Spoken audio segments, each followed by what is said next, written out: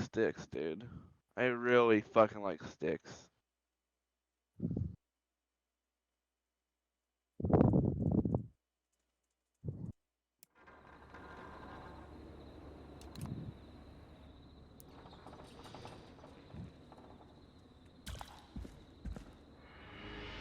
Well, it's,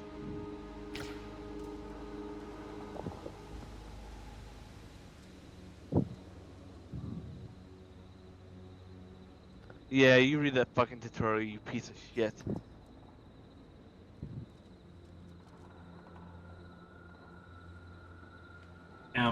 I was gonna use that bottle. We might recycle.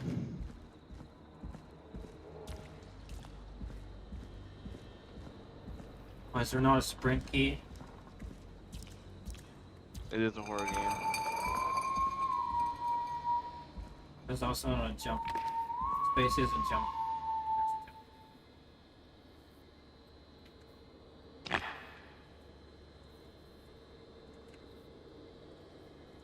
Nice mug.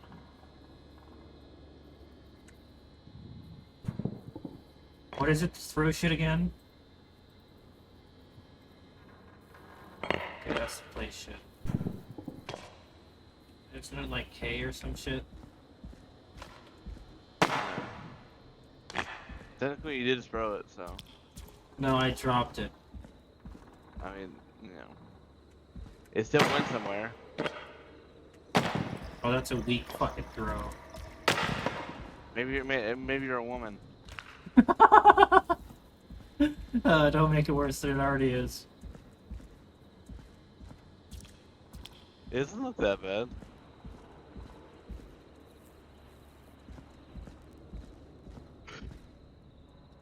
What's wrong with 1987?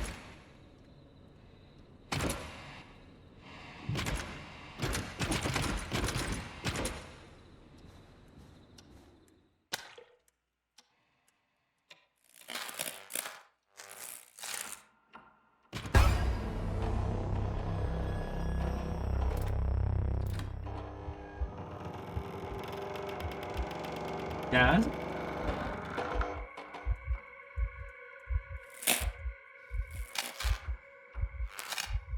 It was a bloody can of barbecue.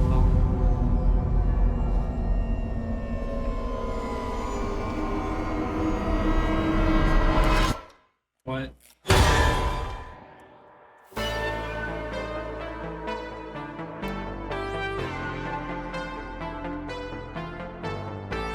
Oh yeah. Sorry, what? Jeez. I said you're black. You hear something, Peggy? Huh? Hear what? I thought I heard someone yelling, or I don't know, a howl. Forrest, is this a joke? No, I almost swore I heard something. Oh, and here I was thinking you'd finally started to ease up. You probably just heard some cats outside. Cats? You know, 4 legs, whiskers, tails, not dogs. I know what a cat is, but I mean, does Gallows Creek have a stray cat problem or something? Not since the rats moved in. Anyway, you ready to do the pre-flight checks? Seriously? Do we have to do these checks every time? And do you have to call them that? Reggie pays us to check the equipment before each show, and he pays us to call it a pre-flight check. But if you're sure you don't want to... Yeah, I'm dead. Do you want to skip the fine. tutorial? Let's get through this. I don't know how Alrighty, radio this is your station captain works, so... speaking. Really? Come on, let's have a bit of fun with it for once. Buckle in, folks. We're about to hit some tubular rents. Let's start with record playing. Okay. Grab a record, stick it on the player, and hit play. Easy. Well, Gage, you want to choose the first one? You're a fucking loser.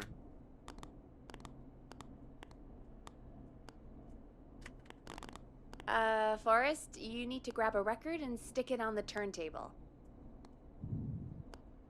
I haven't heard of any of these. Yes, You I can't- believe that.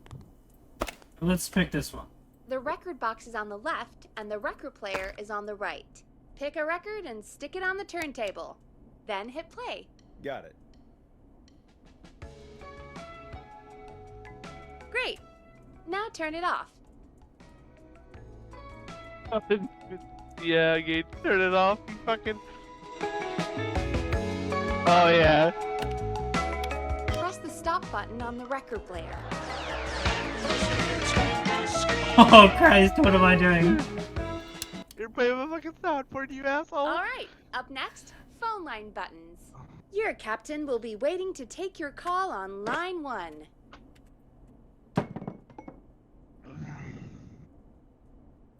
189.16. Line 1 is the leftmost button. Oh, is this how these left- assholes do this shit? Ready for you on line 1. Who's Peggy? This is Captain Donald Key calling. Call me Don. You get it? Yeah, it's a riot. Great, and button 2 works just the same. So, let's move to the Peggy button. You mean the producer line? Like I said, the Peggy button. Press it when you need my help during the show. Help Is from there a woman. Peggy mute? haven't invented See, it he yet. already knows what I'm talking Now, about. come on. The Peggy button is the third Is one that- on the phone line. I labeled it for you. Hold on. Let me find one of my Press fucking for name Peggy. badges. This is your brain, Forrest. Sorry I made you such an unfun turkey. I'm a turkey now, am I? Okay. Are we Hey, have almost you seen done? my badge? What? Sound Blaster next. That's an easy one. What? Badge. A badge? I don't know what you're fucking saying to me. I'm Sound not even Blaster. talking to you, you Front of the fucking desk asshole. to the right. Well, then say you're not talking to me, you fucking dick. There we go. I'm Always good looking a for my cheap laugh. fucking Walmart All right, name we're badge. almost You done. fucking. Just the Oh! volume sliders left. You don't have a These clip should to your let you vest all the affect pretty time? much everything. But My let's vest test was it with a washed, record. so it, you know, Play a can't take it record off. and change the volume with the music slider. All right. Seems to be all working. We done, Captain? We sure are. Coming I was in out for there to landing. replace your Local badge. time. Should not encourage you. I knew you had a fun side. Yeah, that It's was my a tough fun question for side Gage that gets me Hunterberg. in trouble. What are you fucking saying? Now, let's get the show started. Alright, well, After fuck your you two then. introduction, our first segment is Guess That Scream. I thought that was a joke. Nope, and don't blame me for this one. It's Reggie all the way, and he demands we do it tonight. Okay, you're live in 3, 2... 189.16. Oh, Jesus. I know. Good evening, Gallows Creek. This is your host, Forrest Nash, and you're listening to 189.16, The Scream. Before we start taking your calls tonight on Gallows Creek's only late-night phone-in talk show, I need to let you know about a special competition we have for you this evening. Guess That Scream. This is actually one of the station manager's better ideas. Here's how it works. I'm gonna play you a scream, then you call and guess that scream. We need you to guess why they're screaming. Did they stub their toe, saw off a finger, or discover the corpse of a loved one? That's good. Now, Forrest, hit them with the tape. We'll play that scream in just a second. Listen close, and then call in to guess that scream. Peggy, I mean, it's a what pretty do you good mean gimmick. Play the tape. I used to have a tape guy do that for me. You're not in Chicago anymore, Forrest. Here in Gallows Creek, you get to be your own tape guy. Come on, I gave it to you yesterday. Forrest, you do have the tape right. You knew we were doing this tonight. Me when I do it fucking live, but don't have the tape. Guess that scream is a terrible idea. No, I don't have the tape. It may be a stupid idea, but that doesn't mean it can't be fun. We're going to need a scream tonight, Forrest, and you're the one at the mic, so... Oh, no. I'm gonna go with the Metal Gear line here. I used to go out all across America, and now I'm just screaming into a mic in a backwater town. Jesus. Come on, Forrest, just do it. That's enough dead air already. Just think of a scream and let it rip. Oh, God. Sorry about that. I'm back. Had to step away there for a second. Listen close, and then call in to guess that scream.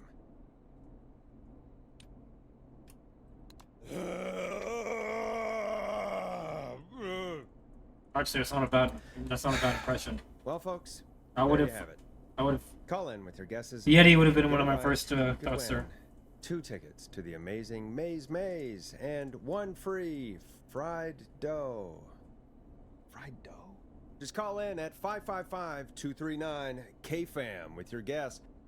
Now, here's some music while you get dialing.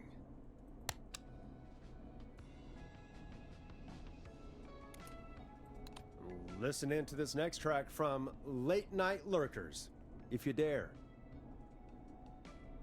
Oh, God, Forrest, that was amazing! Thanks. I can't wait to hear what people think that was. How the hell did I get into this mess? Lighten up, Forrest. That's gonna be the highlight of my week.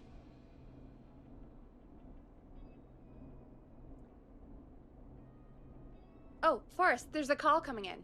Oh, great. Okay, Forrest, shut the music off. Welcome to 189.16 The Scream, caller. You're talking to Forrest Nash. What's going on with you tonight? Forrest, thank God I made it through. My name is Leslie Harper. I'm the 911 operator and police dispatcher. Oh, for this took a Gallows fucking Creek. turn. Okay.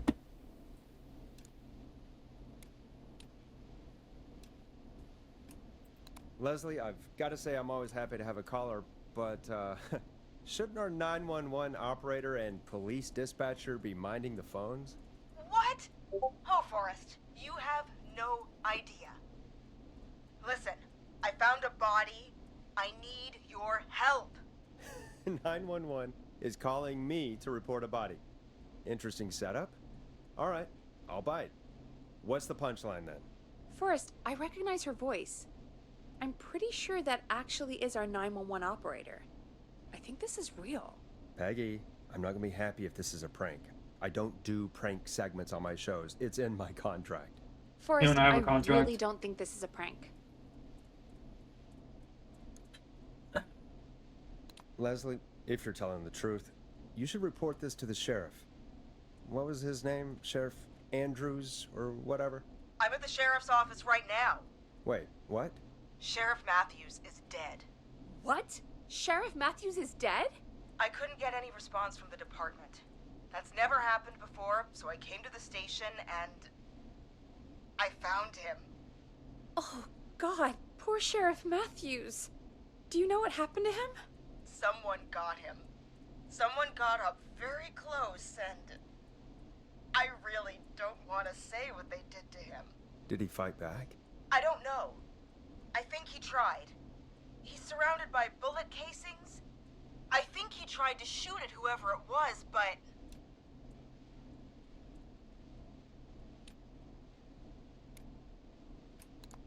I don't understand. Where are the other officers? Do they know? Have they secured the scene or whatever cops are supposed to do? no. I checked everywhere. Deputy Martinez is here, but she's knocked out, tied up, and locked in a holding cell. I called you right after I found her. God. Wait. Please don't tell me that this hick town only has 2 cops. Don't be ridiculous. We have 3, but Officer Gunderson is on leave in Cancun. Leslie, do you have any idea who could have done this? Not a clue. I didn't see anything on my way over. Leslie, you need to call over to Henderson or Quiet Ridge. They need to send someone over from their department. I tried, but I can't call anything but local numbers. Something's wrong. I'll have to go there myself, let them know what's going on, and bring help back with me. But if you leave while there's a murderer on the loose, who's gonna man the emergency line? That's why I called. Oh, fuck. Forrest, I've routed all 911 calls to come in to you.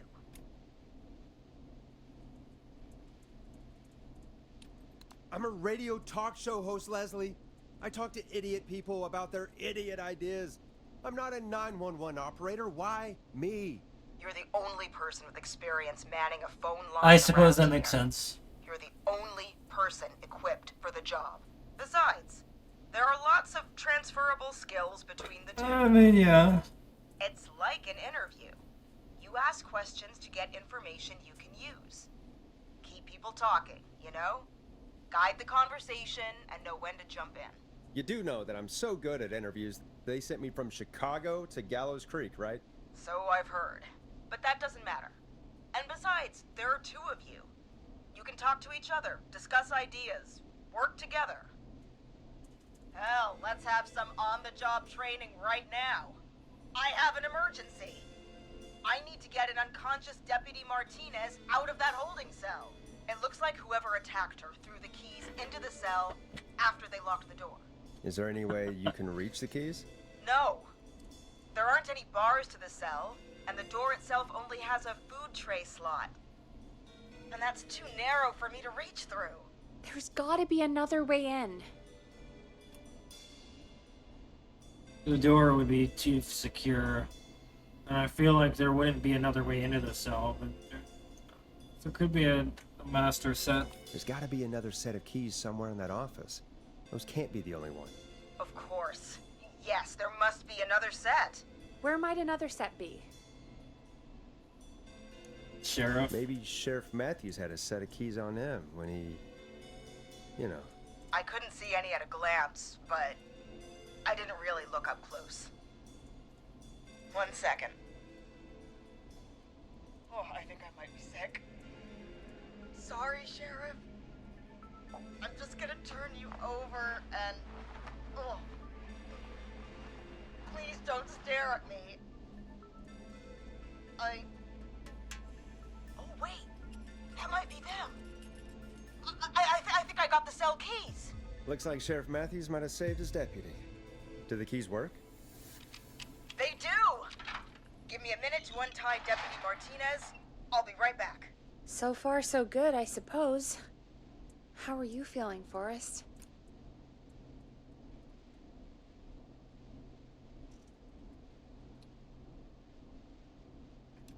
Yeah, that seemed to go okay. Maybe Leslie was right. Maybe we can handle this 911 business. That's the spirit, Forrest. I think you're right. Though, I have to say, I really hope this is the only call like this. Yeah, I don't think it'll be that smooth all night, though. Come on, Martinez. There we go. Just gonna sit you in your office chair. I'll head to my car in a minute. I'm back. Deputy Martinez is still out cold. I'm taking her in the car with me to get help in Henderson. If the killer came back now, Martinez would be a sitting duck. I mean, we already got that we're leaving, so yeah. That's a good idea. We don't want to take any risk right now.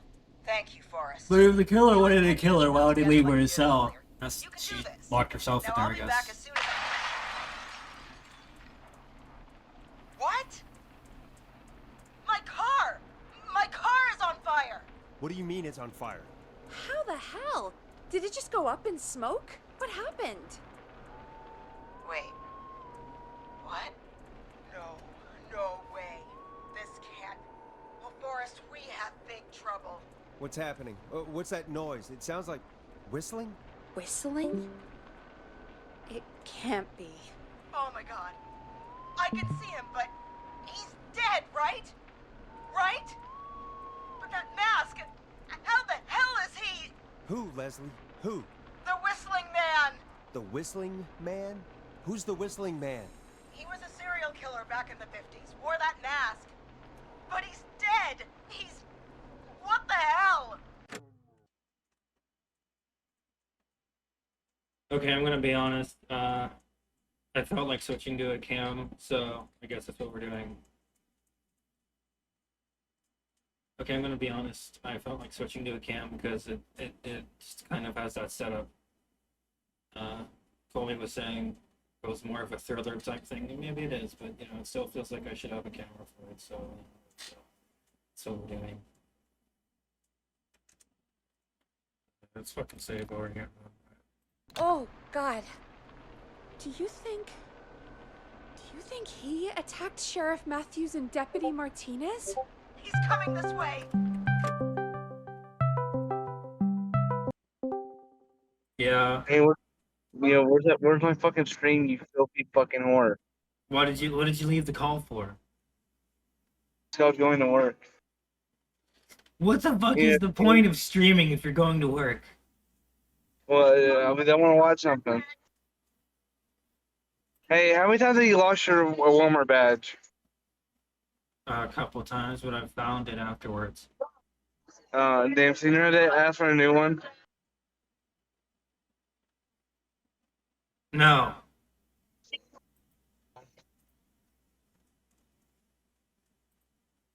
I'll just kill our freaking state.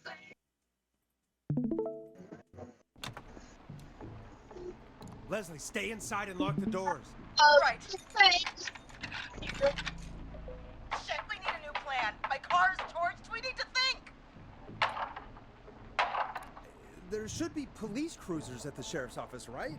Like, you should take one of those. Yeah. Yeah, that could work. Let me check if Martinez has any...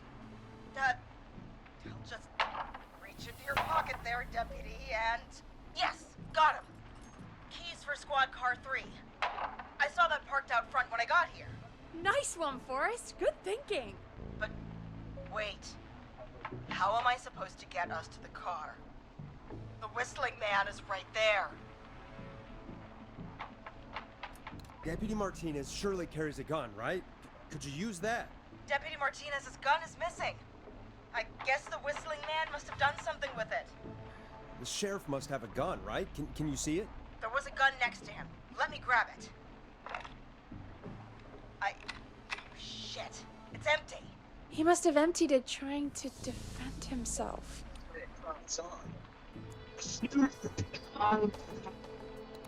There must be a weapon lockup in the station, right?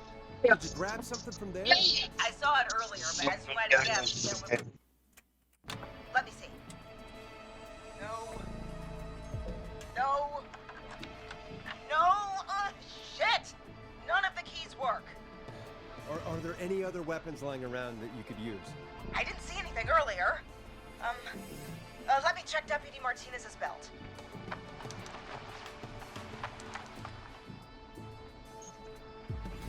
All right. It looks like the whistling man left her with a baton, pepper spray, and taser. I can only hold one if I'm carrying Deputy Martinez. Africa. Which should I take? Yeah. I mean, it's gotta be the taser, right? Got it. I'm just going to grab Deputy Martinez and then... Wait. Do you hear that? No, I can't hear anything. Exactly, it's gone Hey, quiet. help me. No more knocking. What? Maybe the freak decided to up and leave. Maybe. I think that may be wishful thinking. But I can't see him out there anymore, so... Okay, Deputy Martinez, if you can hear me, it's time to move. Just lean on me. Yep. There you go. Are you sure about this, Leslie? No time like the present, right? So, here we go. Again, you're hooked into dispatch now, so I should be able to radio you when I reach the car. If I reach it. Speak to you soon. Good luck, Leslie. That's one brave woman. God, I hope she makes it through this. You know, I've got to say, this really wasn't what I expected when I came into work today. Well, they always say you have to be ready for everything in live radio. Oh, I think we've got Leslie back on the line. I'm putting the call through. Hello? Forrest? Peggy? This is Leslie. Are you there? Over. That's a big 10-4 there, good buddy. I'm guessing you made it to the car then? Sorry about the CB chat. Old habit. But yes, we made it to the car. Deputy Martinez is in the passenger seat, still out cold. I don't see the whistling man anywhere, and I don't plan to wait for him. So I'm going to get us moving. Jesus! God damn it! Get back! Get away from her! The whistling! No! Get off her, you son of a bitch! Yeah! Take that! Leslie, drive! Don't worry, Deputy Martinez. We're out of here. Leslie, are you two okay? Did you get away, or... Forrest, that taser... Definitely the right call. Wait, Oh my God, I nightstick can't and, believe we escaped. Well done, The other Leslie. option, yeah. You saved a life. Just another day for you. Oh my God, yeah. But let me tell you, I prefer doing it from your side of the phone. Leslie, how long do you think it's going to take to get help?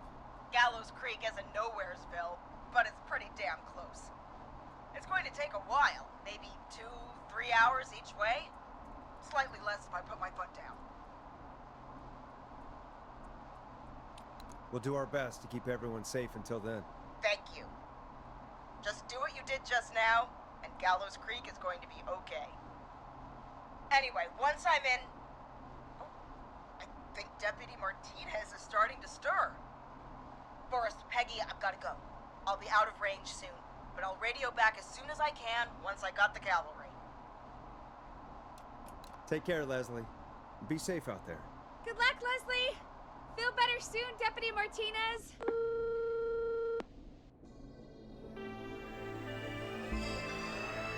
Folks, you heard it here.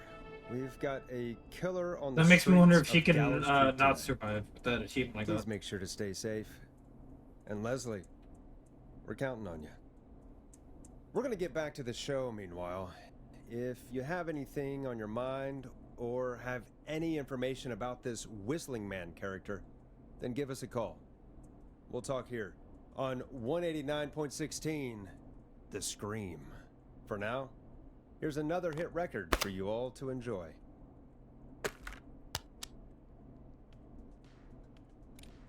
Time to go on the journey that is Blast Processor. I with their shouldn't have hit song, introduced it. 1980X.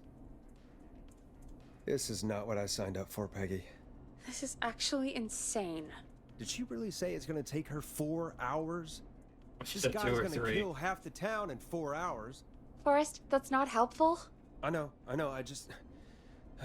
Who is this Whistling Man character anyway? He was a serial killer back in the 50s. Edward Marshall Mooney. Went around in a freaky mask, whistling, and killed about a dozen folks in Gallows Creek. No reason for it. No motive. He just did.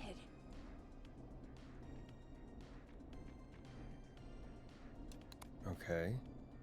What happened? I actually kind of Well, like this Police chased him up to Ellis Point one night. this record. We call it Whistling Point now. And it was, well, it was on this night actually. The police cornered him and he jumped into the river. His body was never found. So is he alive? Dead? I mean, Yeah, it could what's be the a story? pretender, like The a story is he's biding his time, waiting copycat. to take revenge on the town. But All I right, wouldn't that's the think so. story. But what's the truth? Other than we have a whistling killer on our hands tonight, I don't know.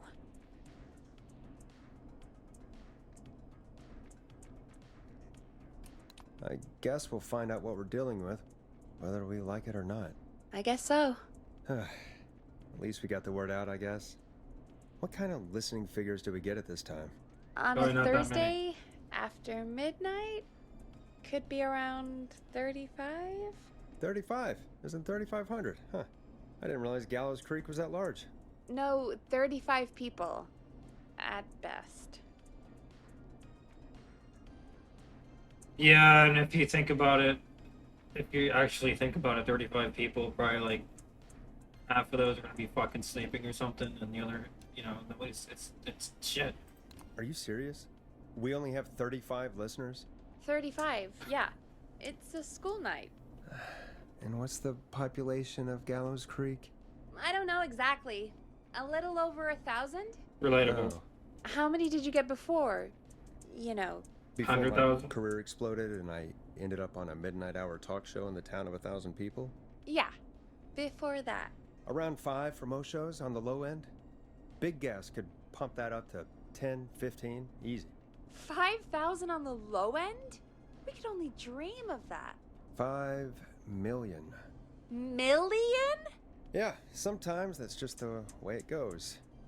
At least the Whistling Man hasn't killed me yet. I guess. Yeah. I guess we're gonna learn a lot about perspective tonight, huh? Oh, we have a call coming in. Take it when you're ready. What if I'm not ready? Time to turn the music off. Hello, caller. You're live on 189.16, The Scream. Actually, hold on. Let me fucking. Let's get into our character here.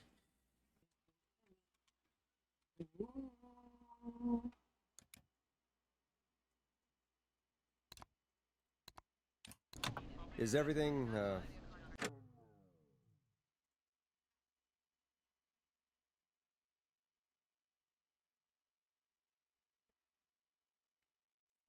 all right? Who could have guessed that was gonna happen? Okay. And that's who's this? just some asshole You, breathing. Hello? Hello?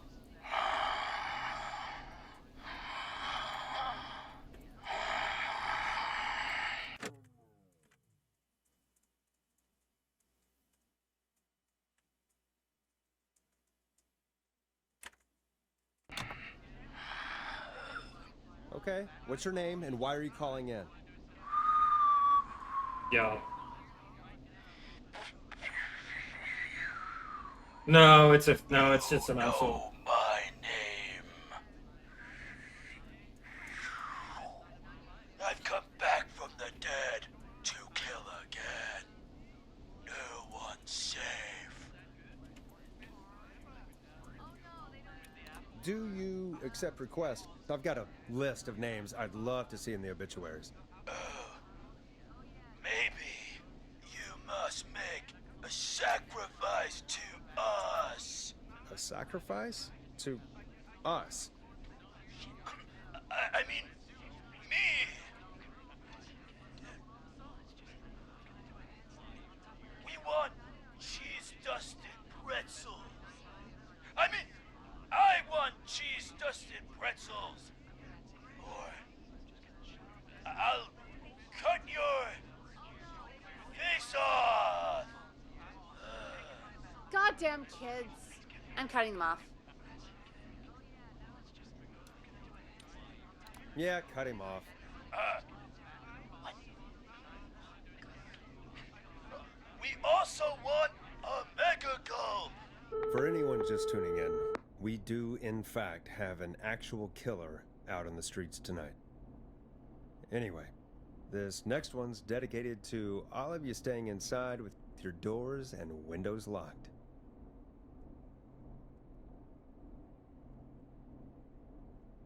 Oh fuck! That means that's a record, isn't it?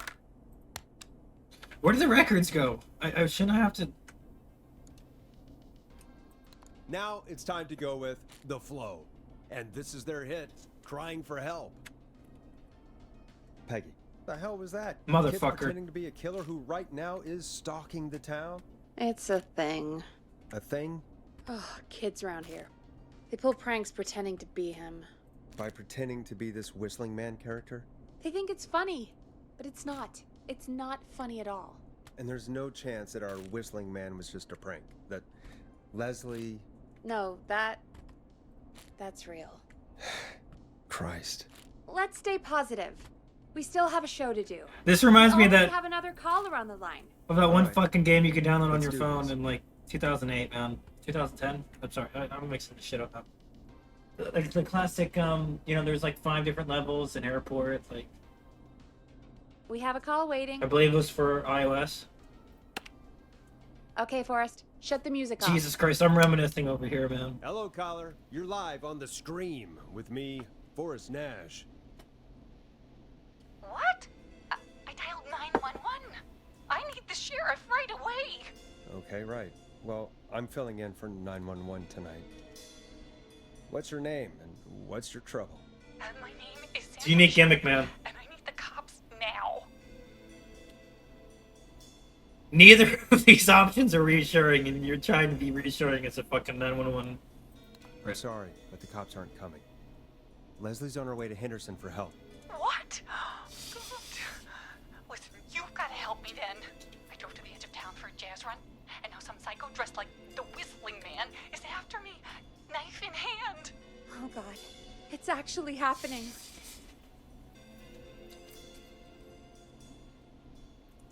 Peggy just believes every fucking thing, man. You went out for a jazz run? What is that? Oh fuck, I know my name. It's jazz running, baby. And it got my butt all the way back to my car before I got slashed. But I dropped my keys somewhere along the way. I never locked the door, so I got a place to hide, but I can't get moving.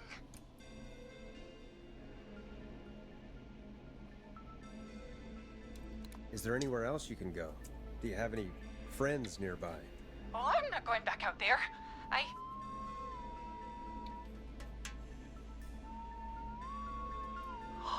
Oh, shoot.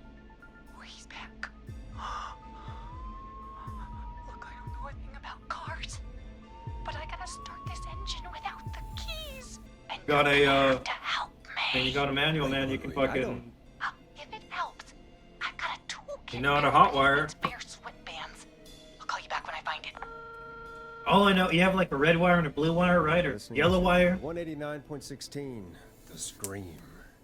Hosted by me, Forrest Nash, your friendly neighborhood radio host, mechanic, and savior. Sit tight while the record spins, folks. This one goes out to you, Sandra. It's funky, it's groovy, it's Stab in the Twilight by Knife and Easy. Doesn't the station have a show about cars? The Tamora twins or something? Timberline twins talk motors. Yeah. You know they're not even brothers. Really? They look the same, though. I know, but they're not even related. It's weird. I asked them about it once, and they got really sweaty and defensive. Anyway, go see what you can find. The office. With this setup, I feel like something's just gonna happen to Peggy and we're not gonna be able to do shit. Wait. We can leave?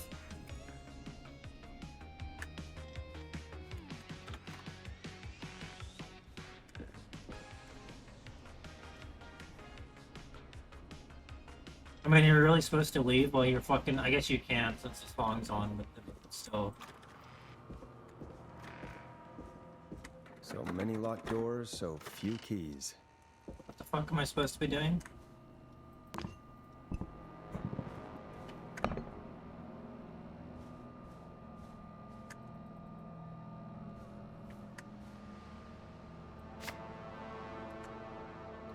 Listen. Now this has to be important.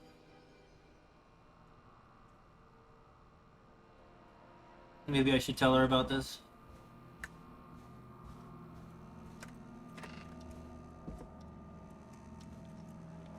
That's an awesome clock. I need a key to get in there. I wish I listened to her when she said there's something with the key. I'm not getting in there tonight.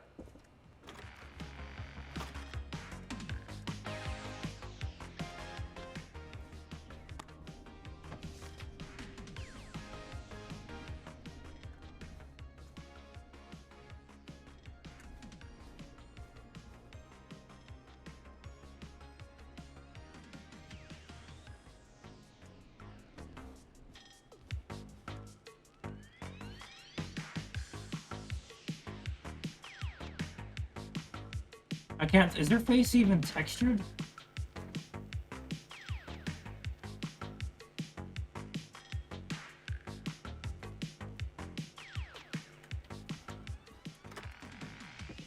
Maybe textured isn't the right word. I'm gonna use.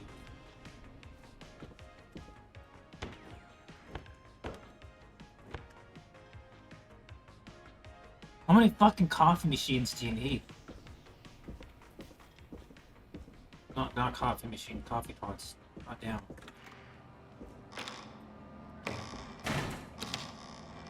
That's a Zombieland type beat. Necessarily loud.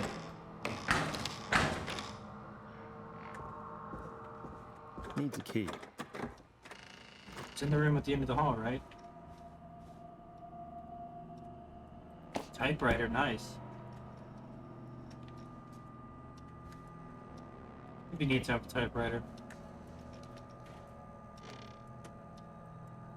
Photocopier. That you can fuck with for some reason. Can't open any of these.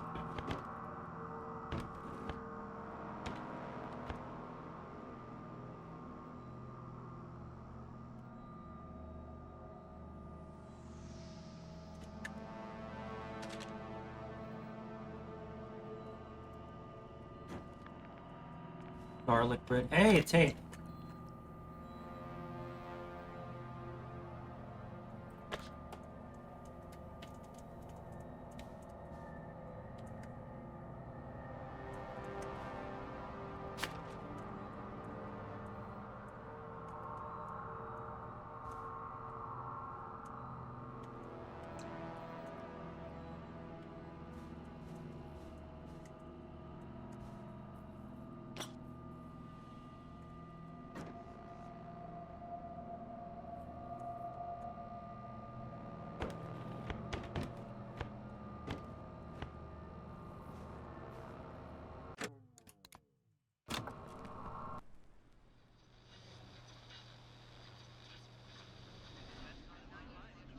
All right.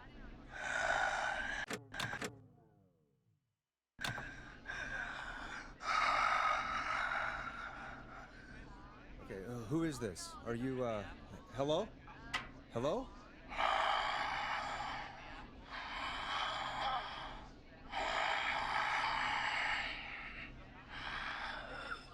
Okay, what's your name and why are you calling in?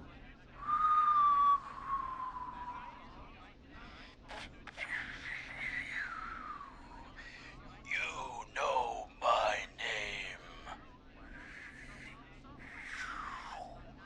I've come back from the dead to kill again.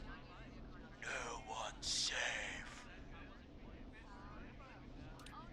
Do you accept requests? I've got a list of names I'd love to see in the obituaries. Maybe you must make a sacrifice to us. A sacrifice? To us? I mean, me.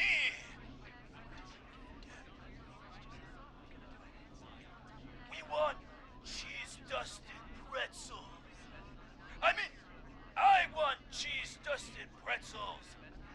Or I'll cut your face off.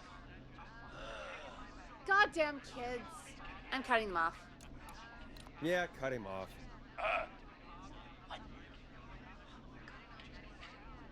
We also want a mega gulp. For anyone just tuning in, we do in fact have an actual killer out on the streets tonight. Anyway, this next one's dedicated to all of you staying inside with your doors and windows locked.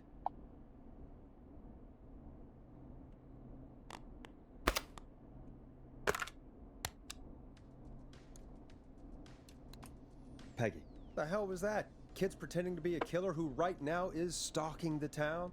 It's a thing. A thing? Oh, kids around here.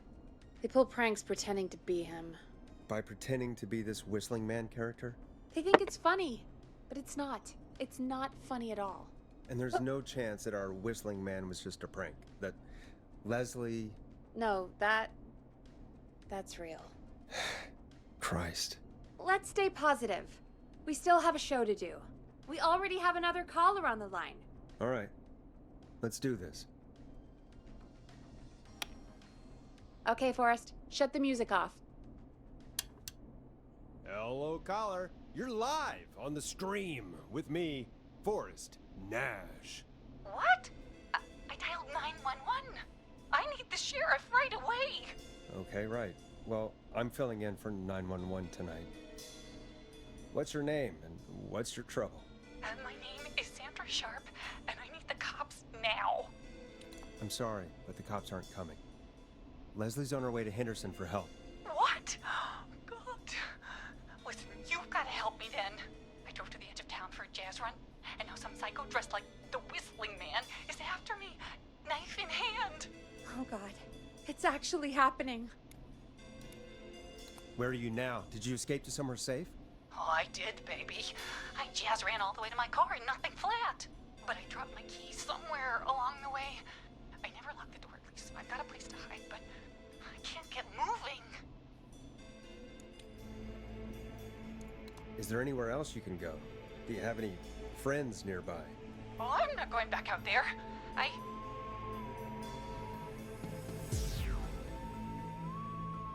Oh, shoot. Oh, he's back.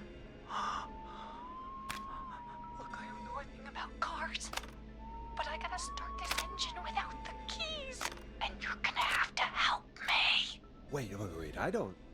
If it helps, I've got a toolkit buried beneath my spare sweatbands. I'll call you back when I find it. You're listening to 189.16, The Scream. Hosted by me, Forrest Nash, your friendly neighborhood radio host, mechanic, and savior. Sit tight while the record spins, folks. This one goes out to you, Sandra. Doesn't the station have a show about cars? The Tamora twins or something? Timberline Twins Talk Motors. Yeah. You know they're not even brothers. Really? They look the same, though. I know, but they're not even related. It's weird. I asked them about it once, and they got really sweaty and defensive. Anyway, go see what you can find. The offices are out the door and down the hall.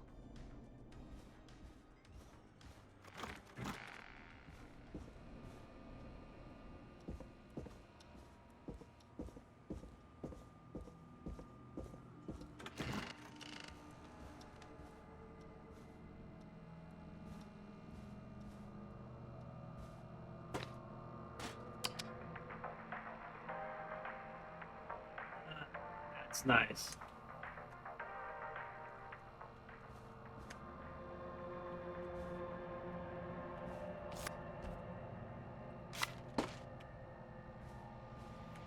This has to be important.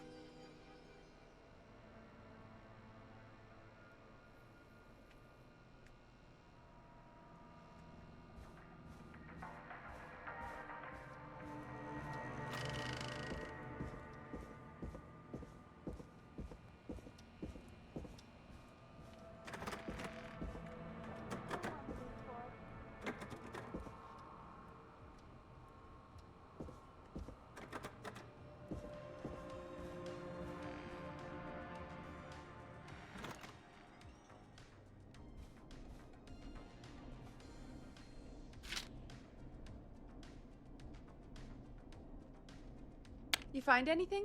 I found a note. Good. And did you find anything else?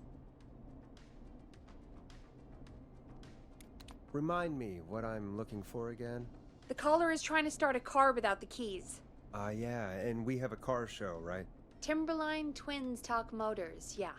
I'm gonna search again. Thanks, Peggy.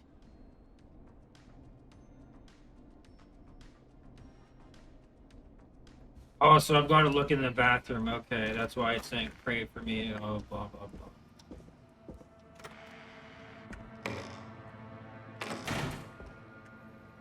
This looks useful.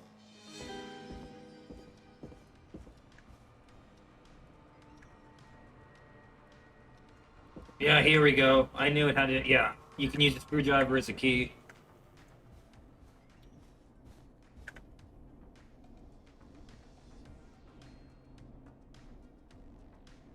Red and blue.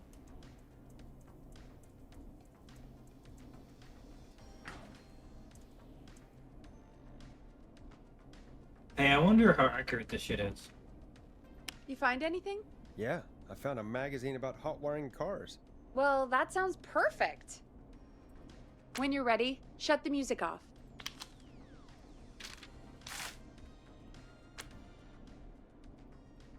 But I don't want to. It sounds so synth-wavy. Caller you know? on line 1. Thanks, Peggy.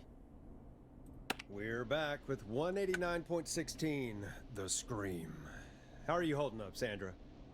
The creep's looking through the parking lot trying to find me. But I've got my tools, and I'm ready to get this hunk of junk moving. How do we start this baby? Put the screwdriver in the ignition and twist clockwise. Here goes, baby. Screwdriver's too fat to fit. What next? I already know the alarm's gonna sound. Unscrew the steering column. All right. Chest turn. 1, 2, 1, 2. Oh, God. How long are Relatable. those? Okay. Cover's off.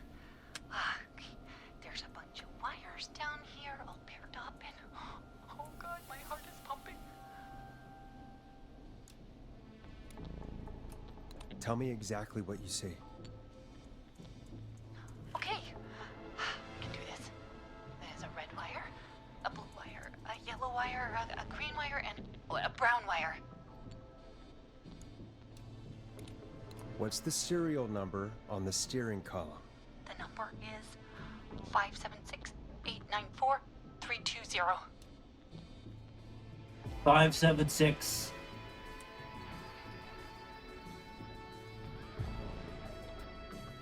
A 0 at the end. Red. So that says red and yellow. Strip and twist together the red and yellow wires. All right. We take the red and the yellow, and we twist and we turn. I'm hoping to make the right. Perfect. I also see pink and purple wire. What next? Strip the purple wire and brush. Strip the purple wire and brush against the twisted wires. Okay. We strip and we brush and. Energize everybody! Fantastic work, baby! Anytime you want to come down to the jazz studio, you get in for free!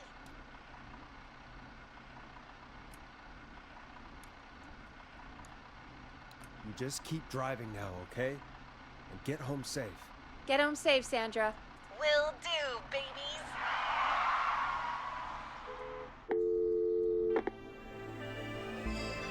So you can save people? We sure did. Here comes another hit track that we're excited to share with you. And remember, if you're also having car troubles, then tune in to Timberline Twins Talk Motors here on 189.16, Monday to Friday at 5. Oh yeah, that doesn't. Take it away, Forrest. Let's Storm Riders take you on a rock and roll ride with the Glam Jam. I still can't believe this is happening. Right? And it's like kind of Gallows believable. Creek didn't already have enough to worry about? What do you mean? Gallows Creek is a miserable place to live. Really? Says the Urbanite. Miserable? Oh god. Oh fuck! I should not have. Fuck. Damn it. It's nothing personal, Peggy, but it's Um, not Chicago. Or, hell, it's not really anywhere. Well, I like it here. People are polite and It's friendly. um. Usually, if you get to know them. I don't remember the name of it. Come something on, there must something be Death something Coffee. you like about this place. You know, it has a lot of fucking caffeine in it. It's terrible. I feel like being an asshole. After a while, you don't even notice the smell? I guess that's nice. Smell? What the? There's no smell. You've lived here your whole life, Peggy. You wouldn't recognize it by now.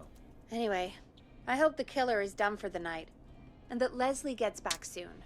Me too. Can we at least call off that stupid Guess the Scream contest now? Yeah, that'd probably be a good idea.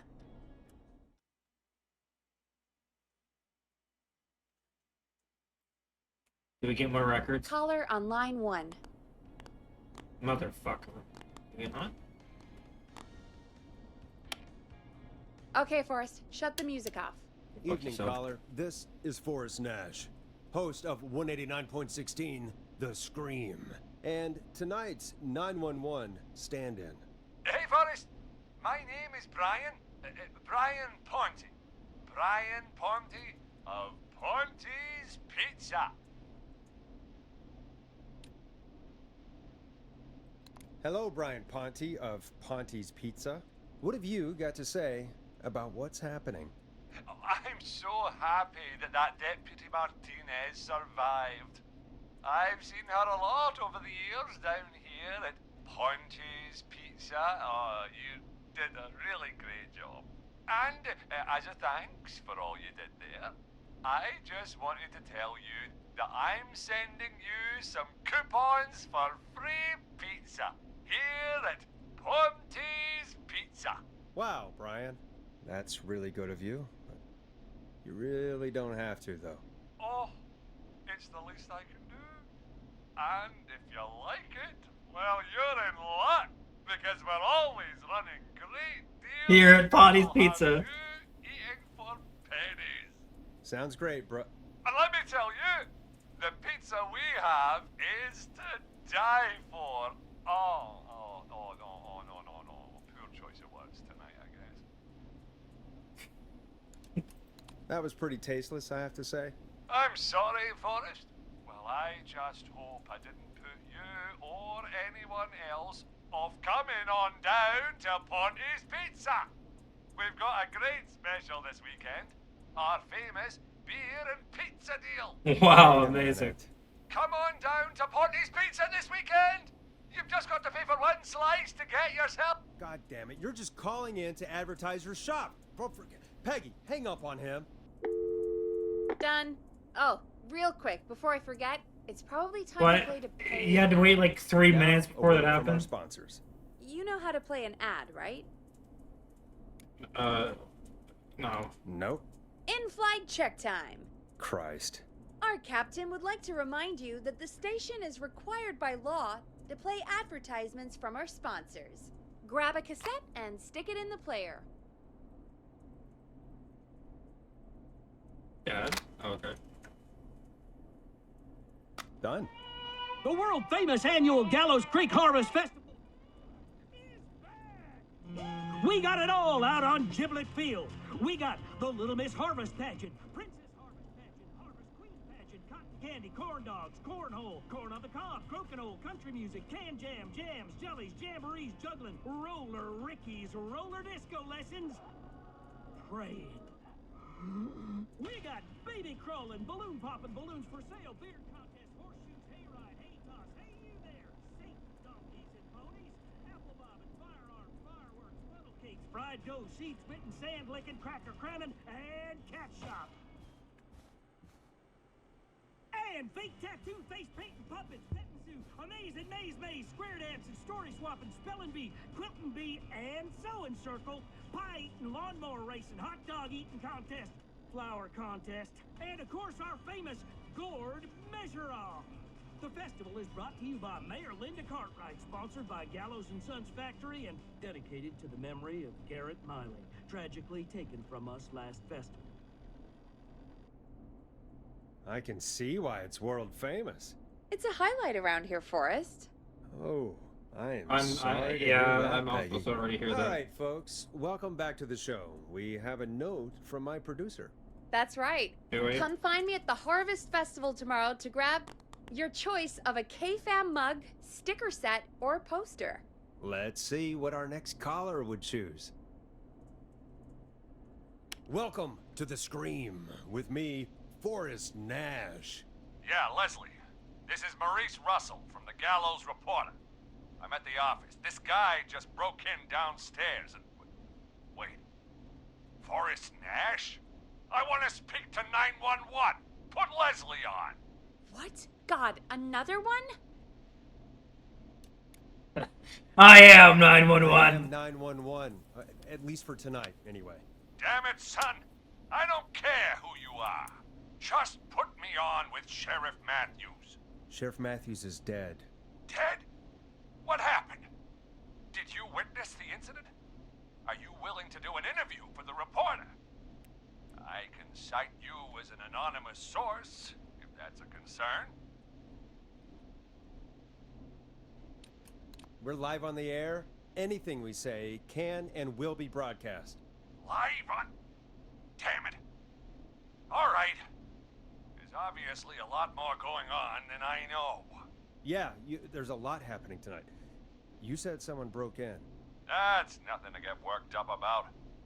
Some idiot kid just broke in, dressed as the Whistling Man. Heh. Teens. They get worse every year. This punk wasn't even a disappointing twinkle in his daddy's eye when Edward Marshall Mooney stalked the town. But I was there. I covered it.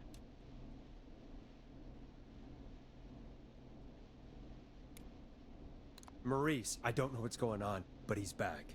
The Whistling Man is back. Don't be an ass, Nash. Every year this happens. They think it's funny. Not a big deal, old man. But they didn't live through the terror 30 years ago. Anyway, I know for a fact Edward Marshall Mooney is dead. I don't know who I'm looking at on the security monitor. But if he killed Sheriff Matthews... Where are you now? I'm in the boardroom, upstairs. We got security cameras all around the building. You can watch them on any TV set here. And there's a set in the boardroom.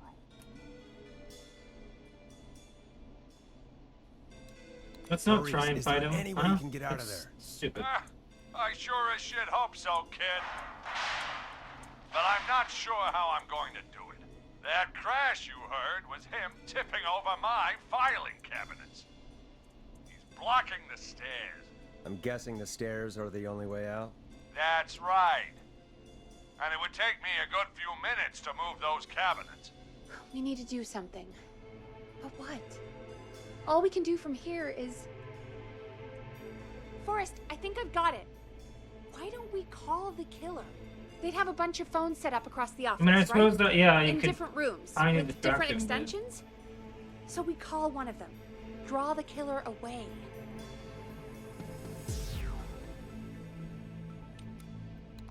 Buy Maurice time. That could work. Exactly. It's worth a shot. I can hear you, you know. The son of a bitch hasn't killed me yet. Sorry, Maurice. Peggy and I were just trying to figure out... You realize how stupid that plan It is pretty sounds, stupid. right? For that to be successful, you're gonna need every phone extension, plus a plan of the entire office floor. And All string one of delivered them. while the killer is en route. I've got it. And thank God I've always been cool under pressure. Don't go anywhere. I mean, you should only need one phone, right? There's nobody there.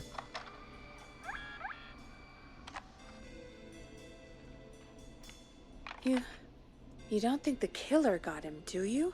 Mr. Russell, I'm here. The freak's going to be here any second, too. Go check your fax machine. Don't let me down. Damn, how does he know? How?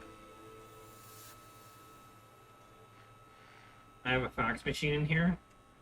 Go, Forrest. The fax machine's in the office on the other side of the hall. thanks, Peggy. Be right back.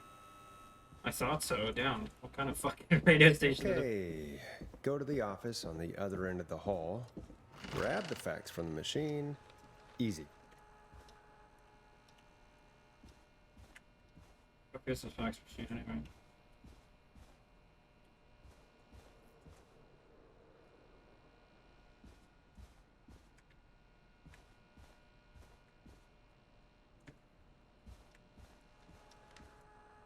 This must be it. I guess it doubles as a fax and a. Okay. Oh, for fuck's sake.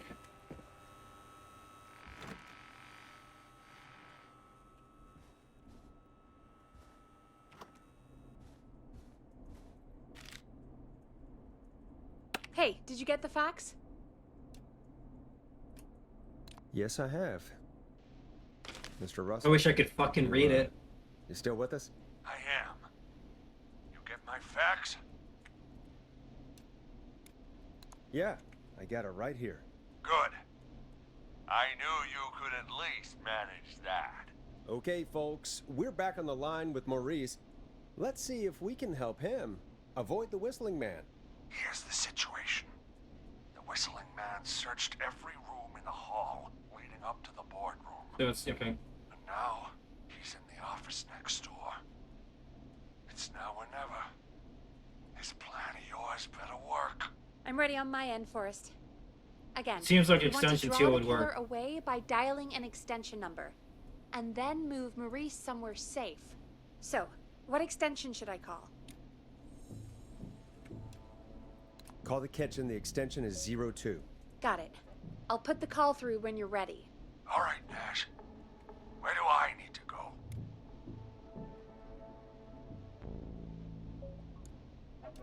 You're moving to the archives. The archives? Oh, That's just across from the kitchen. It's going to be tight. Are you sure, Nash? Yeah. I'm sure. I'm ready to place the call. Are you ready, Mr. Russell? I have a feeling this is Don't gonna have kill him. much choice, do I? Make the call. Yes, sir. Calling now.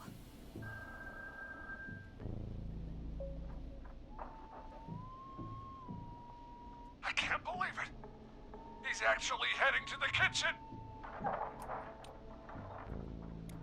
It was all Peggy's idea. Credit goes to her. Don't mention it. The coast is clear.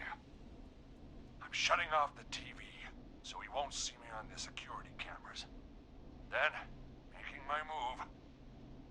I'll call when I get there. Do you think he'll make it okay? I'm sure he'll be fine. But now, what do we do? Fuck! We gotta I find should have some moved way into the for him to kitchen. Get past that barricade. What do you mean? I don't think calling the Whistling Man is gonna buy Maurice enough time to move those cabinets. We gotta think of something else. Yeah. Maybe we could... Oh! Calling coming. You ready? Sure. Ready as I was really tempted to say Put no, him through. really. Alrighty. Mr. Russell, are you there?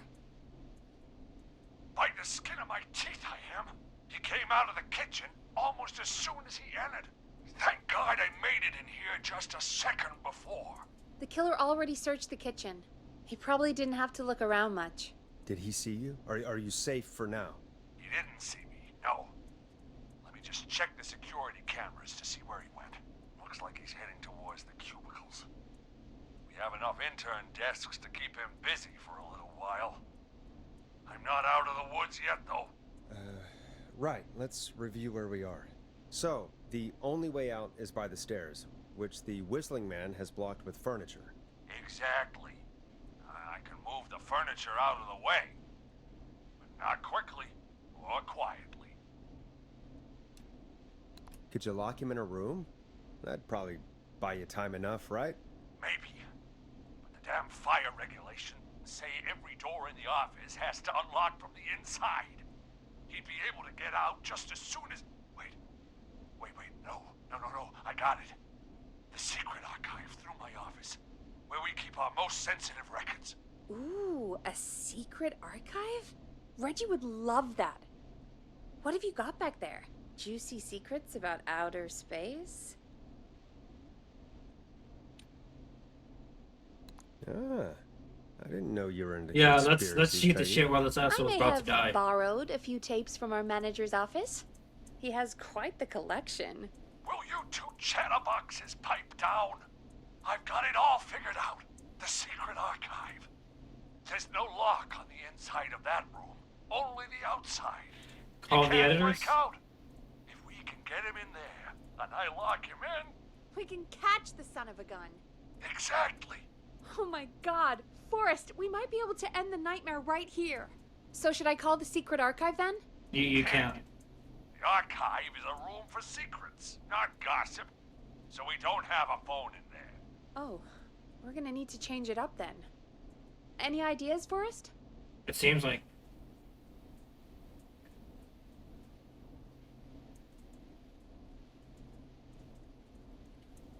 I suppose you. Is there a TV in that room? Maybe that could draw him in. Ah, of course. I turn it up, he comes in, and I get my head chopped off. Think of something else. Maybe we could use a radio. There's no radio in the secret archives. Are there no radios at your offices? I don't have one in my office, but... Throw something, Our you know? sports reporter, Hopkins. He has a little portable radio he never turns off when he's here. I've got to do this. Glad you got a radio fan there. Does he listen to 189.16, The Scream? Gallows Creek's best and only late-night call-in show. Jesus, Nash. I'd expect that level of self-advertisement from Brian Ponte, not you. Don't be a Ponty, Forrest. That's low. Will you idiots focus now? His portable radio should still be here. It should be here in the archives, actually. Let me just take a peek around. Great job, Forrest. Looks like you picked the perfect place. Aw, thank you. Yep. That was 100% just me thinking ahead. Exactly as planned. I found the radio. It's right where I thought it would be. It's all coming together. I'm just going to turn it on quickly, make sure it's still got some juice. Maurice, turn the volume down. We don't want that thing blasting just yet. Yeah, I knew that, Nash. I was just doing that when you yelled at me. The radio works! If I make it out alive, Hopkins might just get that day off he wanted. He's earned it. Let's do it for Hopkins, Forrest. Why don't we do it for fucking Maurice, man? Ah, God damn it. If I can't have this stupid thing turned up, how am I supposed to draw the killer? Turn it up. Be in the room when it's on, or Turn I'm it up. dead. You just... The fucking thing into the... that's a good point. But wait, we're the radio. We can just be quiet until you're ready. Yeah. If you can do that, then... yeah, sure. 189.16. Now, even when I know something for a fact, I like to double check. The screen. And after your earlier self-advertisement, Nash, I don't think that's necessary. I've got We've the got so radio much on fucking silent, talking. But I'm tuned in. I'm surprised. Now, I Like, if just this is actually happening, I'm pretty sure Maurice would be fucking Sounds dead like by we now. need to make another call, Forrest. Where should we send the killer? The boardroom, I'd say. Call the boardroom. The extension is 04. That might work. The boardroom is fairly close to the editor's office, but we haven't seen the killer go there yet. Are you sure? Well, this Sure, is make the also call. kind of sketchy, Okay, no calling pun the boardroom intended, now. because I don't know how, like, to life this is. Like, is it actually this? Is it this? Like, He's on the move. is it actually that close, or I'll is it? call you guys from Are they my tight? office in a second. Or is there a lot of space in between? You know, like Looks how like we're fucking almost close is this map? You know through what I mean? this nightmare. Any idea what you'll say to draw the killer in?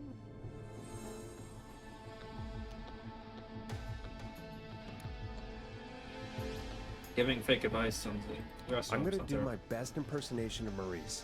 I think that'll draw the killer in. What's your Mr. Russell impression? I think I gave that masked freak the slip.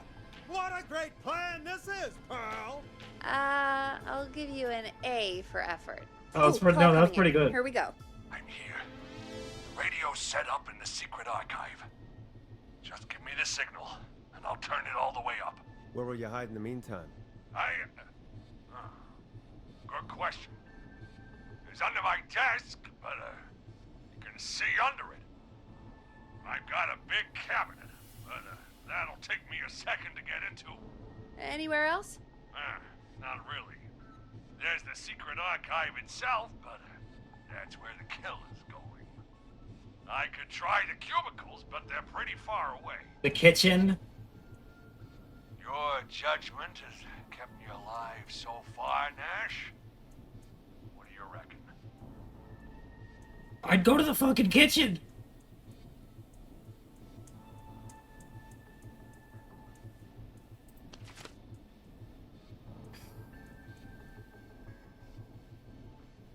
The cubicles would be really tight. A really, really close thing. Desk is see-through. Cabinet would take a second. Secret archive is a fucking no-no. Hide in the cabinet, I guess. Hide in your cabinet. All right. Well, this is it. I'm going to go turn the radio up to full blast now. Don't say anything until I've had time to hide. You got it? We know the plan. You can trust us. Here we go.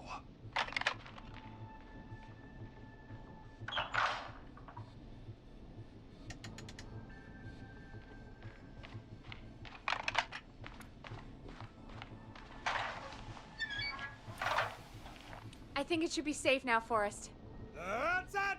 No more hiding! I'm a tough old man. I've been on the beat longer than you've been alive! Come on down, Whistling Man. Come and get a knuckle sandwich.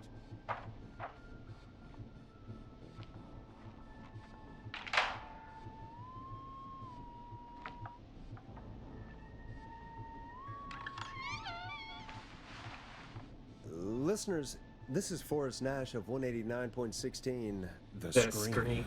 And if you've just tuned in, See you in hell, kid! we've just locked up the Whistling Man. Forrest, you beautiful bastard! I can't believe that actually worked! Come on, Maurice, was there ever any doubt? Obviously not. We've got God, a it's couple over. geniuses on the case I'll be now. off now. Gotta get out of here.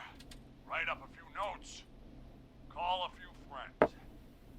I'd feel safer waiting for the cops to come grab this freak with some company. Hey, maybe you and me could do an interview tomorrow for the Gallows Reporter. I'll think about it. Let's see what tomorrow brings. I'll take that as a yes. Talk to you soon. Longest There are fucking phone folks. call I've had yet. The Whistling Man. Let's take a break. Let's all take a deep breath. And play some killer tunes.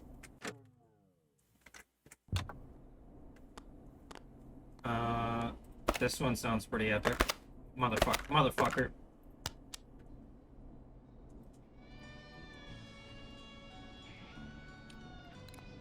Looks like the night should be pretty easy from here on out. Right? Thank God. I wonder if that's it's over. like scales in I guess we got difficulty. some downtime now. Yeah. I could ask you some questions to kill the time? You're gonna interview me. You sure about that? You're not so scary. Besides, we've been working together like a week now, and you're still all shrouded in mystery. I've been working a fucking. Maybe I like being a Occurred to you mystery that man. Maybe I like being a mystery. I don't Too know. bad. I hardly say Question one. shit to people in my job. I've been Tell there me 6 about months. your family. What? Come on, Peggy. That's too general. Okay. Did anyone move with you to Gallows Creek? Nope. Now that's too specific. Too specific? Do you have any siblings? I don't. I'm an only child, and my folks are dead. Oh, I'm sorry, Forrest.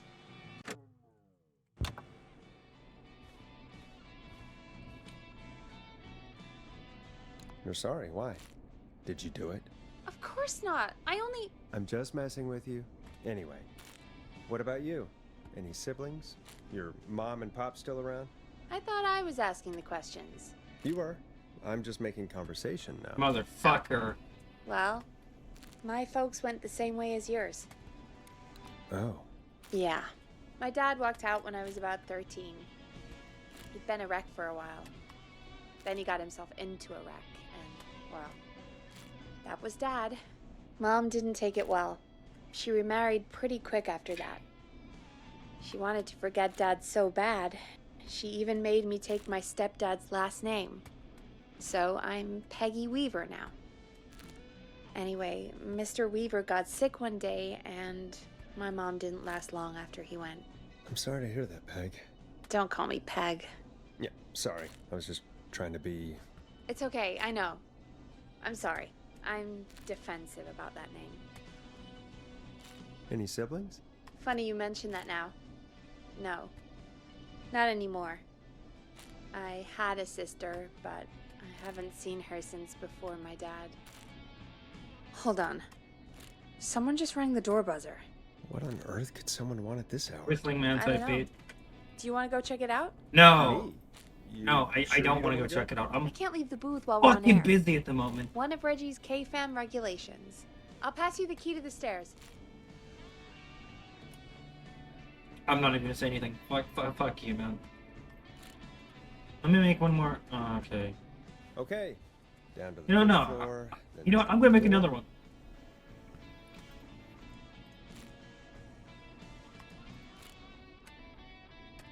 Okay. She said she's gonna pass me the key. How the okay. I'm not getting in there tonight. What the fuck is that? Some other. Oh well. Jesus fucking Christ! Open the door, would you? Can I? Oh man, I wanted to check out the roof. Wow, this place is I'd expected it to be bigger. Not like a skyscraper type thing, but... Tape. Oh, a tape. Play on air. What a wonderful idea. Let's play the tape. That was mysteriously... Yeah, you know what? It's such a retarded idea. Let's fucking do it. Okay, see this tape? We're gonna...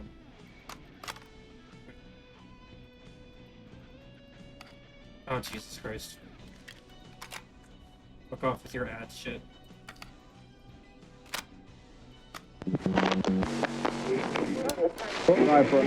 Hello, Gallows Creek. Time to pay the price. Time to pay for lives. That's interesting. Sit there. I will punish you. I'm going to enjoy this.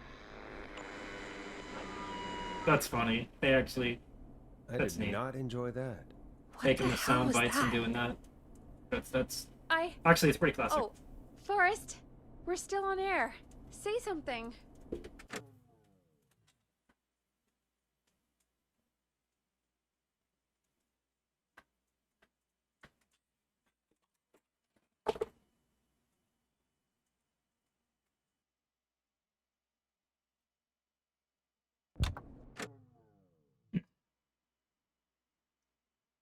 Uh...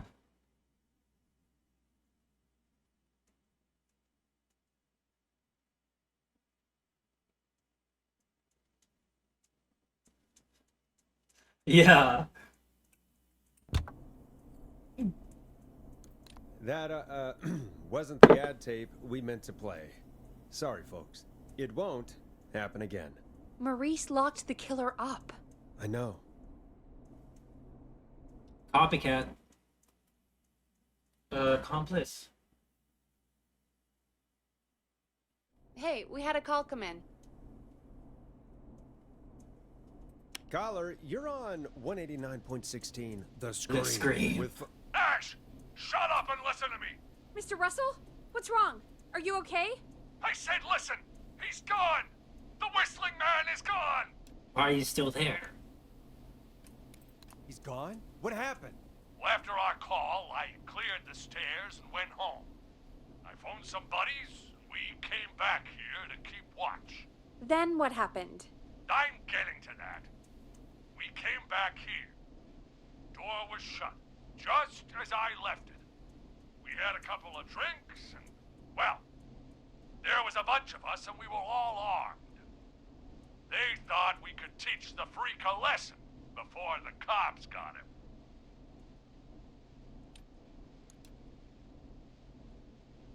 I don't blame you. I would have been tempted to do the same. Have you both got a screw loose? What do you mean, You know man? what the Whistling Man's done tonight. This was not my idea. The guys just grabbed their weapons and unlocked the door. I braced myself and Then? nothing. The room was empty. The door was still locked. How the hell did he get out? Are you sure it was still locked? I'm telling you, it was locked. No way out of there. None. Maybe. I mean, I know it's crazy, but if he's back from the dead, then... That's, Do you think he's some kind of ghost, Peggy? It would explain things. I mean, how do we know he's not? Mooney, there's no way. Whoa, did you say something, Maurice? Baloney. I said baloney. Look, I don't want anything more to do with this. I'm clearing out of Dodge. And I recommend you and everyone listening do the same. He seems really spooked. Wouldn't you be? I if you mean, got yeah. attacked by a serial killer who turned out to be a demonic spirit? He's not a demon, Peggy. Yeah, you're probably right. But what do we do now? keep on gaming, keep on grooving.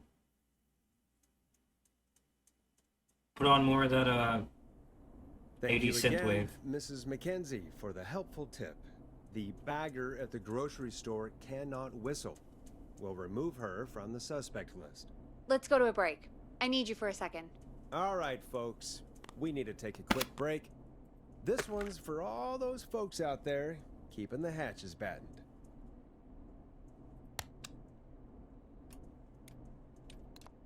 All right, Peggy, what's up? I pushed a cassette under my door. Go play it.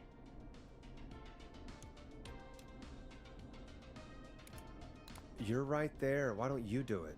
Just go get it. Making me have to go outside. Jesus Christ, man.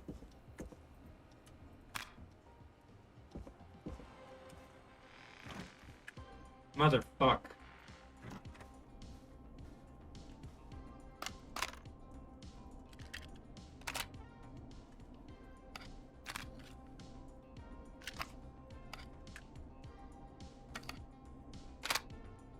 Or try your call again.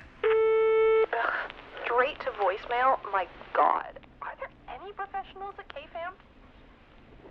This is Gina Franklin. I'm calling because your backwater station has not honored our agreement. We gave you Mr. Snatcher's newest single, the kind of honor you've never had and probably never will again. And we've still not received any information about when you're fitting it into your busy programming. I'll be frank, I didn't want you as part of this debut, but Mr. Snatcher, due to his prior friendship with Mr. Nash... Prior and current friendship, Gina. Forrest, mate, you alright? Don't worry about Gina, you know how she is. An absolute fucking cunt. I can't wait for you to hear the new single, man. I think Final Breath is my best work yet. I really hope you and your listeners like it. And man, if you ever find your way this side of the pond, let me know. We'll have to catch up. If Final Breath isn't played on your airwaves by the end of Mr. Nash's show tonight, the next call will be much less friendly. That was Roddy Snatcher, Forrest. You know, Roddy Snatcher? Are you? I mean, it sounds like we could. I love Roddy. It doesn't. It sounds like I it will would be worth always a go, find you but do was we? my I don't know. song. Unless it's Wish we still had it in rotation. Oh my god, I can't Oh, well. believe you know Roddy Snatcher. And I can't believe you didn't tell me he sent you his new single. We have to play Final Breath. Where is it? I don't know. They mailed it to KFAM, not to me. Then it's gotta be downstairs at reception. Man, I can't believe Barbara didn't say anything. Fuck Barbara. Well, if that fiasco last Friday about the missing Knife and Easy track is any indication, folks at KFAM aren't against hoarding station music for personal use. I think we're still missing a few tracks, actually. Well, go get Roddy's song before Gina sues the pants off us.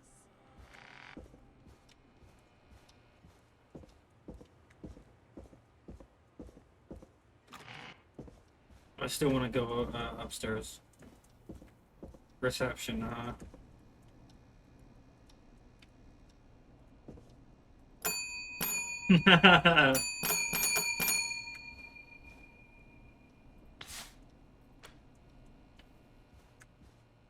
Third coffee machine. Jesus Christ, you can't walk upstairs to the 2 coffee pots you have. So many locked doors, so few keys. Tell me I need a fucking key. That's for puzzle. Or no, not a. Is it? Oh, for fuck's sake.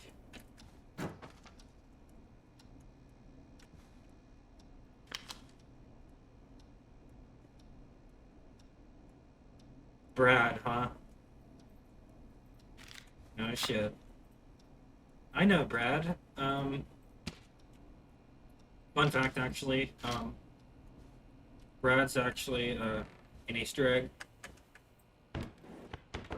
from the developers. Close friend.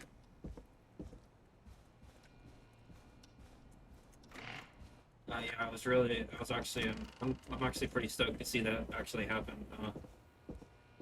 I didn't think I'd find that. That's really cool, man.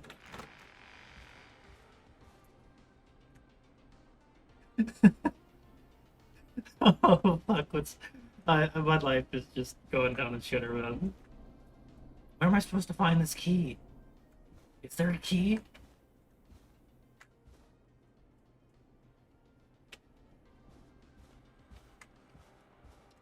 So yeah, if there's ever a sequel, hopefully Brad's in it.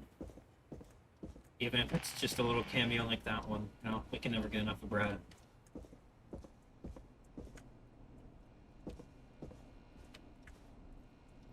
So what, man? Do I have to find another key, or... Oh, fuck, I should probably talk to Peggy, that's right.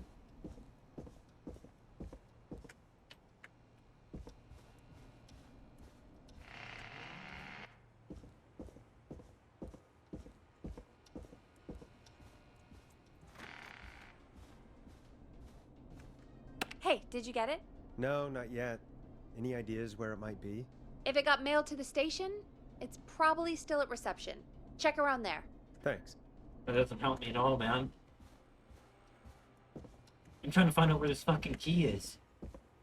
What do you know about the...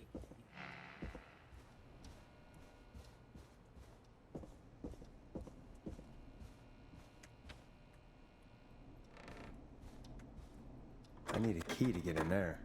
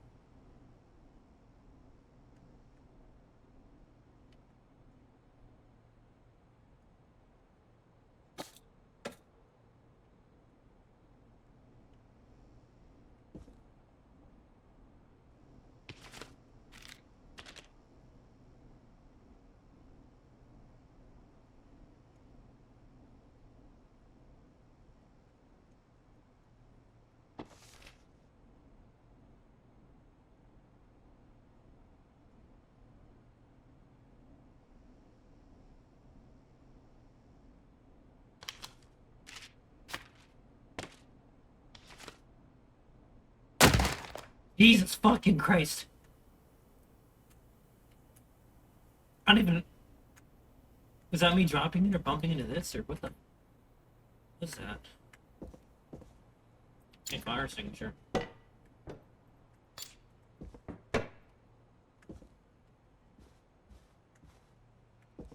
I don't know where this fucking key is supposed to be. Hey, that rhymed.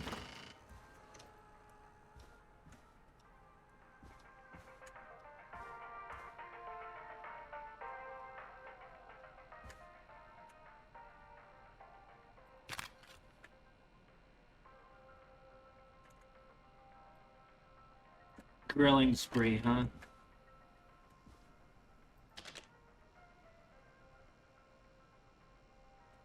Oh, this is fucking Pawnee. At least he's sending out free garlic bread.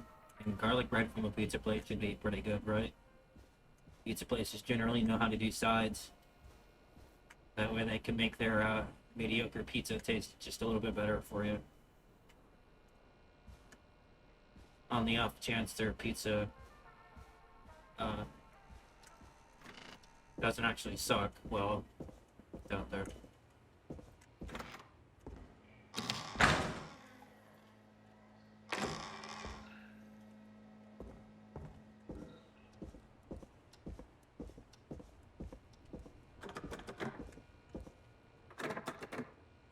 What do you That's want me not to opening. What do you want me to do, man? I can't. There ain't no key. Hey, did you get it? No, not yet. Any ideas where it might be?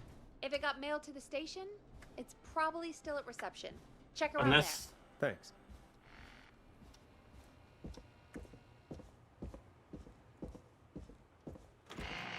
Alright, now. Reception. It's downstairs. That's easy. Reception. It's downstairs. Which means the record is downstairs, right? It is a record, right? On a cassette or something. Which side apartments feature like in Gallows Reporter? Some shitty note, more shitty notes. Magazine. Maze. I don't know what that is. Truck. Magazine. It's datables. I don't know. Okay, This okay. must be Here we it. go. Final Jesus breath. fucking Christ. My tiny selection grows. Okay, so judging from how he sounded, I'm gonna say this is either gonna sound like shit, or it's gonna be a hot upcoming. I'm just gonna play the fucking thing now. We're gonna see how shit it is.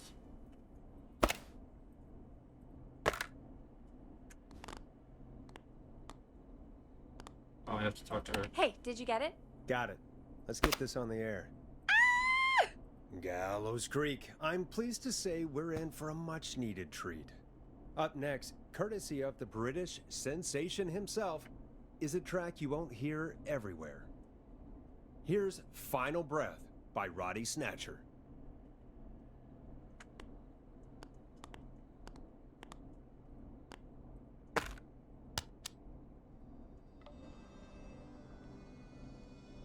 Wow. God, Roddy's the best. It has. It just started And more fucking playing. importantly, we You're not shouldn't even say from listening the to worst it. of Gina Franklin. Down. I wanted to hear that. I'll listen to it later. That's every time I've seen him live. Peggy, you just talked through the whole song. Oh, whoops. It's okay. I can just play it on loop later. That's really Oh, watch shoot. it. I just noticed we have a caller waiting. I really hope it's nothing serious. Evening, caller. This is Forrest Nash, host of 189.16 The Scream. And tonight's 911 stand-in. This is Murphy. Hello, Murphy. What have you got for us tonight? Two things, Forrest. First, happy birthday to my son, Fernando. He's 3 today, and man, Oh, fuck yeah, 3. being his daddy has changed my life. I've learned how to live, how to laugh, most importantly, how to love. Aw, This is nice, happy bro. birthday, Fernando. That's awesome, man. Hey, fuck with the rest. Happy Fuck the birthday, rest of them, man. Fernando. Yeah, happy Thanks. birthday, man. That's great. And now, my other thing. I'm putting the word out to this so-called killer. You think you're tough, huh? Big man with a big knife, huh? Prove it. Come face me, a true warrior at the gallows. Oh, don't be telling him where you're at. Guess what? Are you gonna kick his ass, Murphy? No, full send it, man. Goddamn right. You've already told him where you're at. Ass. I got all the tapes. Master Robbie's Dojo series. So get ready, whistling man. You just let loose the junkyard dog. Oh, no. And there he goes. Ladies and gentlemen, keep your fingers crossed for Murphy as he tries to become our hometown hero.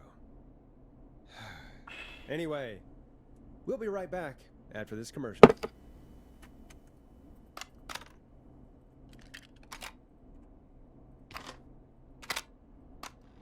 Teddy Gallows Jr. is Holy a fan Christ.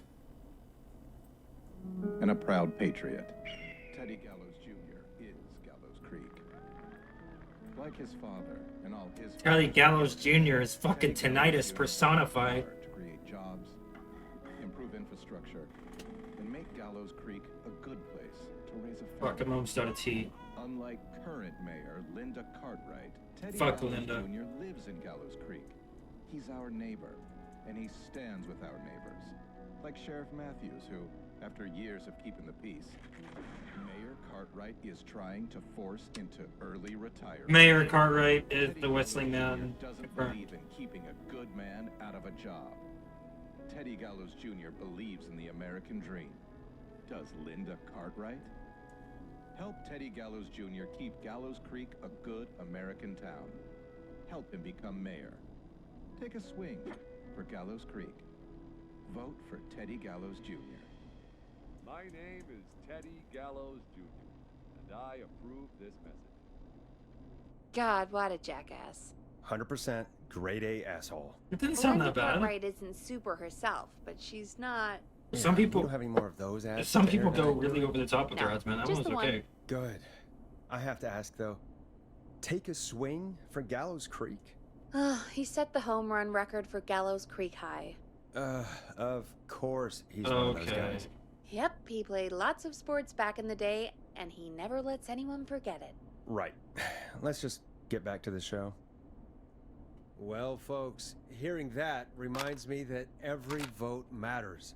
That ad really made me want to take a swing at Teddy Gallows. Time to lose our Take a swing sponsorship. for Teddy Gallows. Yeah, sure. Advocating Let's violence. find out from our next caller. Can't be doing who's that. got their vote. We got a caller. You know what to do. Non-answer.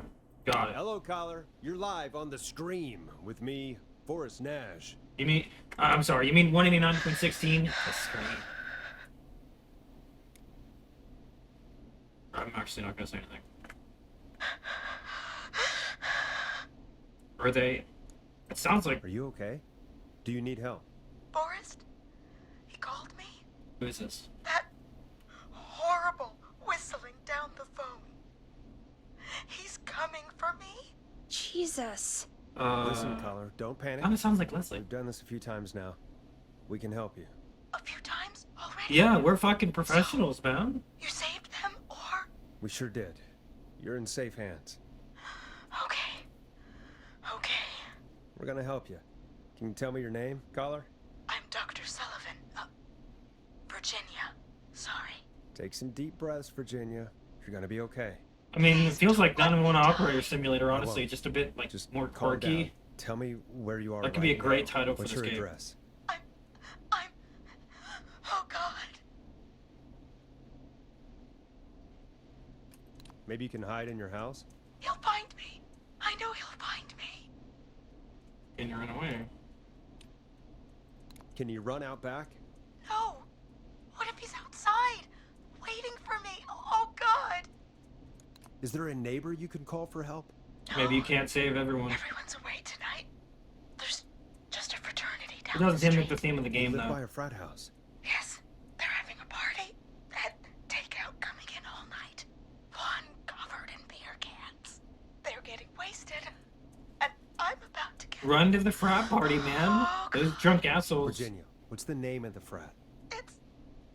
Oh, God. can fucking distract him, man. I can't. Any idea what the frat might be, Peggy? If I knew where she was, I might know, but A town of 1,000 people. I mean, shit, I know basically takeout. everything that happens here, man. if You we can can just get fucking... takeout to the frat, we can get a message to them to go and help. You'd instantly Virginia, know, who right? did they In order a town of takeout 1,000 from? people? I No. don't know.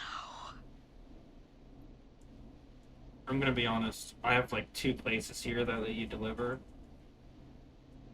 And you, like, instantly fucking know. Come on, Virginia. Try to remember. I can't do this.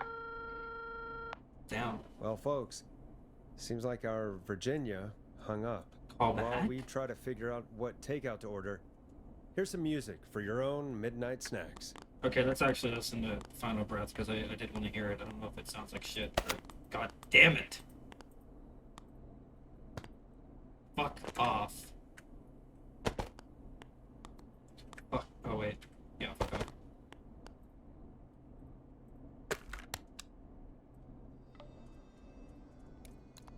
Peggy, what places do takeout in Gallows Creek? Off the top of my head, well, there's the barbecue place, Grilling Spree, and you can order from Chalupa Cabras. Yeah, 2 places. See? Oh, and of course okay, we have 3. Ponte's Pizza. That's it, I think.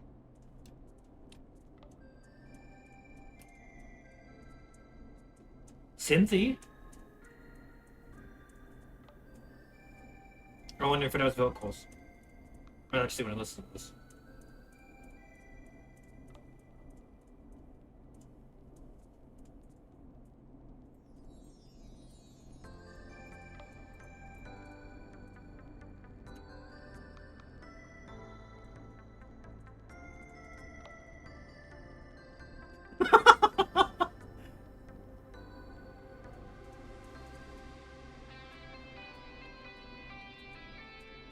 Okay, with the guitar coming in, it sounds like something you hear in like somewhat like background music. Okay, you're losing me now. It sounds like elevator music.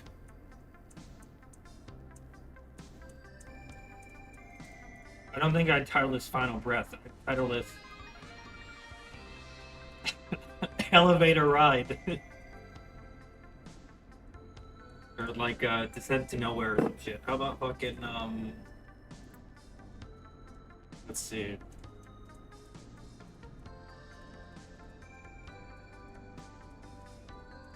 I don't know, something gimmicky. What can you say about elevators?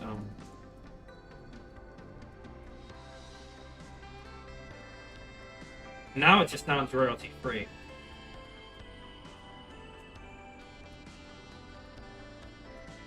I don't mind the jazziness though. It's honestly, it kind of makes me miss jazz.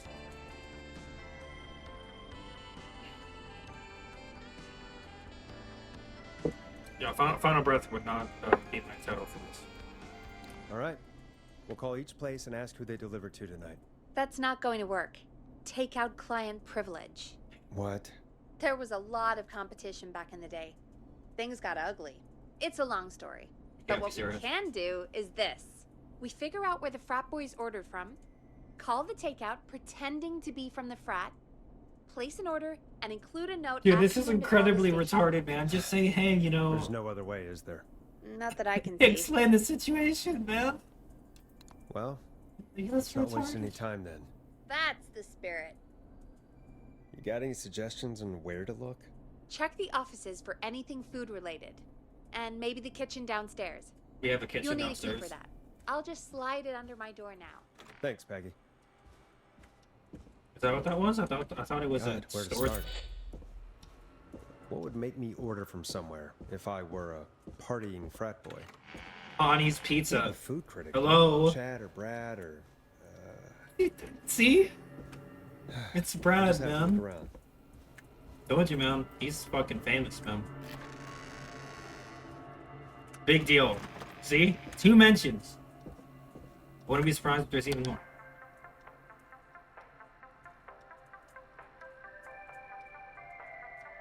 Yeah, no. No, well... If you remove the rest of it, it could be a pretty good synth track. Maybe slow it down a little, add a little bit of decay to it.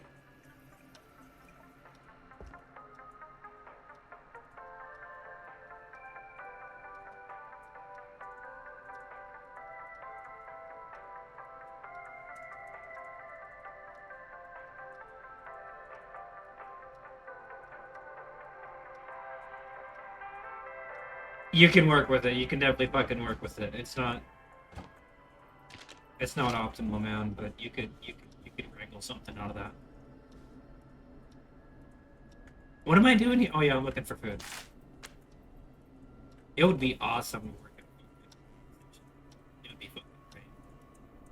It'd probably be stressful as shit. You know, having to deal with all them cars.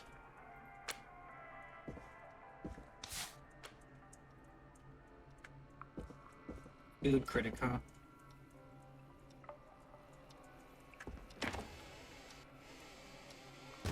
Nothing in the fridge. A 4th fucking coffee pot. Jesus Christ, man. You can't walk downstairs. I can understand 2 if you're running a business. Maybe 3. 4 fucking coffee pots. I mean, come on, man. What are you doing? How much coffee you're gonna have to buy? Video cassette, huh?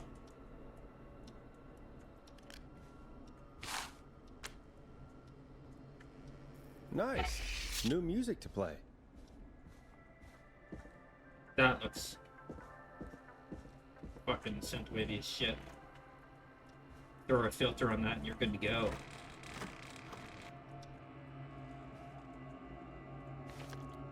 Sponge. You know, I'm not really sure I'm a fan of that. When you step out... Needs a key. You could leave? Damn. When you step out from the radio bit... Locked tight. You know, it just gets eerie. It makes me just want to sit in the fucking booth all night. Locked. For now.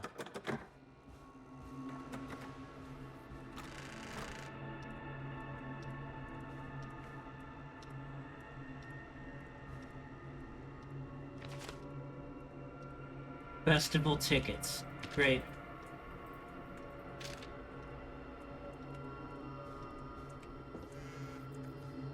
Okay, I have a key for back here that tells me it should be in here.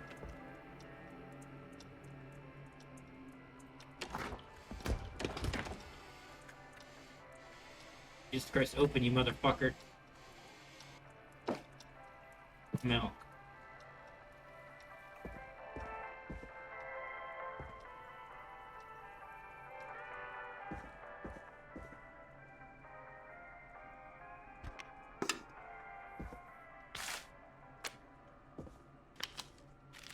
There's nothing of substance here.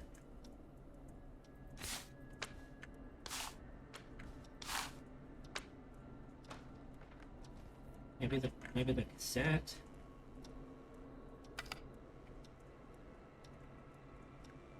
But I don't think he can do anything with that.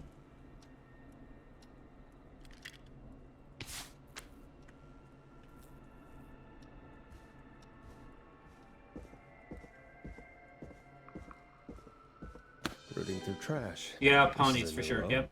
Beer and pizza, yeah. Interesting offer. That's his I wonder that's how his well party Gallows demeanor. High performed. Probably terribly.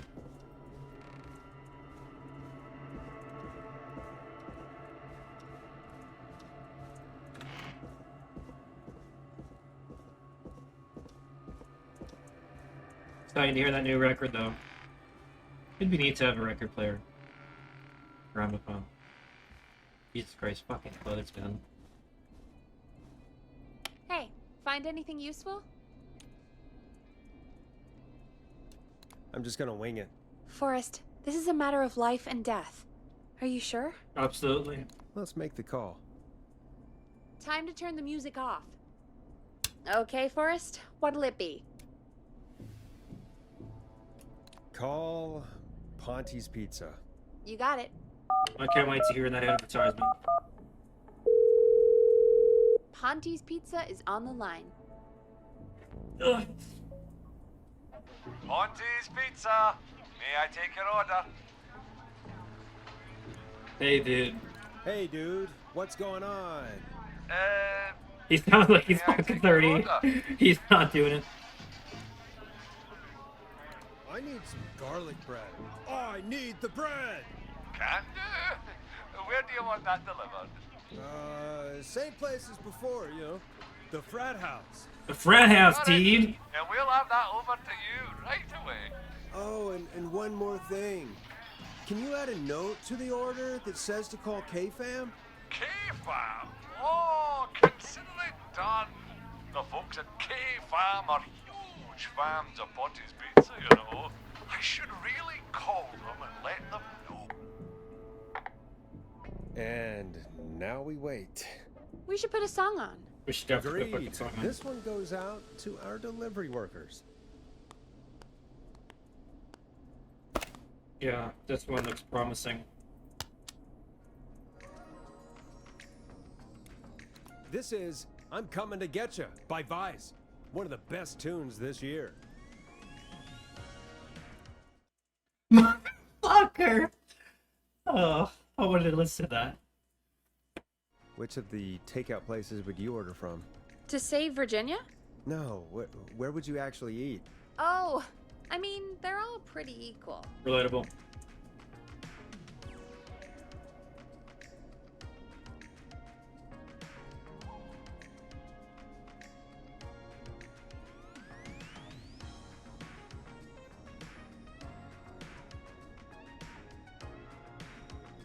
See, this is a little bit more like it. It's got some things I don't like, but mostly it's pretty good.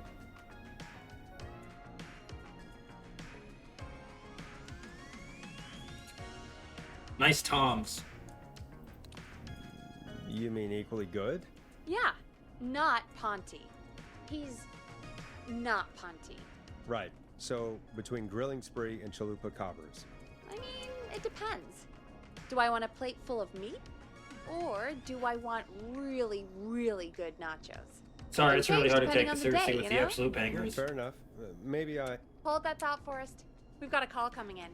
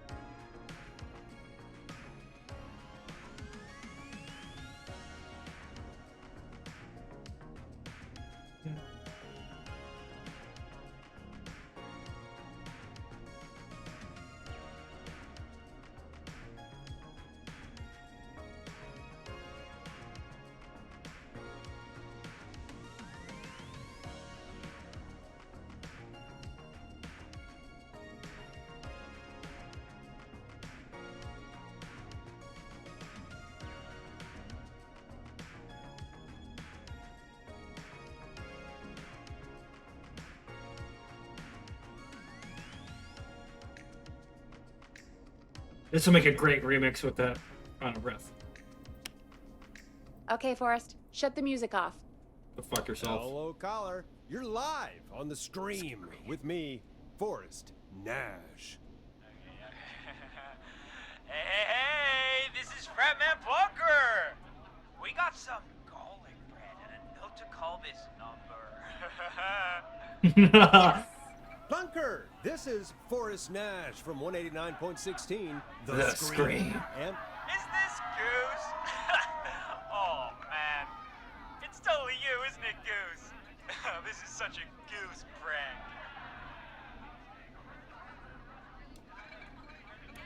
Plunker, this is an emergency. Nice try, Goose. I may be drunk, but I'm no fool. Listen, I need you to... Goose, come get beer. Your brothers are waiting for you. I'm not Goose. How can I prove this to you? Let me get a second opinion on this. Norman the Barbarian! What do you think? Great idea. Norman the Barbarian says only the Radio Man can control the tunes. So, play us the flow. Wait, really? What? The flow? Norman the Barbarian demands it. Okay. I'll play the damn song.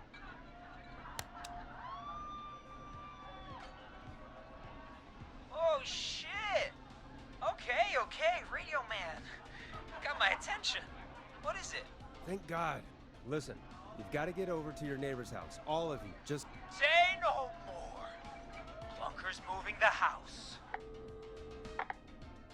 Forrest, line 2. Hello. You're live on 189.16, The Scream. Forrest, it's the killer. He's at the door. Grace. Oh my God, it's you, isn't it? God, I didn't talk, I promise. Whoa! The party has arrived. Oh, thank God. He's gone and... Oh, is that you, Radio Man? Don't worry, we brought the beer. Good times are here. I could use a drink. Thank you, Forrest. You're welcome, Virginia.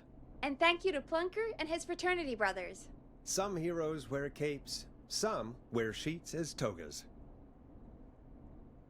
Hey, Forrest, did you hear what Virginia said earlier? What was that all about? Clive, I didn't talk. Do you know what she meant? There's a janitor here at the station named Clive, but your guess is as good as mine. All right, folks. Seems we may have a lead. If any of you know a suspicious Clive, then please call in. It could save lives. In the meantime, looks like we have another caller. When you're ready, shut the music off.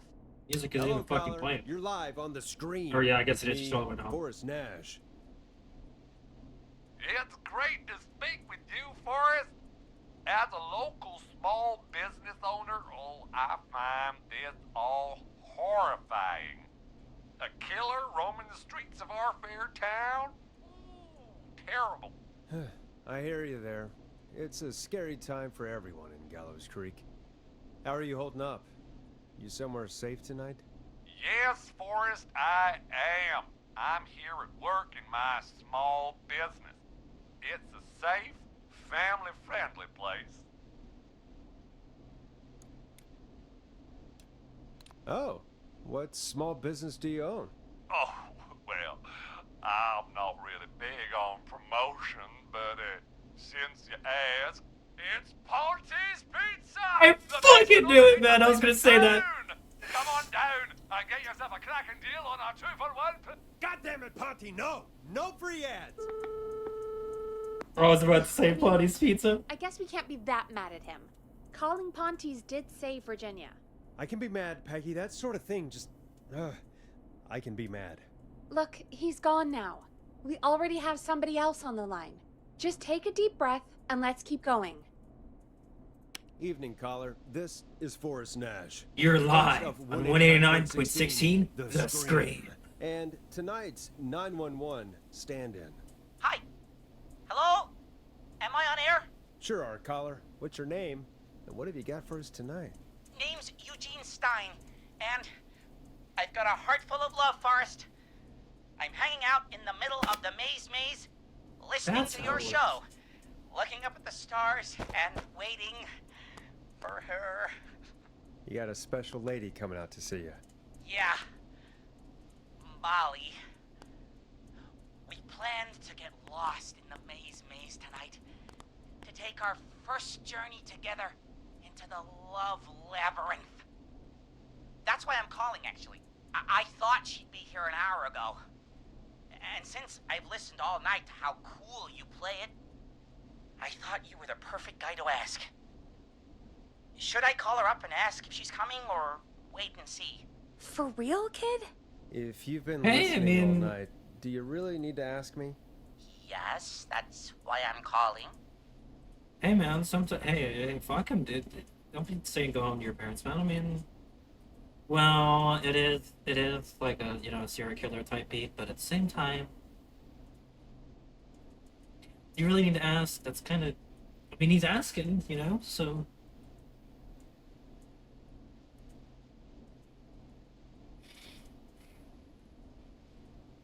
He's already been out there for an hour. Honestly, I'd say wait a little bit. What the hell? Stay and wait. Forrest, that's a terrible idea. Dude, you can't Eugene, please go home. Your parents must be worried sick. be young love, My man. Oh parents are shit. dead, actually. But, Oh, jeez. yeah, I guess it's not the night. She's probably dead. Hang on. I hear some rustling. I guess she came after all. Molly! I'm in the middle! It'll take a little while to get here, but, thanks again, Forrest. You got it, man. Good talking. Wait a second. Molly can't whistle. Molly must be that one person, that one like cashier or whatever the fuck. Best night of my life! Not the worst. Playing some fucking tunes and call it a day, man. Eugene, do you know the way out? It wouldn't be the maze if he could just remember the way, Forrest. She's right! Listen, Eugene, breathe, hide. Is that the maze? Call back in a minute. We'll get you out. I'll do it for Molly. But please, hurry. Well, listeners, while Peggy and I deliberate, here's a track for all you lovers out there. I'm gonna go with 1980X again because I'm pretty sure that was a banger too. No, I'm not introducing How it. the hell am I supposed to get him through the maze? You know Barbara, our receptionist? She's a maze fanatic. Shame she isn't here. I was supposed to go with her last week, but she changed her mind.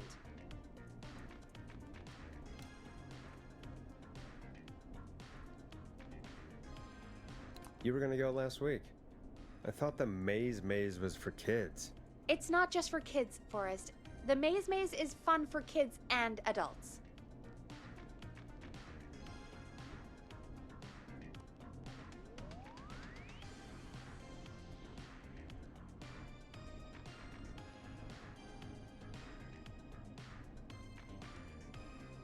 It's really they made a great move setting this in the 80s.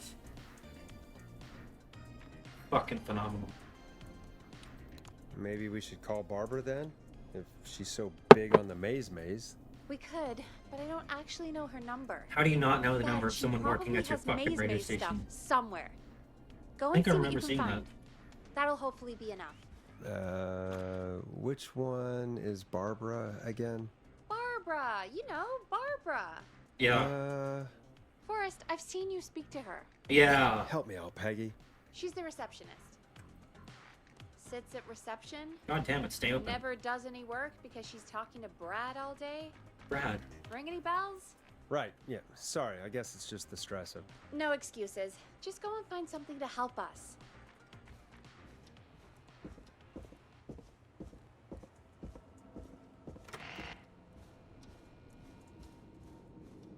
Damn, is there? Yes, there is.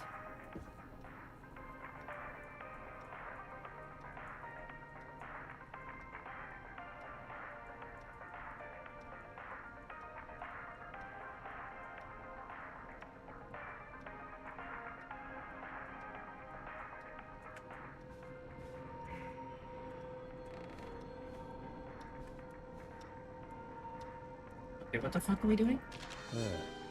Looks like Brad broke her heart. Wonder what she'd have done with all that maze stuff. Throwing it away. Bingo. Here's what I was looking for.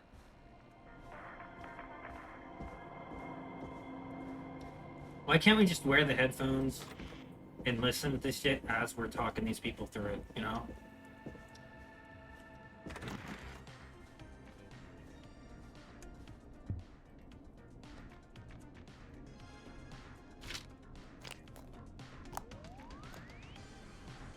Any luck? For Eugene? Yes. For Barbara? No. Brad canceled the date. So Barbara left her tickets and a map for the maze behind. Ugh, Barbara can do better than... Never mind. Let's save the kid. Eugene called while you were away. He's on line 1. Okay, Forrest, shut the music off.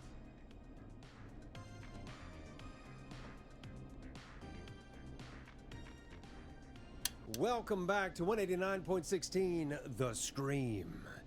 I hope you lovers like that track. And I hope we can help our lover in the maze. Eugene, you're back on air. I'm lost, Forrest. I just ran and I don't know where I am. I'm at a crossroad, facing a tractor statue.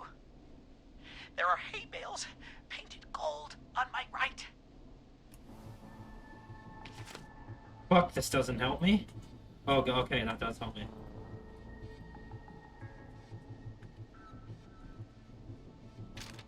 Okay, tractor statue. Gold hay bales to his right. Tractor statue 1. Hay bales on his right. So he's in the middle of that there. In other words, we need to get him going left. Go left.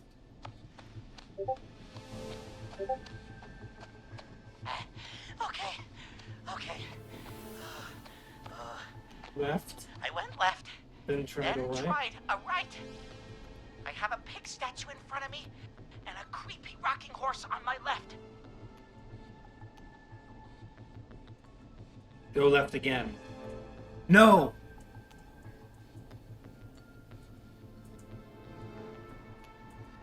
Do I have to take him through to 6, 7, 10, 9? Because if I take him up to 4 and 5, he'll just get cut off.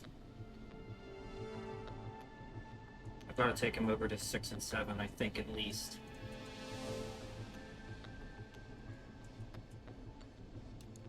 Go backwards. Oh, God. Why didn't I just invite her over? I'm gonna be honest, I don't know if I'm gonna be able to get him out of this one. There's a pitchfork statue up ahead. Which way? Left. Go left. Oh, this wasn't how tonight was meant to go. I just wanted some love. There's a tiny barn in front of me and a scarecrow behind me. He's Knock between to my 8 and side. 6. Scarecrow behind him. So in other words, he's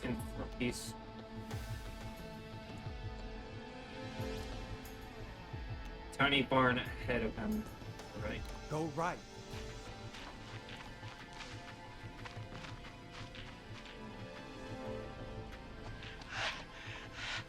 I can't run much more. I just passed a corn silo. Didn't see anything else.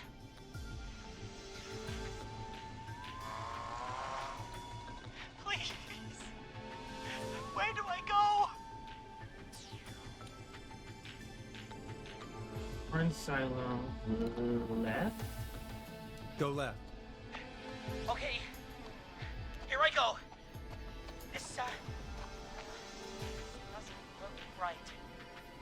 No, I'm going back to where I was. Jesus! Oh, shit! He's cutting through the walls! Where do I go? Go forward. Go forward. Okay, I'm going! Where's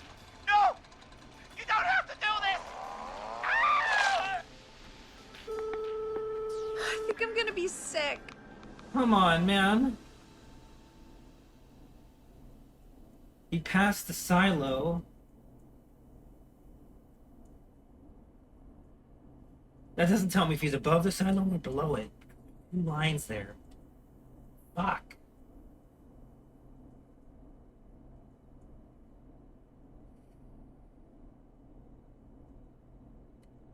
Left or forward should have gotten him out. Or close to getting out. I mean, come on, man. I guess that's what love does. It makes us fall to pieces. I just... Don't, Forrest, okay? Don't. By the way, why do you think Molly missed their date? Do you think she's okay? Unfortunately for Eugene, I think she probably never left home. That'd be my guess. So what is this, like a 5 Nights at Freddy's type beat where we stay up the whole night? And thank you for calling in, Mr. Walton. We'll make sure to add the town librarian to our list of suspicious Clives. Remember, report a Clive to stay alive. Next caller is up, Forrest, so take it away. Caller, you're through to Forrest Nash on 189.16, The Scream. Hey, wonderful show tonight, Forrest. Thank you. Thank you. That's really wonderful of you to say. What's your name, caller? You can call me Dawn. Could you play my tune, Forrest? What the fuck is your tune? Sure. Long Ride Home. That old song. Sure. We got it. I think I played it the other day. Thanks. It'll be good to hear it again. All right, folks. Coming up is that old classic. Forrest, I don't think you're gonna find that song. What do you mean? I played it a few nights ago. I know, but, we don't have it anymore. What are you talking about? I threw it away. You threw it in the trash? Yeah, No, throw it I- backwards away. I threw it out the window earlier Is this where we today. get the key to go outside? Peggy. Peggy, that's a bit extreme, isn't it? Brad was annoying me all afternoon. Oh, He played it on repeat because he knows I don't like it. So I grabbed it and threw it right out of one of the office windows. Not my finest hour, but I can only take so much. All right. So, what do we do instead then? Let's just play a different song. We've got more important things to think about anyway. That's true, man. Gotcha. Nobody needs to go outside for Okay, fucking... folks. Here comes some unrequested music. Sorry about that, Dawn. Maybe try again tomorrow night. Sorry. Let's give this a go. It'd be nice to actually listen to it.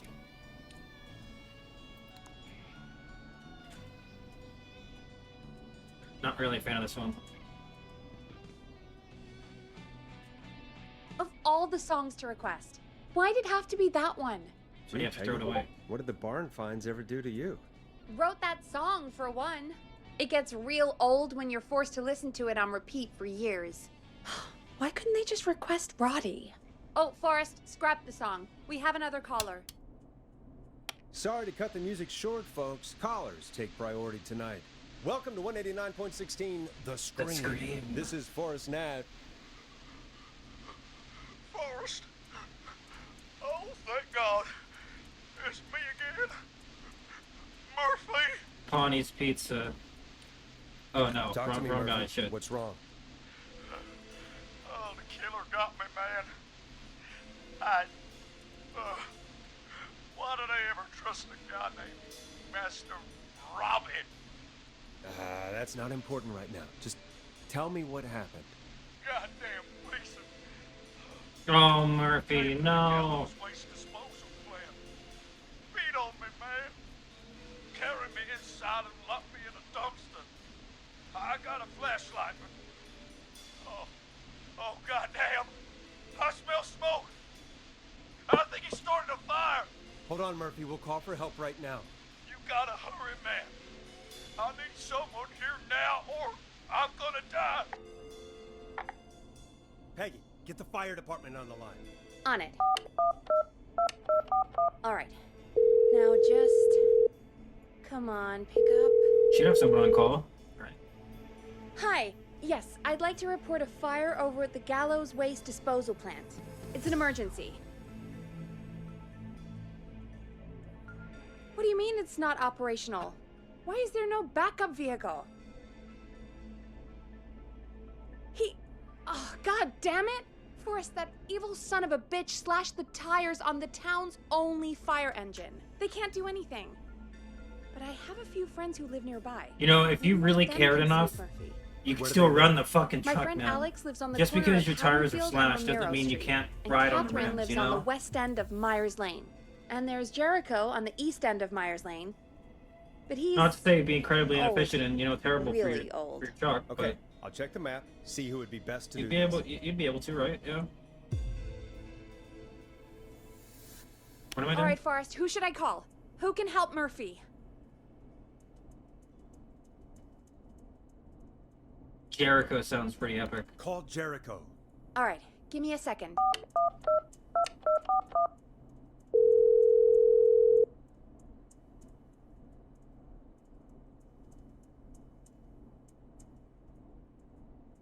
They're on the way. They'll call from the plant. You can direct them from there.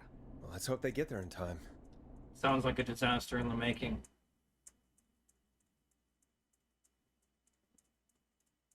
Forrest, I'm getting a call.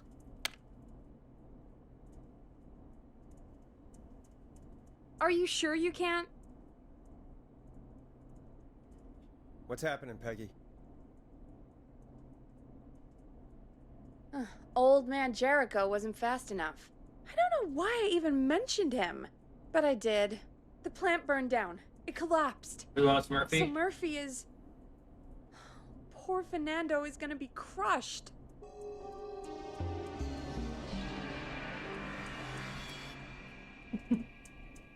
Jesus Christ. His father died a hero. He was just trying to protect the town. That's actually pretty nice, Forrest. Murphy, I promise we will stop this. For you and for Fernando. Peggy, it's going to be all...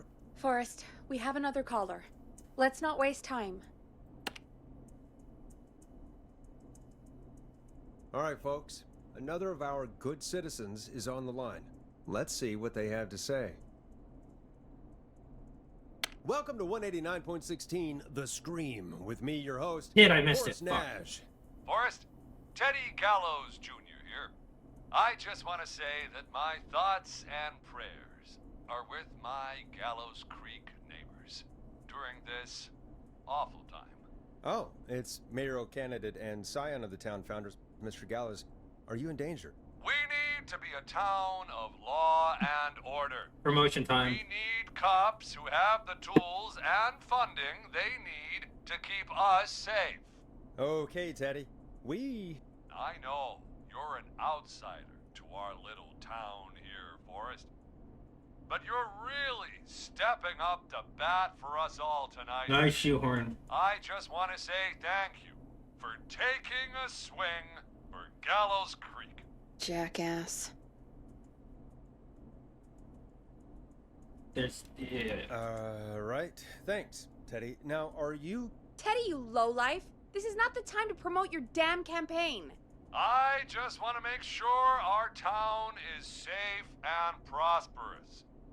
That's why the Gallows Family Factory, founded by my father, Theodore C. Gallows, God rest his soul, which employs over 200... Teddy, unless you've got an emergency, I'm cutting you off. You know what? I do have a problem. A problem that's ruining our town. You know what it is?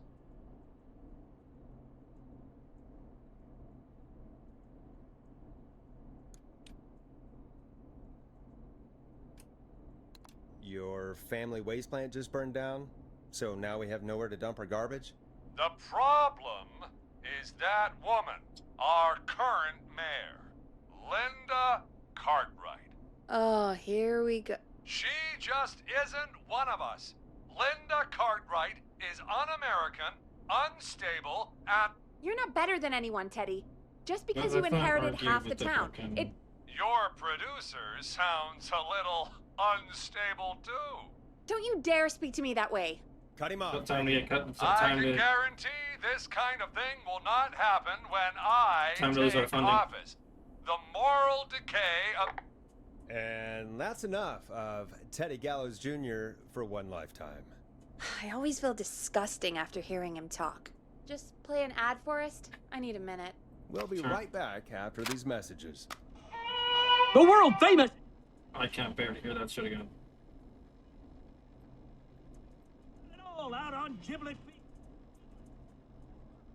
Fuck, I should have played a different one. Country music, can jam. Jellies, jamborees, jumblets, roller, rickies.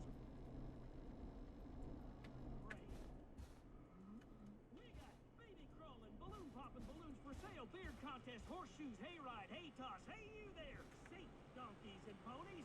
Oh fuck, I've been missing out on my toss the whole time.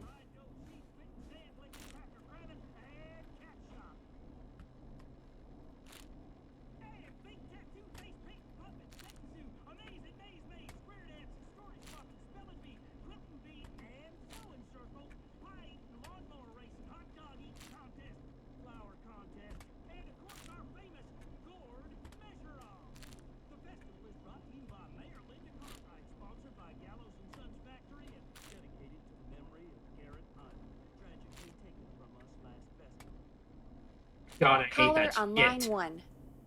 I get stuck behind that. Hello, caller. You're live on the Scream with me, Forrest Nash.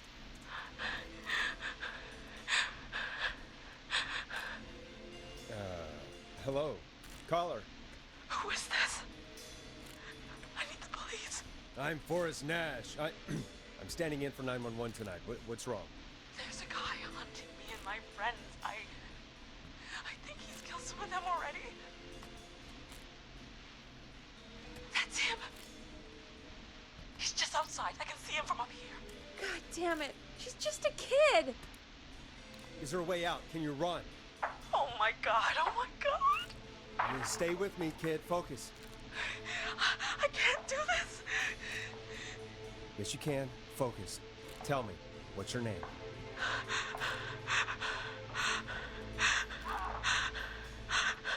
Sweetie, you can do it. What's your name? Carrie. Good. Carrie, listen to me. We're gonna get you out of there. All right? Now, where are you? The old murder house. Upstairs. I'm at the end of a hall. There's a bathroom, a couple bedrooms, a closet. Oh, he's coming. Where should I go? Go to the closet. Okay. No, fuck, that might not have been a good idea. No, because she can get out from the closet quickly, right? In other words, if she's in a room. He's here. He's gonna kill me. Forrest, I don't think we can. Don't move. Yeah, let him pass, man. Don't let him.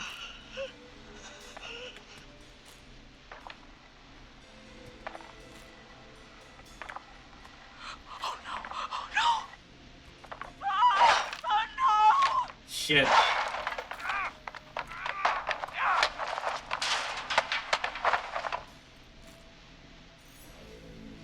Forrest!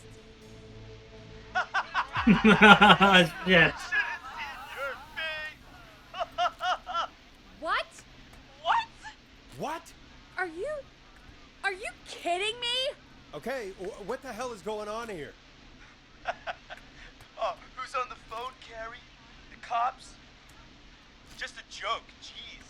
Wait, isn't that... Jimmy, that wasn't funny, you sicko!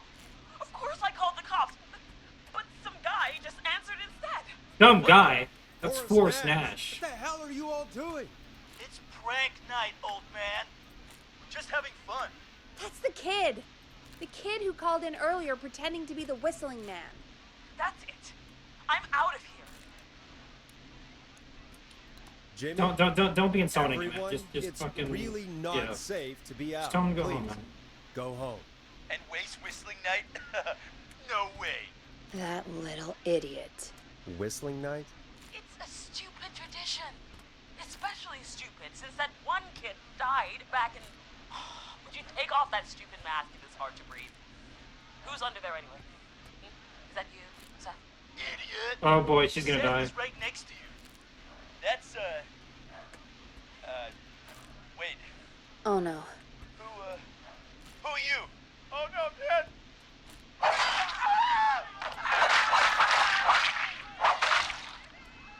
Everyone, get inside! Everyone, run! You two, barricade the door. Scott, Heather, you barricade the back. As long as he's out there and we're in here, we're safe, right? You bought time, but not much. Forrest, we have to. Heather, I already called the cops. Forrest picked up. He's the best we're gonna get. Who is with you, Carrie? My friend, we drove out to the old murder house and... Oh, of course! The van! Who's got the keys? Jimmy had them. Jimmy.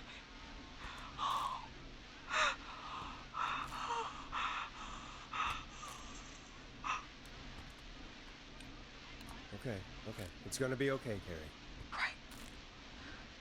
Right. We'll figure something out. Between all of you, there's gotta be a way to beat this. Just sit tight, okay? Heather, shut up. If we do that, we're gonna get killed. If only Jeannie were here. Jeannie? I thought I Jeannie recognized McPherson? that name. Our intern, Jeannie? Yes. She's my best friend and the smartest one out of all of us. She stayed in tonight. Forrest, listen. We'll see what we can come up with, and, What?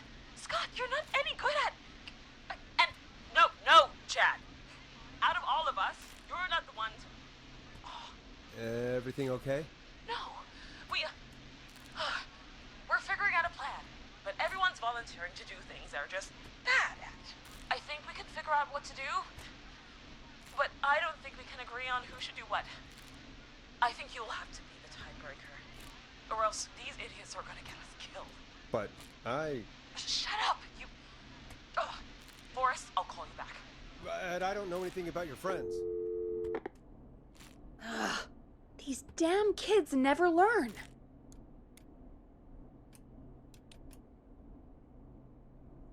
Breathe, Peggy. It's okay. Ugh, they do this kind of thing every year, Forrest. People get hurt. All right, folks. We're gonna work out a way to save Carrie and her friends. This next one goes out to all the trapped kids out there. You know, this doesn't really work when you only have like 10 records. You know? Peggy, you mentioned something about their friend working here? An intern? Yeah, Jeannie. Seems a nice enough girl, but a bit head in the clouds, you know? Not sure why we took on an intern. We really didn't have the office space for one. Poor thing got tucked away in a dark corner somewhere downstairs, I heard. All right, I'll go see if I can find her desk. Hopefully she has something we can use. 51 tosses, really. Not bad. Peggy said her desk is downstairs.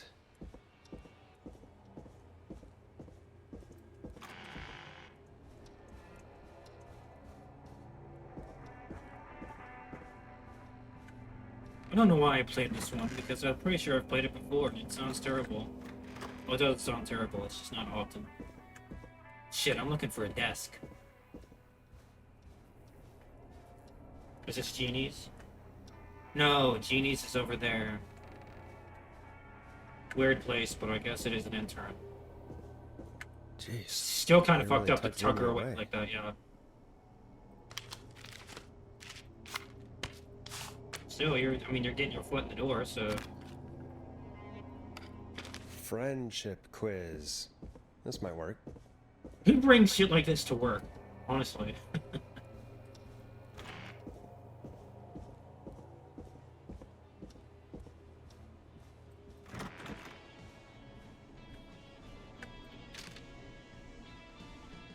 Hey, you find anything that'll help us out? Yeah, I found a friendship quiz with all these kids on it. If you think that'll help, then good enough. Carrie's on line 1, whenever you're ready. Time to turn the music off. Oh, Christ. This is Forrest Nash, back again with an unlucky caller on this unlucky night. Carrie, are you there? Yes, we've got a plan, but we can't agree on who should do what. You want me to be the tiebreaker? Exactly. I'm ready. What's the first step? Okay, first things first, we'll need a spotter. Someone who can keep an eye on the killer. We'll need someone on the roof. It's gonna be a hard climb. Mount Everest. We're deciding between Heather, Kyle, and Hot David. Heather. Heather's got this. Yes, Heather, he picked you. Now please, stop talking about all your cheerleading trophies. Part 2, the Whistling Man padlocked the gate back to the road. Before we drive out of here, we need someone Escape to prison, then be Jennifer. Seth, Jennifer, and Scott all want to do it. Jennifer. Jesus, Jennifer, you carry a bump key? Why didn't you say so earlier? Anyway, that brings us to part 3, getting the van keys. I'll volunteer for this. I don't know Jimmy as well as you guys, so it'll probably be easier that way. Then it's part 4. This is a very detailed plan. I'm impressed. Yeah, it's weirdly easier to think when you're about to die. You're doing great. What's the next part? Part 4, we need someone to lead the Whistling Man away. We need a fast runner. For this one, we're trying to decide between... Who was it again? Hot David, Cynthia, and Scott. Okay, that makes good. Yeah, you spend a lot of time running shirtless. You got this, Hot David. Sweet. Okay, let's recap. We get the eyes on the roof. A runner distracts the killer while we grab the van keys and pick the lock on the gate. Now the tricky part. The getaway. Ooh, what's the plan there? Well, we can't all outrun the Whistling Man. But he thinks we're just a bunch of stupid teens. So, let's use that against him. Part 5. We trick the killer into a trap. Someone can pretend to be injured. Who would make the most believable lead? Who you got? We got Lisa, Tammy, and Cynthia.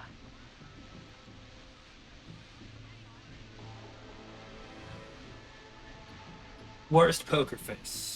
I guess we'll fucking pick Cynthia. Right, Cynthia. Will do. That should take care of the killer. And then it's time to get out of here. Finally, part 6. We need someone who can drive us through the woods and back to Gallows Creek alive. Who's our getaway driver? Should it be... Who have we got? Chad? Scott? Tammy? Whatever. Forrest, you know what to do.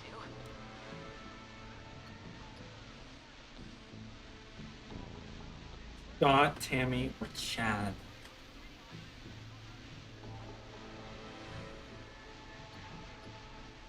It seems...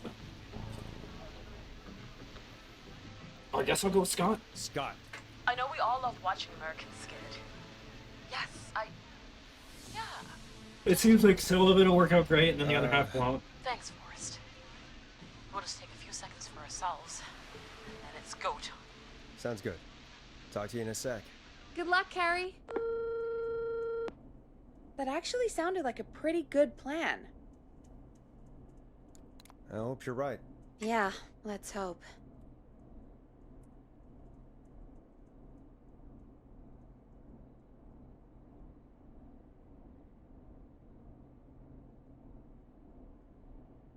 Oh, the kids are back already. Line 1 again. If you're just tuning in, we're coming to you live with a bunch of teens about to flee a madman. Listener discretion is advised. Are you ready, Carrie? We're good to go, Forrest. Alrighty then. Hit it. You got this. Here we go, everyone. Spotter, to the roof. Go, Heather. She's off and away.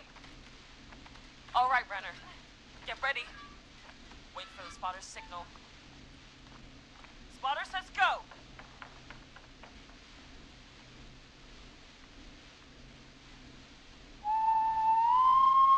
Wait. Lockpicker, go. I'll get the keys off Jim.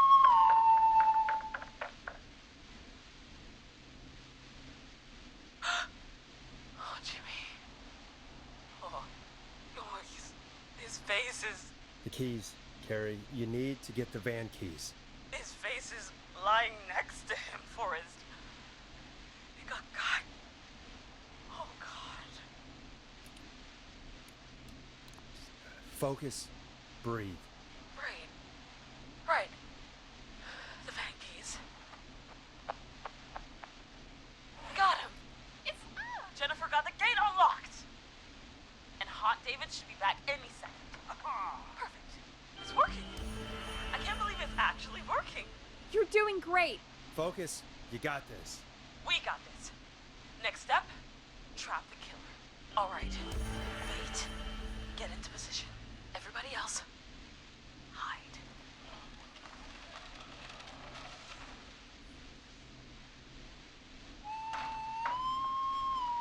Okay, performer. This is where it gets hairy. Act like your life depends on it. Oh. There he is. He's buying it.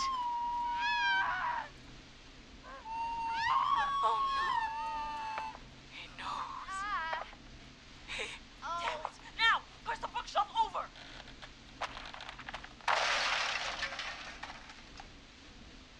Oh my God, they both went through the floor. Go, man. Fucking go. Trevor, you need to climb down now. We gotta go. She's coming down. Yes! Heather! Quick, everyone to the van. Driver, take the keys.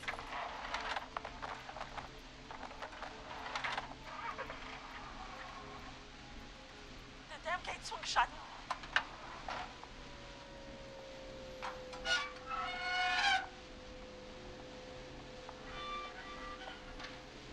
What?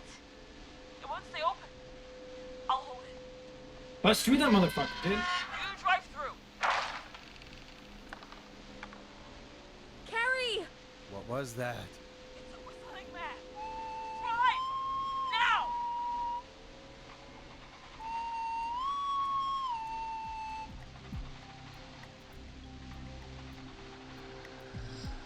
What, he just fucking...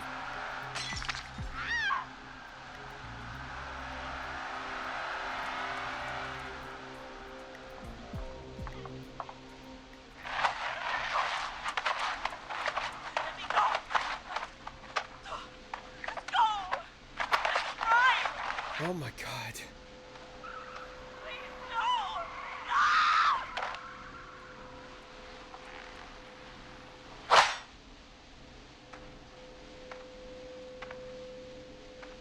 Carrie?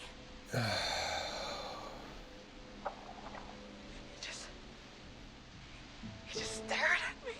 Carrie! Carrie? Just stared at me and walked into the woods. I don't understand. That's interesting. She's alive. God, you're okay. Can you get somewhere safe? I don't think the majority of them. That the performer didn't make it I up. can make it home. Thank you both Rest for of them helping. did. If you hadn't, It was your plan, Carrie, and it was a great plan. Was a great plan. You get home now, Carrie, before he changes his mind. Right. I need to get home. Breathe, Carrie. You're okay now. I'll call you when I'm somewhere safe. Talk to you then. Folks, that was a lot. Our thoughts go out to the parents whose kids won't make it home tonight. For any kids listening in, please stay inside and stay safe. And parents, hug your kids extra tight tonight. Here's a song for the girl walking home in the dark. Moonlight sounds fitting.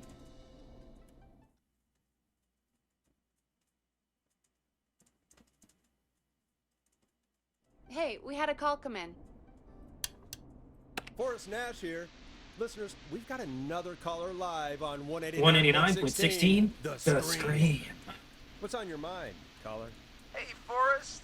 I just wanted to phone in and say that I think I speak for everyone when I say that you're providing a real service for Gallows Creek tonight. It's cool what you're doing, man. I'm just doing my job, friend. Anyway, Tell me about yourself. What's your name? Are you keeping safe tonight? Yeah, man, I'm good, thanks. I'm at my roller rink, trying to get everything ready for the Harvest Festival tomorrow. I had a guy from Starling Security here earlier installing the Starling 4000 system, so I'm a little behind. As for my name, my friends call me Roller Ricky, and I now consider you a friend, my man. We're friends now, huh? Well, that's kind of you to say. Thanks. Yeah, man. Sounds like roller skating is more than just a job to you. So is this vocational? I wasn't always Roller Ricky. Once upon a time, believe it or not, I used to go by just Ricky. Yeah, back then. I can things were pretty imagine. rough. I used to roll with a bad crowd. Not all bad, but there was one guy. Anyway, some bad stuff went down. I harbored a lot of guilt for a long time and turned to the bottle. I didn't really talk about it or even know how to talk. It's just how it was. That bottle took the best years of my life. Or so I thought. It's never too late, Roller Ricky. How did you turn things around? I joined a support group. I opened up about my problems. Sharing that burden just took so much weight off. It's a long story from there, but I found roller disco. I learned how to have fun again, cutting loose and making shapes. Now whenever I get down, I get down. I'm finally free from it all, man. It's important just to talk to somebody. It That's is. the first step. Ain't that right, Max? Aw, hello, Max. Yeah, welcome to the show, Max. Max is my emotional support dog. He's a rescue dog, but I always say he's the one that rescued me. He's the best dog a guy could ask for. Of course, the first thing I did was teach him how to skate. He's better than me now, a real pro. Max can skate. Yeah, man. At first they said it couldn't be done, and then they said it shouldn't be done. But Maxie loves the rink, man. Is that another train, Maxie? Maxie loves trains, man. He's even got that special how to greet them. Maybe it's Sounds not like you Shit, two I make should a have picked great that. pair. Maxie appreciates all the positivity you're throwing out, my man. You know, I'm actually hosting free skating lessons tomorrow at the festival. Promotion I think it's time. a great opportunity to give back to the community. No, this guy sounds pretty nice though. Man, all this talk of skating's got me itching for a boogie. Before I switch my radio off for the night, could I request a song for us? Sure. Something I can groove to, you know, something funky. It'll be me and Maxie's final boogie breakdown tonight. Then I think we'll take it down a level. I can do that. Thanks again for calling. You and Max, be safe now, okay? Bye, Maxie. You got it, man. Peace. Well, folks, this next one goes out to Roller Ricky and Max. Enjoy. I really needed that call, you know, after everything. Yeah, I get that. He talked a bit much for my taste, but it is inspiring to hear somebody come back from the brink like Absolutely. Yeah, that's what I meant. that. You were thinking about Max on skates, weren't you? Well, would you look at that? Another caller on the line. What are the odds? Better take it. Okay, Forrest, shut the music off. Welcome back to 189.16, The Scream. This is Forrest Nash. How are you tonight, caller? I'm doing okay. I made it home safe. Awesome. Harry! Hey, I just wanted to thank you for doing what you could earlier. You know, even though not everybody made it, and I don't know. Victory is the victory. Hey, it's okay. You were so brave earlier. You're safe now. I wanted to ask you why he didn't. Why am I? Gotta love What? survivor's guilt, man. Why did he spare me? After what he did, why let me go?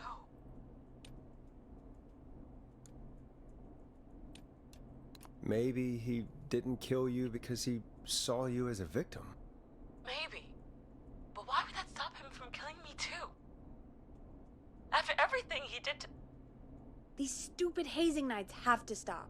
Carrie, you did so well tonight. Stay safe and rest. Help is coming to Gallows Creek. We just need to hold on. Thanks, Peggy. Hey, Forrest? Could I request a song? Of course, Carrie.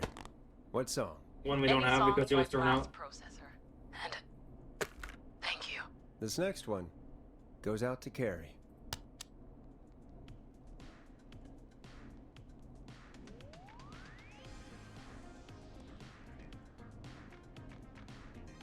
You know, what Carrie just said has really got me thinking. About what? The Whistling Man left her alone. Why? There must be a reason. When it comes to masked whistling killers, I don't think a reason is a key part of their process. Well, it's something to consider. It should be something to consider, especially if you're in the booth all I need night. to take a break. If you want to stretch your legs, now's the time. Just hit the Peggy button when you want to get back on air. It feels like it's fucking 2 a.m. Let's get going, Peggy. Alrighty, we could run another segment or... Scratch that, Forrest. We have a caller. You're through to 189.16. The Scream. What's your emergency? Hello again, Forrest. Oh, that call with the teens was awful. Those poor kids. Still, I'm glad the girl didn't get hurt. Yeah, it could have went a lot worse. Thanks for your concern. You can't. You mean you can't save Are you everyone? in trouble? Well, I guess you could hear, but you know, What's on your mind? realistically. I wanted to ask you again to play my song, Forrest. You said you were gonna play it, but you didn't. Your name was Dawn, right? What, Peggy? Yes. Oh, well remembered. My name is Dawn, and I wanted to ask you again to play my tune, Forrest. Long Ride Home. You know, the one that Peggy said she threw outside the window?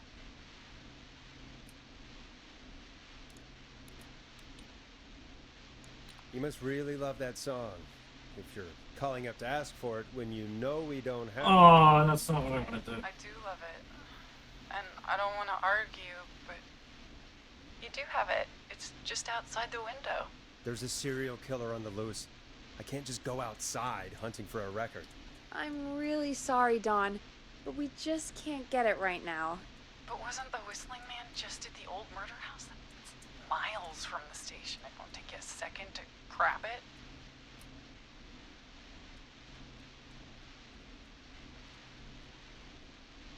Call us back tomorrow when this is all over, Don, and I'll gladly play it That for sounds you then. reasonable. No, that won't do. Don't worry. I think I can bring you around. Forrest, Peggy, I'm calling with more than a request. I know something. I think I know who's gonna be next. What? Are you serious? Play my song, Forrest, and you'll find out. Well, folks, here's some music for you while I think things over. Fuck off, that's shit. This one sounded okay, I think.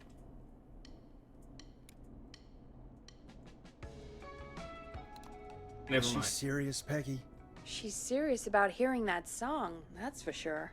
Peggy, I mean, is she serious about... I don't know, Forrest, but we don't really have a choice, do we? Not really, If no. she's telling the truth.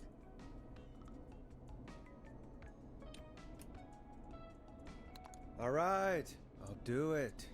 You're a good man, Forrest. I'll slide you the key to the fire door. Wait, our fire door has to be unlocked? Yeah, you know, I never thought about it, but yeah. We should talk to Reggie about that later. Anyway, I'll hold the fort down while you're out. Maybe I'll even get a caller. That could be exciting. 189.16, The Scream. With me, Peggy. She didn't do it right. You gotta... She...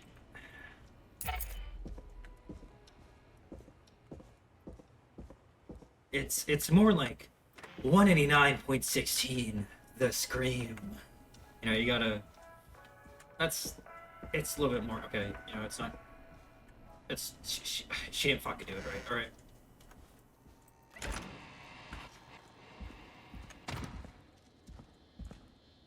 The window, huh?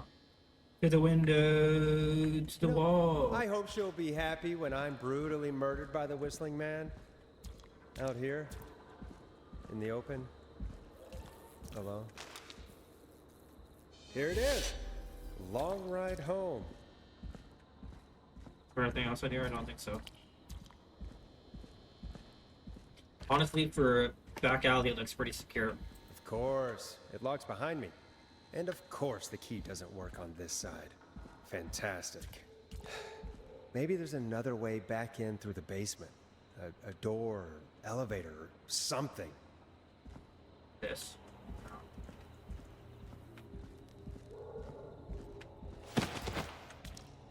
Jesus fucking Christ, what was that?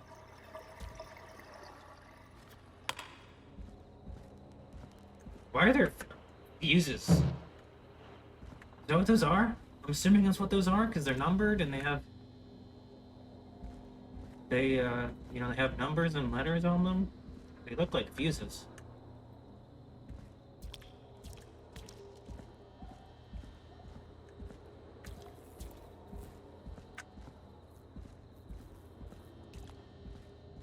I just want to go back to the station, sit in the booth, and play my fucking music. So hard. I mean, goddamn.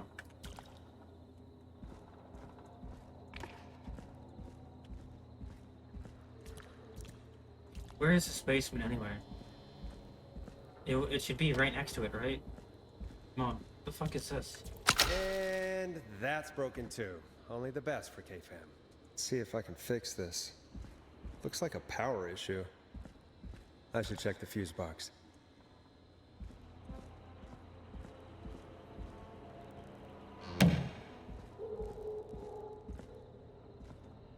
As if I know where the fuse box is.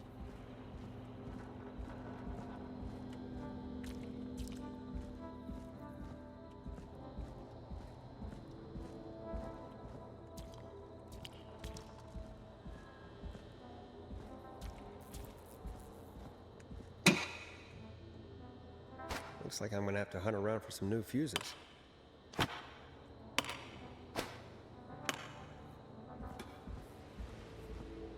Well, that wasn't difficult. I already saw like 3 of them.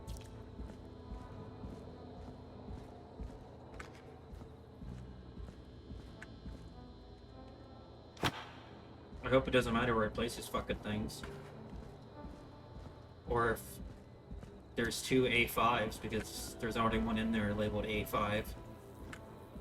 Really doesn't matter.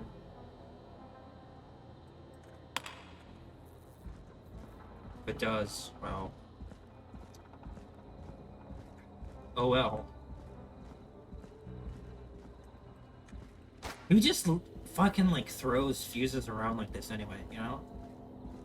Like it looks like someone just bought new fuses and then just threw them around the alley.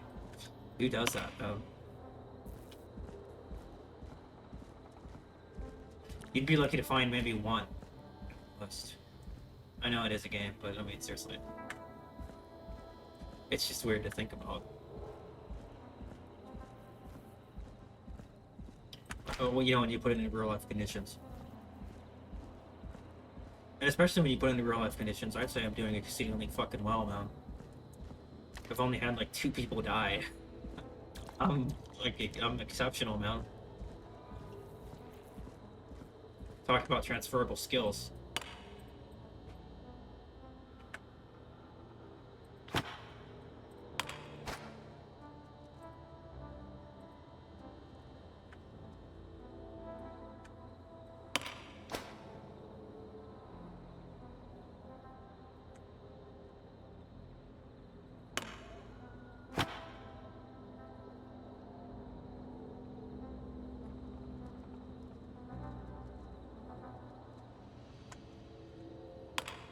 I can't fucking, I don't know.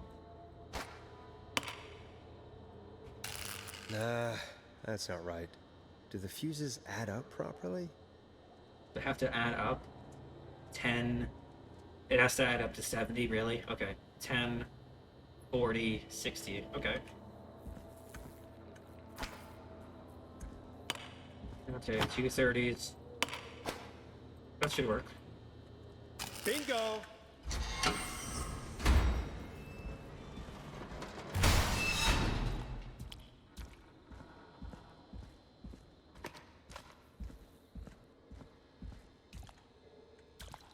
I could probably survive that fall.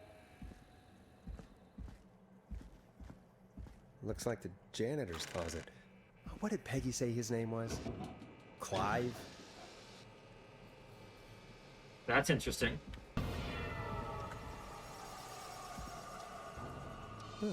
There's a key. I'll just take that. Might be important. What the hell? Peggy is not gonna believe this.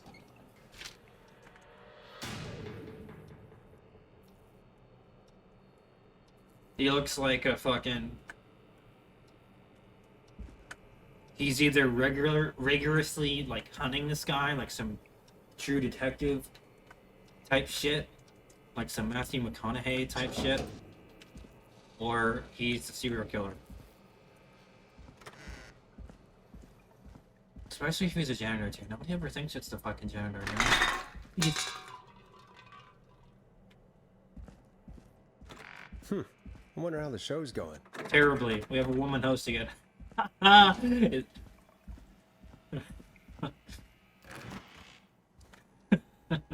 Shit.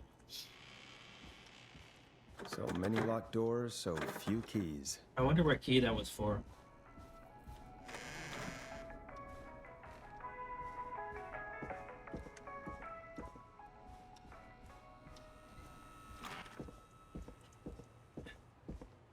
So Clive's got like a classic fucking Isn't that Gonna- such a good song, folks? And now for... Jesus, Forrest, you've been gone for ages. I Oh, thought my bad, something man. had happened. Something did happen. Clive the janitor might be Clive the murderer. What? I'll start from the beginning. The fire door locked behind me, so...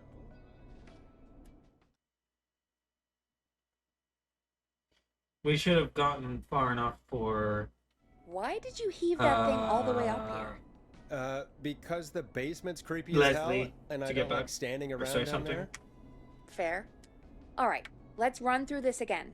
We have a creepy board you found in a creepy basement, made by our creepy janitor, who you think is the creepy whistling man. Yeah. Yep. And on the creepy board are the names Chuck Brody, Kim Walker, Rebecca Allen, and Aunt Williams. Correct. And you think one of these people will be the whistling man's, Clive's, next target.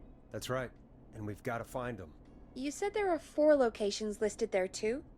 The hospital, the power station, the gas station, and the trailer park. Clive must think the target is at one of those locations. Forrest, you're gonna have to figure out if any of the potential targets are at one of these locations tonight. Hit the button if you need any help. I need How's help. it going? Terrible.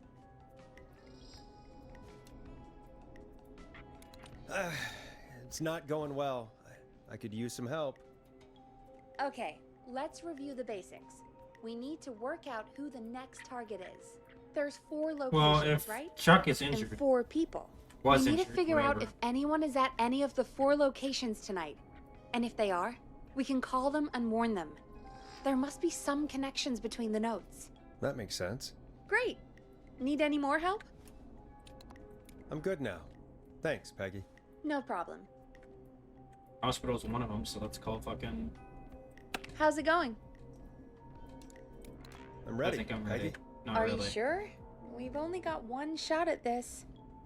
Let's do it. I'm sure. Let's do this. I'm sure of only Okay, one, and that's Chuck. Name first. Who do you think the target is?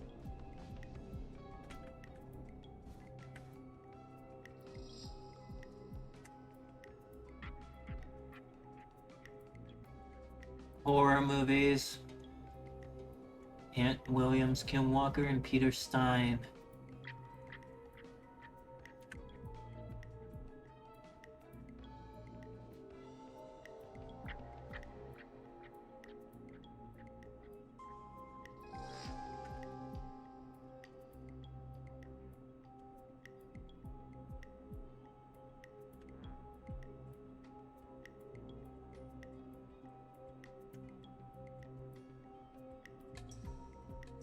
None of them. I feel like Chuck. Brody. And where will I find them? The hospital. Okay, I'm dialing. One moment.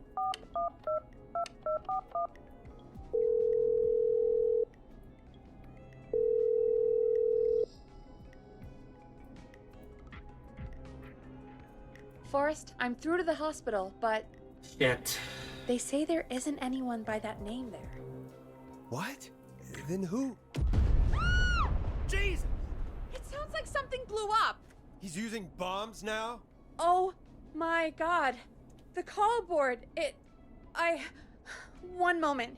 Maybe it was just a distraction, the whole thing. Forrest, I'm getting so many calls. Just let me. I'm gonna take us off air for a moment. Peggy, what's happening in there? Peggy. I'm back. He blew up the gas station, Forrest. Oh shit. Okay. I spoke to the fire department and the hospital. That was The fast. fire department is useless now, as you know. And, the hospital's only ambulance was at the gas station. Forrest, you've got to say something on the radio. What can you say on the You have radio to tell that's the not town. incredibly I'm putting us demoralizing? back on Like, air. our EMS Now. services are completely fucking cut Gallows off. Creek. I don't know how to tell you this, but the gas station's been bombed. Please, everyone, stay safe, stay inside, and. Oh, just bring us into some music, Forrest.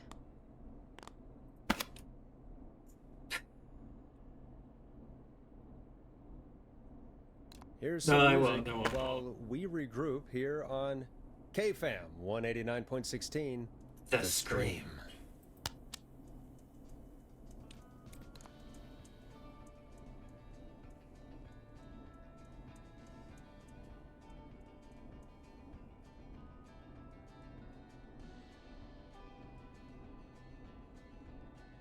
There's got to be more in the basement to show us who Clive is targeting.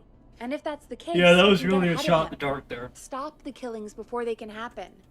Forrest, we need to go back down. You mean Oh, I? You mean me, right? Yep. Like I said, I need to handle all these calls. Maybe start with that creepy mannequin room you mentioned before. I still have a lot of questions about those, by the way. Me too.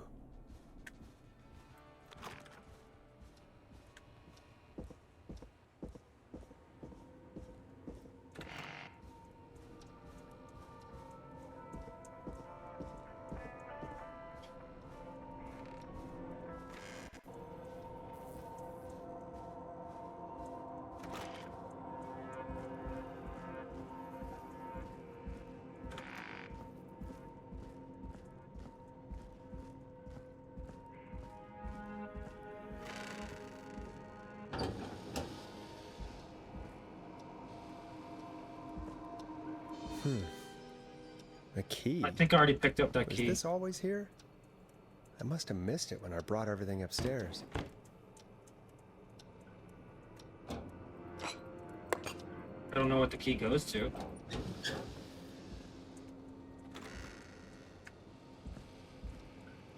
Fuck it, I'm gonna do that.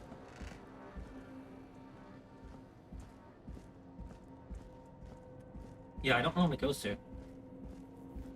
I guess I could talk to Peggy.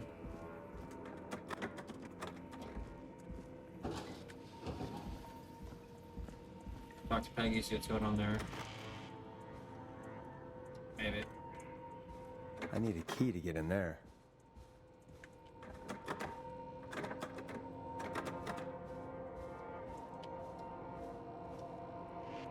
Honestly, you've only got a couple more things locked.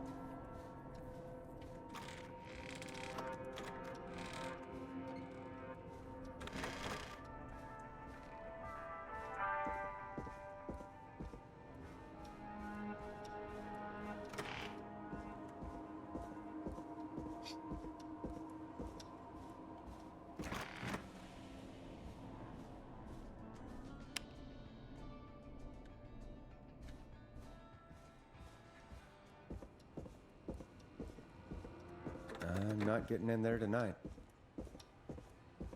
Oh well, process of elimination. I'm up here, might as well, right? I don't think there's anything.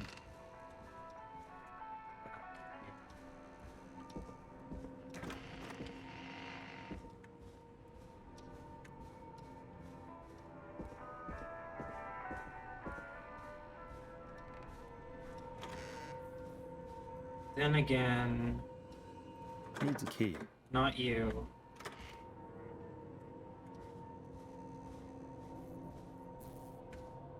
don't think there's anything back here. No.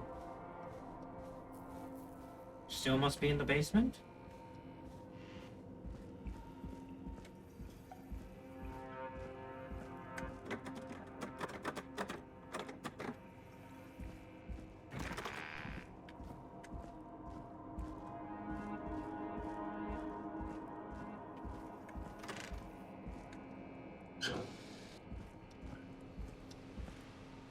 I picked up the goddamn key.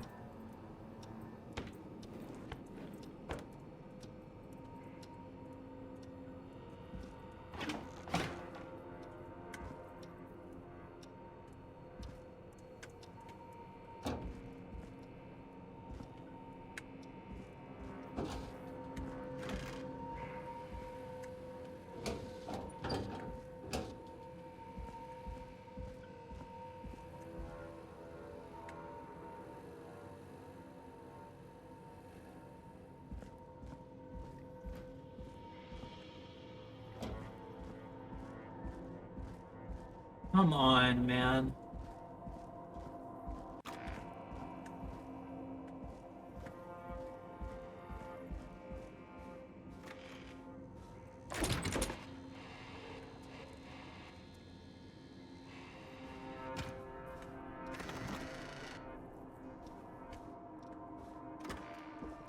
There wouldn't be anything back here.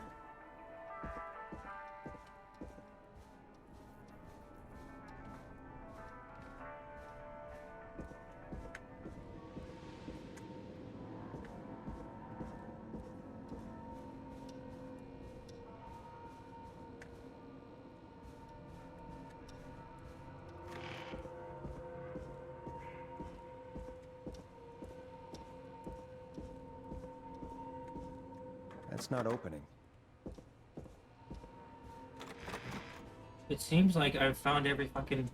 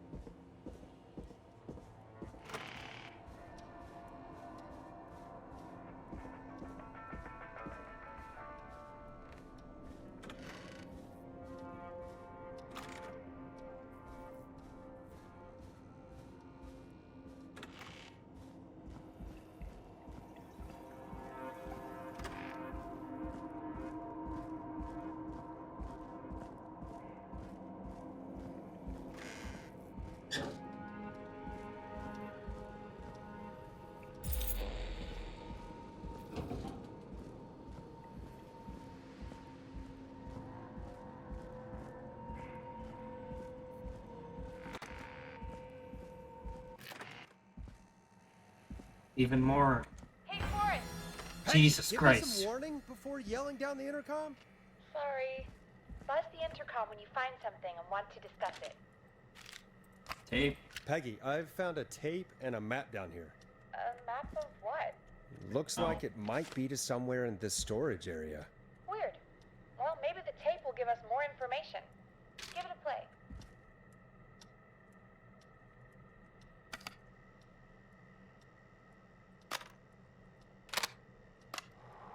George Barrow, 1968. That's when this all began for me. Follow the maps.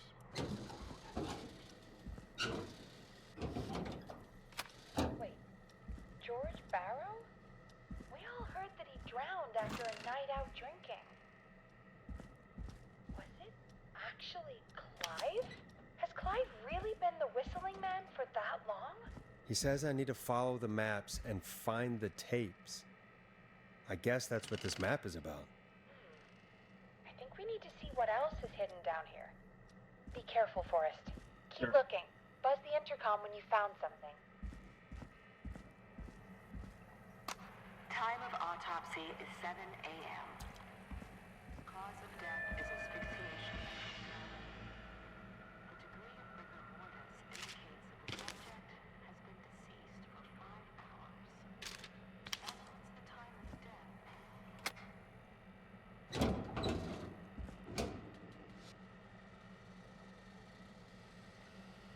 Nothing in there.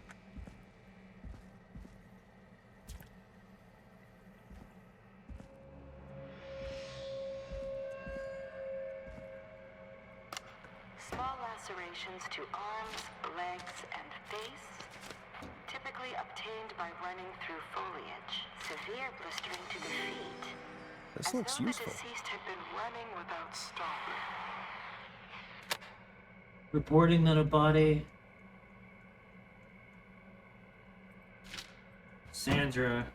Sandra found a body. That's nice.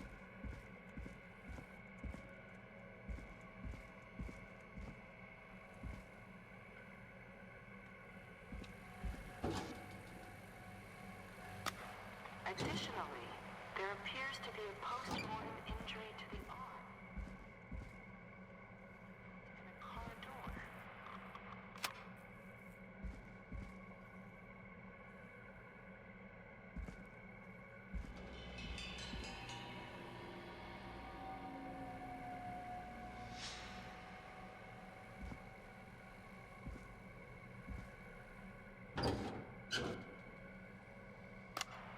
It is the coroner's opinion that the subject likely feared for his life and was chased, resulting in a fall from a height into a body of water where he hit his head, was knocked out, and drowned. Following that, he was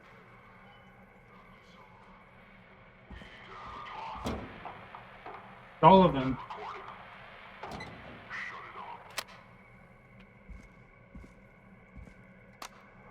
If you're listening to this, then I'm probably dead. What the? Ooh, a new vinyl for my collection. I've got subscriptions to newspapers all over the country. A few weeks ago, I noticed headlines cropping up in those papers, one after the other. Each headline about a murder. Each murder, the death of someone I knew almost 20 years ago. And each one drawing closer to Gallows Creek. Drawing closer to the anniversary.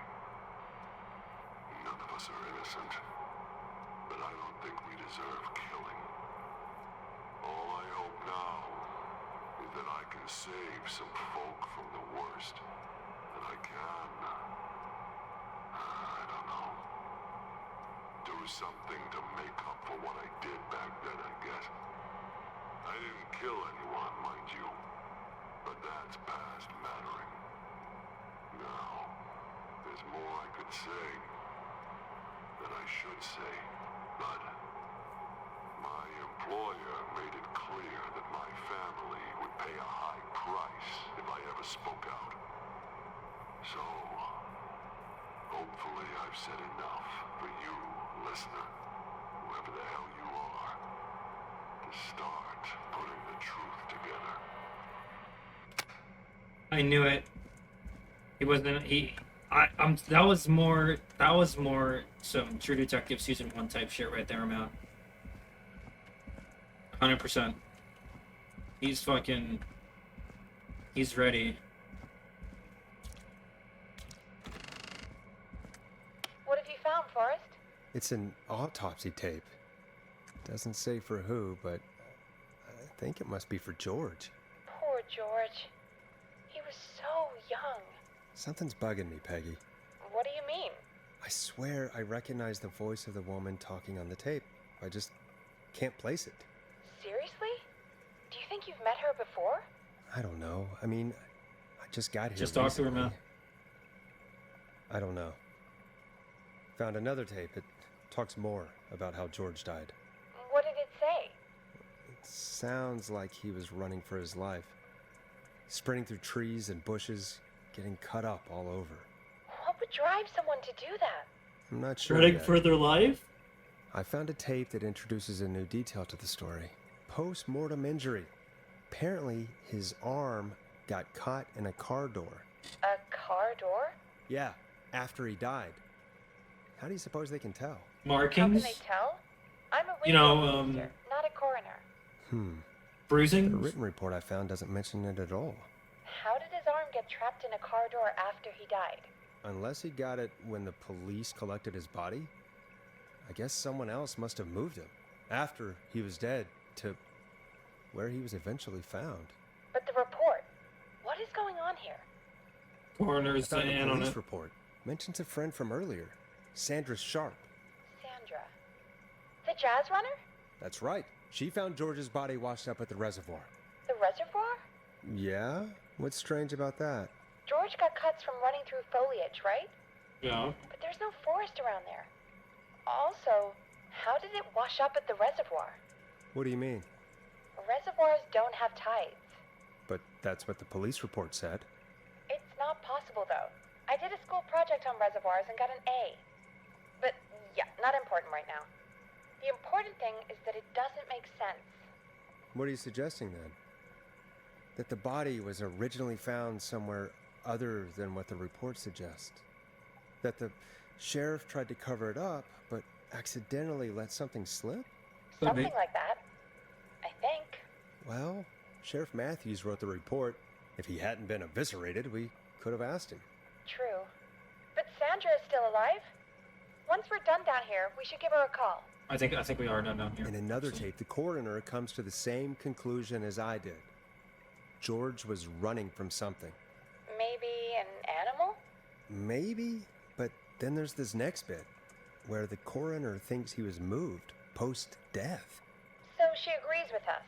At the end of the tape, someone burst in and demanded the doctor, Dr. Sullivan, to stop recording.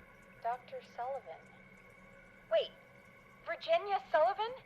She was her caller from earlier. I don't remember if he survived or not. I think she did. Our caller was involved in a conspiracy around this boy's death. We need to call her back once we finish down here. It looks like she might know something about what's going on.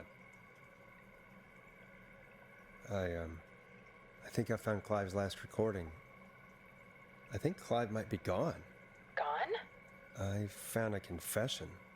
Not for any killings, but for playing a part in covering up George's death. He left this behind in case he died. He hoped someone would find it. Do you think the Whistling Man already got him? Possibly. We've had a lot of callers tonight, but maybe not every victim made it to the phone, you know? We don't know how many there really are. Christ, Forrest, that's dark. I know. It's almost like someone's killing Clive said he had read about other murders in other towns, and that the murders were all folks who knew about the incident. That's why he spared And the Carrie. killings were getting closer to Gallows Creek. Because she's innocent. He said he Like, wanted actually, to do something actually good for innocent, I once. guess. The board in his office. He wasn't tracking people down to kill them. He was tracking them down to save them. Ugh, why didn't he just come out with all of this? He said his employer threatened his family if he spoke out about any of it. His employer? The one who orchestrated the cover-up? Oh, Clive. I'm sorry for thinking you'd killed all those people. Do you think you found everything, Forrest? I think there's gotta be more down here. I need to find all the tapes. You think so? How much did Clive hide down there? Well, if there are more tapes, then there must be more maps to follow, right? That seems to be the case. All right then. Buzz the intercom when you find something and want to discuss it. Do you think you found everything, Forrest? I think there's gotta be more down Oh, here. Jesus Christ. I need to find all the tapes. You think so? How much did Clive hide down there? Well, if there are more tapes, then there must be more maps to follow, right? That seems to be the case. All right then. Buzz the intercom when you find something and want to discuss it.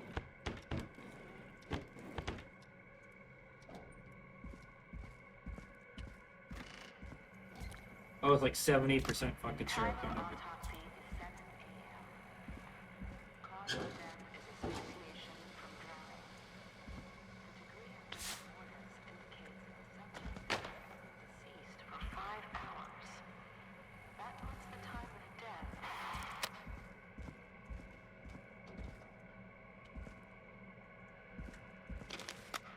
Got this one. Lacerations to arms, legs, and face, typically obtained by running through foliage.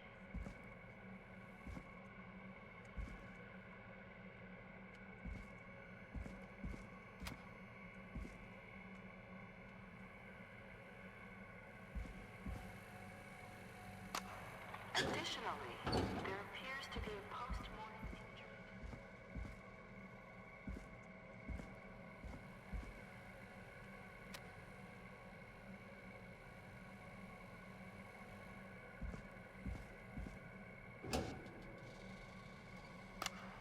It is the coroner's opinion that the subject likely If you're listening to this, then I'm probably dead. I'm a man who likes to stay informed. So,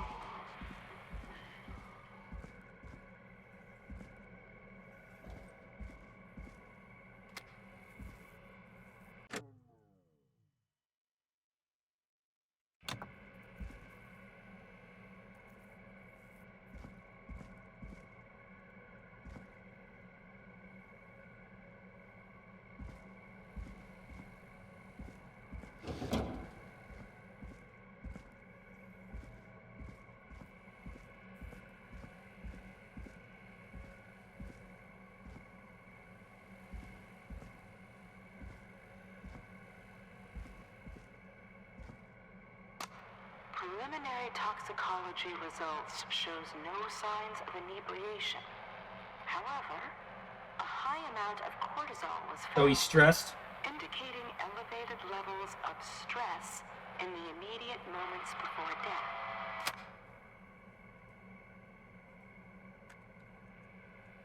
Okay, I think I'm good on all the tapes now. Because I fucking looked and assumed that's the last one. What have you found, Forrest? There's also a tape about a toxicology report. There were no signs of drinking or that he was on anything. What? But everyone said he went swimming drunk and drowned. It was in the newspaper and everything. Do you think you found everything? I think so. Forrest, what's going on here? Someone wanted that boy's death to seem like an accident. And they hired Clive to make it look that way. Come back upstairs when you're ready. We need to figure out our next step.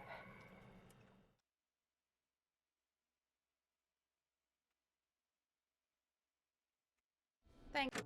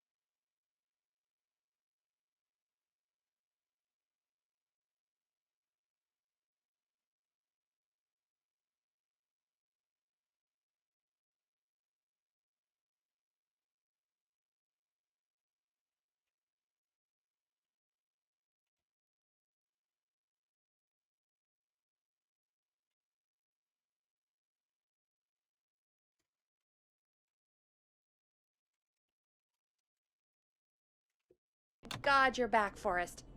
I've been running out of stuff to pad our airtime with. Peggy, you work in radio. Forrest, I'm stressed. I mean, really. How are we supposed to keep a show going with all this happening? That was my This is my our initial job, thought Peggy. like 3 hours ago. We gotta do it. You're right. So, what's the plan now? I think we should call Virginia back. All right, I'll get her on the line. When you're ready, shut the music off. Hello again, Gallows Creek. This is Forrest Nash. We're circling closer to the truth behind tonight's events. To this end, we're calling back one of our earlier callers, Virginia Sullivan.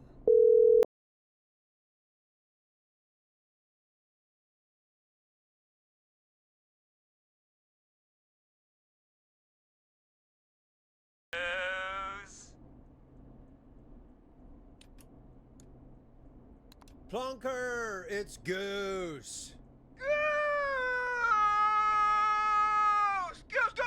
Goose! Where are you? Get your ass here! The party has moved! Oh, cool. Where's it moved to? This old lady's house. She's pretty cool, though. Dude, she said we could raid her liquor cabinet if we stayed and protected her. Of course, we're not drinking anymore. We're staying sharp in case that whistling turd turns back up. The old lady might need our help. Of course, man. Of course. Hey, could you put me on with the old lady? You know, to check if it's cool for me to drop by. Oh, there's that Goose respect we love. I'll grab her now. Hello? Is this Goose? Hey, Dr. Sullivan. Who is this? Hey, Virginia, it's Forrest. I'm glad you're still okay. Oh, Forrest. Sorry, I'm still jumpy. Sorry to hear that, but listen, hey, we need to talk. What about? We're calling because we think you can help us understand why this is happening tonight. Me? What would I know?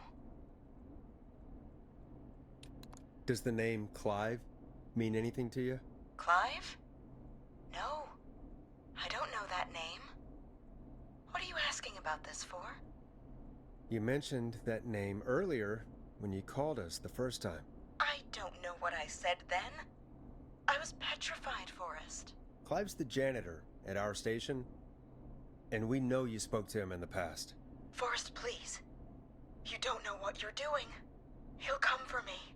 Virginia, it's okay. Clive won't be coming after you. We think Clive's dead. Dead? But isn't he? He's the whistling man, Forrest.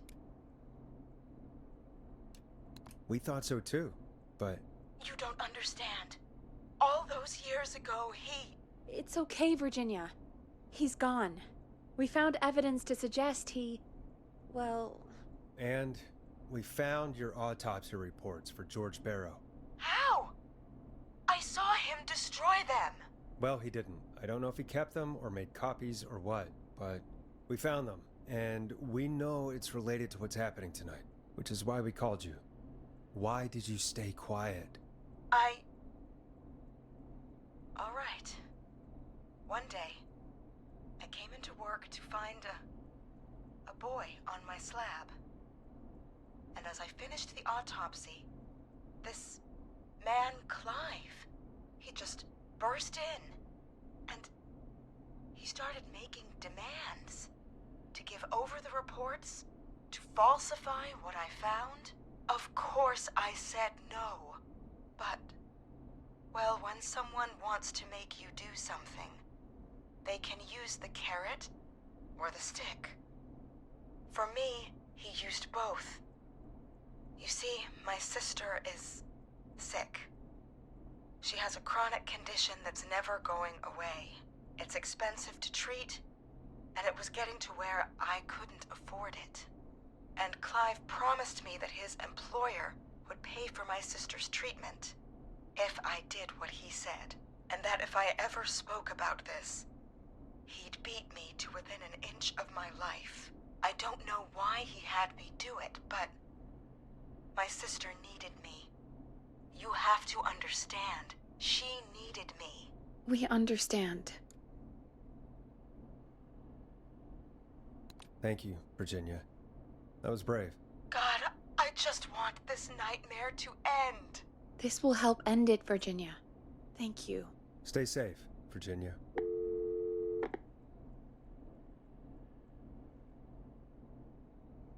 So, Virginia's tied up in all of this. Clive threatened her to keep quiet about George's death. But for who? Why cover up these details? Well, we know Sandra was involved in George's death. Do you want to call her? I do. Alright, but before we go asking questions, I think we should know what we want to ask. Is that fair? Yeah, we need to ask her about finding the body. She was the one who discovered it, but something just doesn't add up. 100%. She knows more than she's saying. I wonder what she's hiding. We'll hopefully find out soon. Anyway, just be careful when you're talking to her. Don't push too hard. We don't want her to hang up. I'll be careful. All right, calling her now. Hopefully she's at her jazz studio.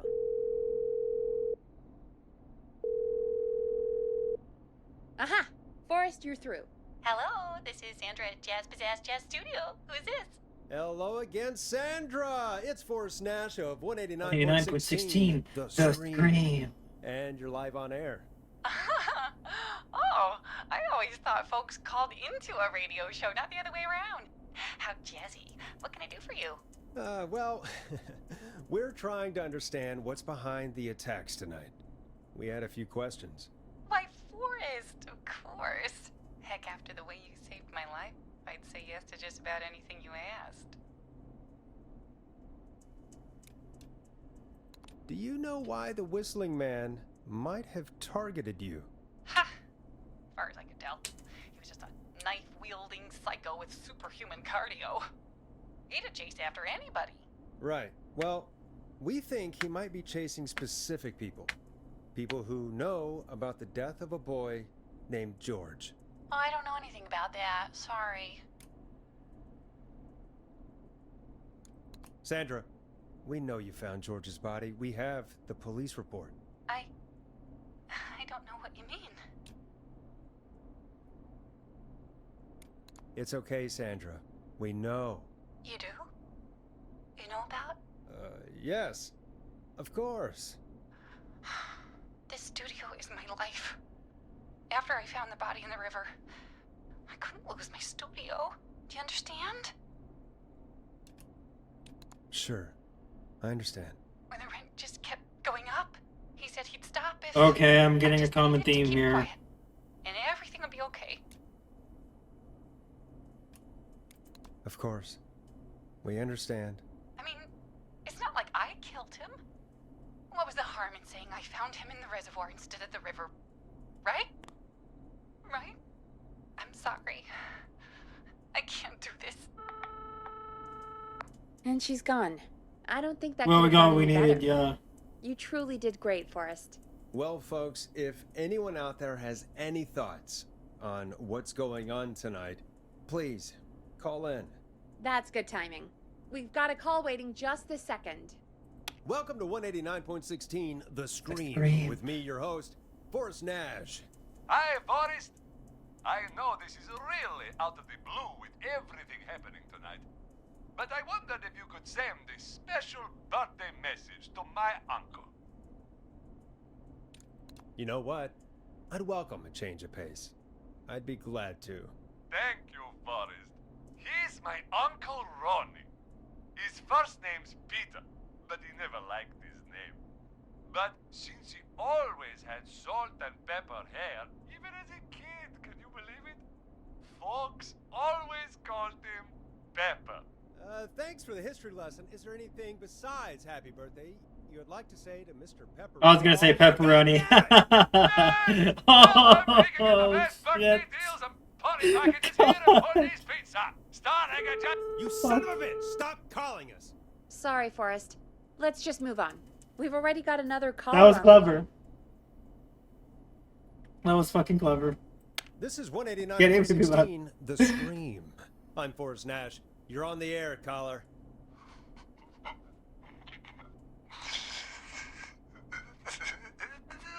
Caller.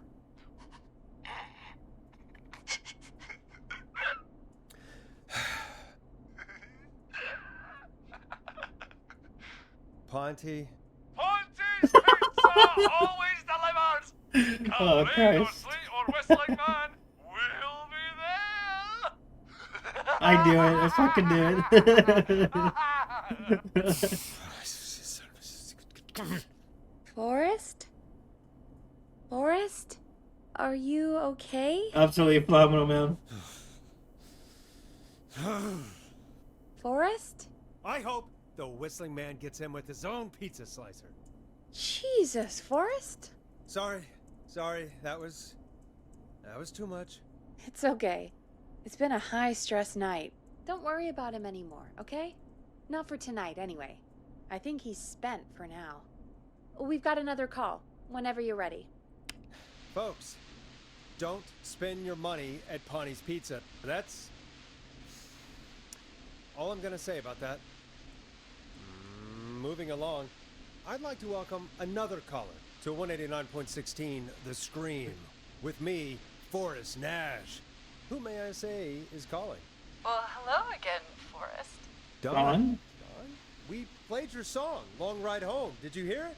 Can you tell us? Never mind that now. First, I'm calling because I need your help. Are you in danger? I sure am. Do you mean Yes, he's after me now. you? I think so. He must have heard me on the radio helping you. Right. Okay. Tell us everything. I was out following a lead, trying to work out who would be next, after Chuck. And what happened? And I started to feel like I was being followed. I came back to my apartment building, but this newfangled security system... This voice actress sounds a little familiar. I don't know if she actually is or not. Don't you have a key to get in? Only for the apartment door. The front gate requires an Like, entry I'm code. feeling some life of strangeness from this shit. Electronic, I From guess. this. I don't know if that's. That code to get inside. You know? Which apartment block do you live in? Maybe one of our listeners lives there too. It's the new Woodside apartment building between the town hall and the trailer park. But I doubt any of your listeners live there. I don't have many neighbors. Sounds like a prime piece of real estate. The sound really carries at night. Shit. Is that a neighbor's dog? Yes, it is. Boy, I wish he'd muscle that thing in. Oh. And now he's blasting David Scopo out of his window. Listen, I can't get any. He's coming down the street. I don't think he's seen me yet. Forrest, please. I need your help. I need the code for that security system, or I'm gonna die. What's the name of the security system? There's a sticker on the box. It says Starling Security 4000. There's a keypad, and it looks like it wants a 6-digit number. We'll see what we can do. Thank you, Forrest. Yeah, of course. Don't worry, Don. Thank you, Forrest. I knew I could count on you. I'll sit out of sight. Call me back soon. All right, folks. Here's a little tune for you all to enjoy while I try to break Dawn into her apartment.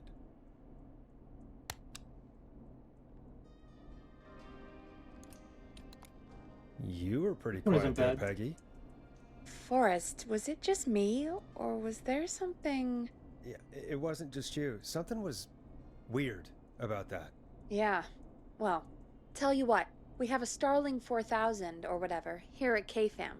There should be a Clive default bought one code, for the right? station. Maybe we can find something to help. Well, I'm not sure who, but to help someone.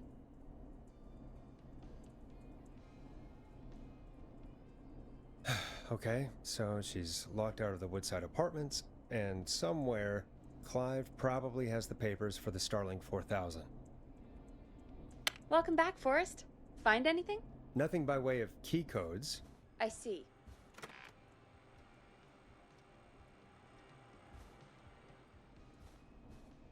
Any ideas, Peggy? Dawn says she's stuck outside the Woodside Apartments with the whistling man nearby. She's locked out because of some new security system. Yeah, the Starling 4000. Right, and we had the same security system delivered here. Clive was going to install it, so check the basement. I guess that's where Clive would have stuff like that. Thanks, Peggy. No problem. Don't take too long.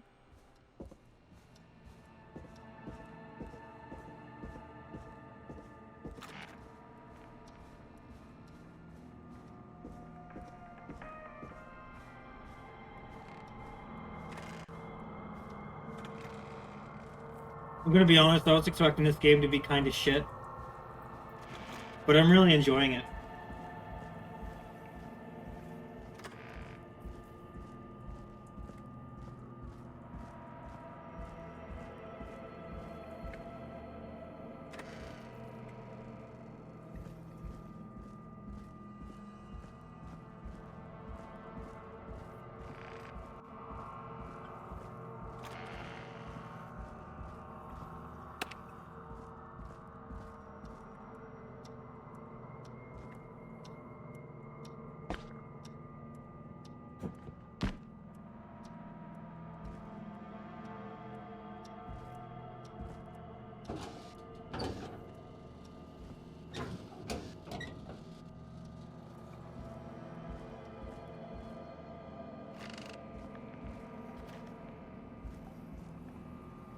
there a way to turn up the brightness?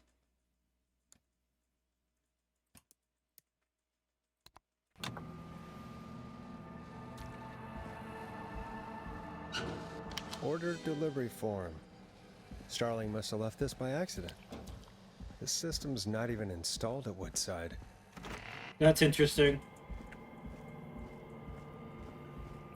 Maybe Dawn's just calling to fuck with us.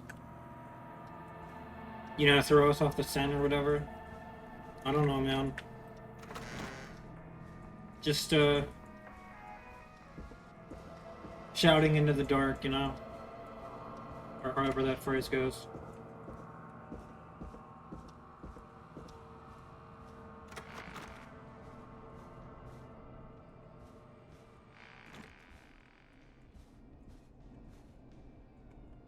Welcome back, Forrest. Find anything?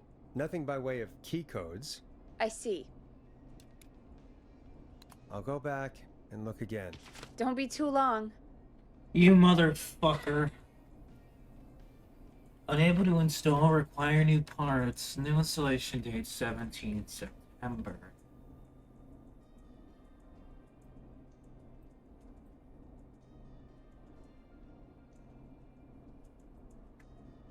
You fucking...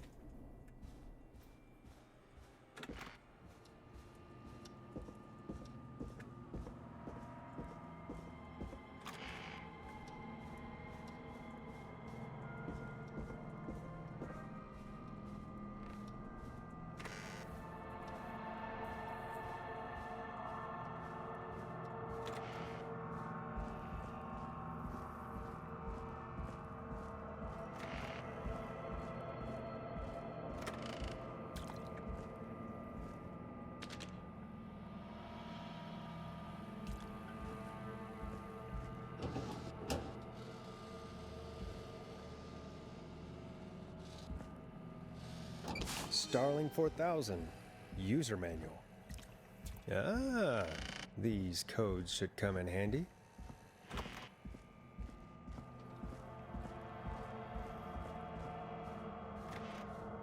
Factory access codes. Okay, so yeah, there's like a default thing then, right?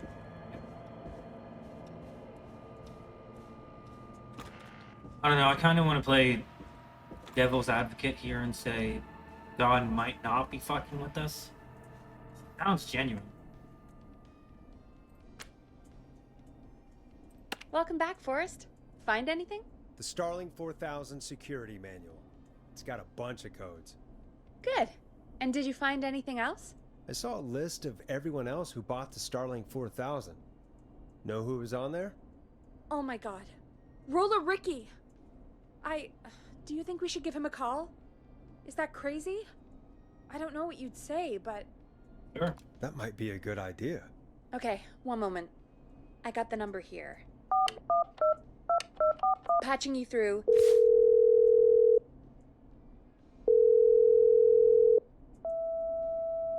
Shit. He probably can't hear it over the music. Forrest, I don't know about this. This is super weird. Just put me through to Dawn. I'll take care of this one way or another. Okay, if you say so. Line 1, whenever you're ready.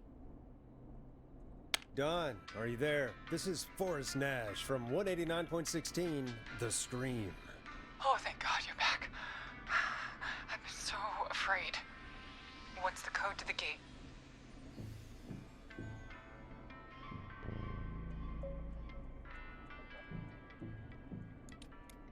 What's the entry The code? code is 715914. Thank you, Forrest.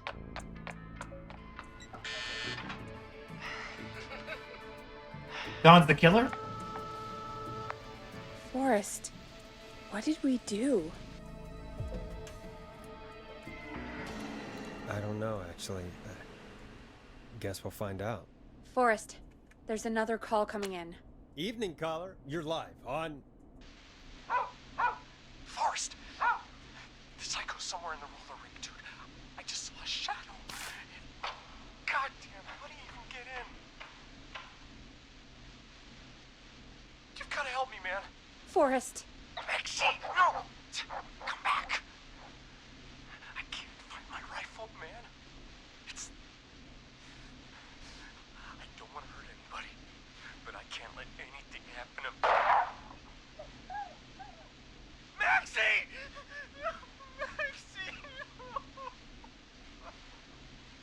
Damn.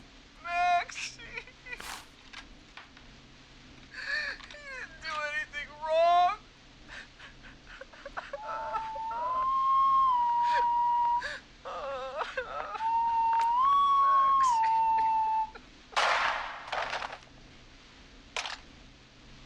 Thanks again, Forrest. Oh, God. Poor Ricky. Okay, Gallows Creek, here's some music while we process what just happened. So, the whistling man is a woman?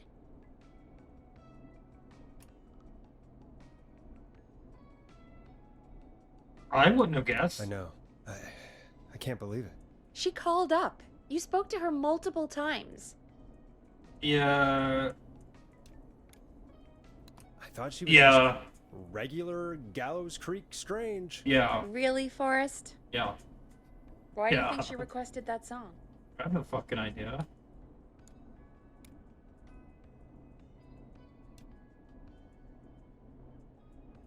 To let us not help people? To get me outside? Maybe, but how? She didn't know the song was outside to start with. That's right. She never actually attacked me out there. So? What now? I guess I should make an announcement. We do have new info. Okay, kill the music and you can make the announcement. Okay, you're live in 3, 2... Hey folks, this is Forrest Nash here. I hope you're all safely locked inside. For those of you listening to that last call, you might be wondering what to make of it all. Here's our take. We now believe the killer is actually a woman. One who might manipulate you into letting her in before she attacks you.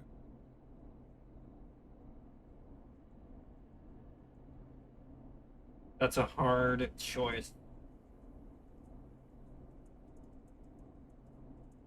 I'm sad to say, but it's time to trust no one. The killer was calling themselves Dawn. This could be a fake name. If anyone needs help or you have info on the killer, please call in. You folks have my new number, right? It's 911. Hopefully, our next caller can help shed some light on our killer. Hey, we had a call come in. Okay, folks, time to take a call. This is Forrest Nash, and you're listening. Please help me. My name is Casey Moore. I'm at 25 Nancy Drive. My best friend's been stabbed. He's bleeding everywhere. I don't know what to do. Please help me. Is he still breathing? Yeah, but he's bleeding out fast. I really need help. Please. Take a breath. We'd been out at the reservoir. We were heading back to his place when we heard this whistling all of a sudden. He just started freaking out. He screamed at me, told me to hide. I'd never seen him like that, and I just panicked and ran and hid in a bush. Oh no. Forrest. Then what happened? He went up the road and talked to someone. I couldn't really hear or see anything. It sounded like he might have known the person, and they just stabbed him. Casey, was he talking to a woman? I don't know. They had a mask and wore all black. That's all I know. Please, we need help here. I'll get you help, but I need to know. Where did the masked person go? They left. They left him to bleed out. I waited until they were gone, then dragged him into the garage and called 911. Wait, why didn't she make sure he was dead? I don't know. I think I heard them say something like, "It's not so funny now, is it?" before they left, but please, he needs to get to the hospital. Yeah, hospital's not happening. I can't drive, so we need an ambulance. Forrest, the ambulance was destroyed in the explosion at the gas station. You should get all the info you can. Can you tell us where your friend was stabbed? They stabbed him in the stomach, and then stabbed him again in his leg when he was on the ground, and it's... Oh, the knife is still there in his leg. Don't What's remove your it. friend's name, Casey? It's Jason Parker. We'll be right back. Peggy, patch us through to the hospital. On it. Phoning St. Gabriel's now. Switch to line 2. Hello, St. Gabriel's Hospital. How can I help you? Hi, this is Forrest Nash from 189.16. We have a stab victim at 25 Nancy Drive named Jason Parker. He's been stabbed in the stomach and the leg. He's bleeding heavily. Oh God, I'm sorry. With the ambulances, well, you know. I know, but please, we need something, or he's going to die. Forrest, listen, you're going to have to get him here. We need to see him, and we can't get there ourselves right now. We don't have any way to drive him right now. And even if we did, he's bleeding out fast. Alright, listen. We need to buy him time to get here. That means stopping the blood first, and then finding someone to stabilize him. To stabilize him, you really need someone with first aid training. Do either of you have any? No. Me neither. Damn it. I'm really sorry about this, but I have other patients who can't wait. All I can do is talk you through the procedure as quick as I can, and then leave the rest to you. You think you can handle that? Hit me. I'm sure we can handle it. Okay, from the top. If he's bleeding out, then you need to get him comfortable and try to stem the bleeding. Lay him down. Apply continuous pressure directly to the affected areas. When the bleeding slows, get a clean cloth of some kind and hold it over the wounds. Get them comfortable. Apply pressure. Clean cloths when slowed. Got it, I think. You said he was stabbed, right? If the object he was stabbed with is still in him, don't take it out. It's stopping the worst of the bleeding right now. If anything, you should secure it so it stays where it is. I wouldn't have thought of that. It makes sense, though. God, that was a lot of info. But I think we can handle this. Not really. Glad you got it so far, because there's more to go. I'm still with you, Doc. What else do we need to know? If he's lost a lot of blood, he may enter shock. If he does, act fast. If you applied a cloth and it's bleeding through, don't remove it. Just apply another on top of it. Pack that gauze, If man. it's safe, elevate his legs to get blood circulating to his vital organs. Try to keep him warm. Get him to rest and reassure him. We need the patient to stay calm. All right, don't replace bandages. Elevate Yeah, his because if legs, you rip off the keep him bandages, man, it might warm, start bleeding again. Or, you know, So rip it. what? Like, I'm you know, really sorry. That's as much as I can do. you know, to right like now. fucking fuse Try to around, stop the like, bleeding, find someone to get him stabilized, and get him here as quick as you can. you know, it'll Good luck. fucking soak Alright, into Forrest. the, you know, like if you Casey's rip still that on line off, one. you know, it'll reopen the. Hello? Hello? Forrest, are you there? I'm here. How is Jason doing? Badly. He's still bleeding. I need help. I've been putting pressure on his stomach wound since you left, but he's still bleeding. I don't know what to do. That's good, Casey. The nurse said to do that. What about the knife in his leg? It's gotta be hell. Should I pull it out? No, don't touch the knife. The bleeding will get worse if you pull it out. Are you sure? I'm sorry. I'm gonna stop making suggestions. No, don't worry, Casey. We're a team here. We're all going to get Jason through this. Casey, is his leg wound bleeding right now? I hate looking at that knife. Yeah. It's bleeding. His stomach is worse, though. I think we need to secure the knife so it doesn't move around. Do you have anything you can tie around it? Yeah. There's some laundry piled up on top of the dryer. Some cloths on the hood of the I car. think Rice comes into play here, right? No. I guess I've got my jacket. Yeah?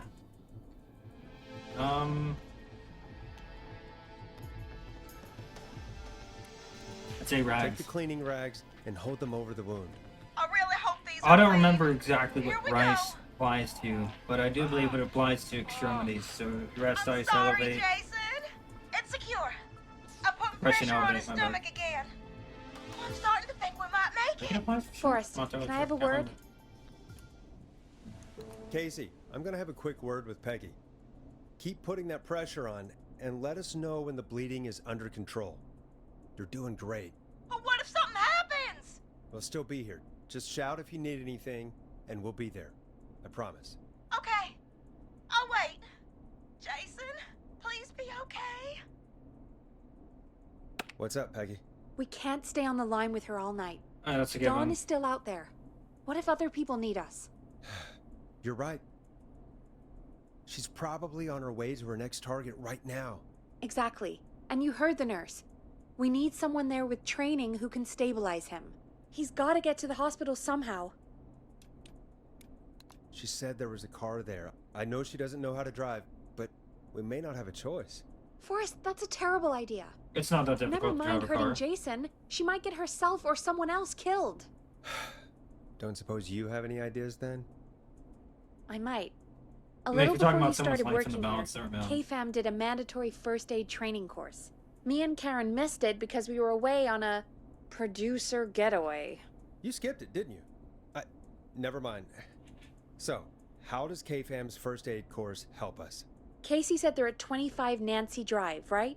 Yeah? Why? They put up a bunch of cheap houses around there about 10 years ago. So a bunch of people here at the station live around there.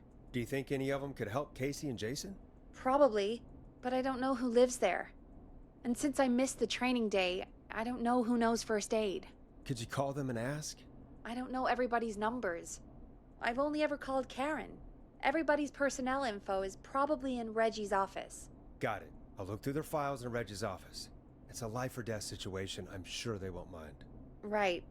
But there are a couple of problems with that. It's sensitive information, so Reggie probably locked it in his safe. Great. Great. Do you have any idea what the combo for the safe could be? Not a clue. Reggie's a serial note-taker, though. Maybe something in his office will give it away. Right. There is something else. I'm not gonna like this, am I? Have you ever heard, "The future is floppy"? Peggy, what the hell are you talking about? I'm talking about floppy disks. Floppy disks are like these futuristic things that have information on them. Oh, this is the 80s, yeah. You put them in a computer and they do something. Yeah, with their like 2 megabytes of space. Anyway, or like a Reggie kilobyte. decided that the future is floppy and started phasing out our physical No, records you're talking and replacing megabytes. them with these floppy disks. I imagine it's the same for our personnel files. That's good to know. Since we haven't heard anything from Casey, I'm guessing Jason's okay for now. I'll check out Reggie's office and see what I can find. You'll need a key for that. I'll just slide it under my door now. Thanks, Peggy. I'll just have to look around.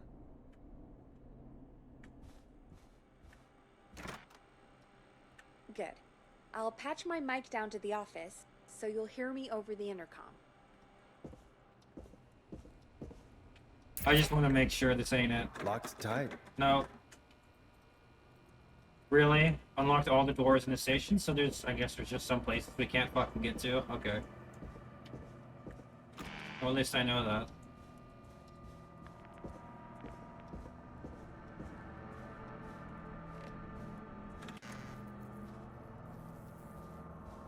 It's supposed to be Reggie. I wonder what that's short for, Reginald. 4-digit code.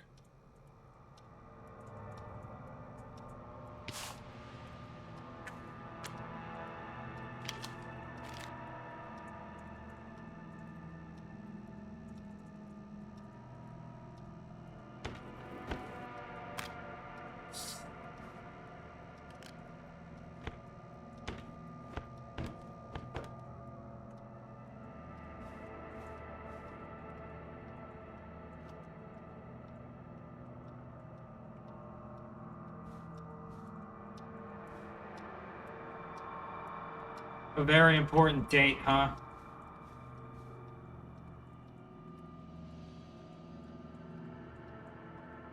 And it's 6 digits? No, it's 4. Shit, okay.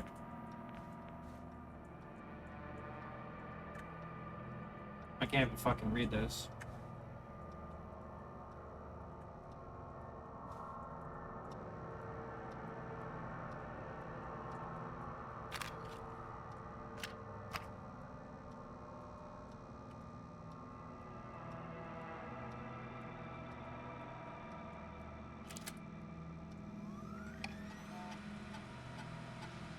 Could this be it?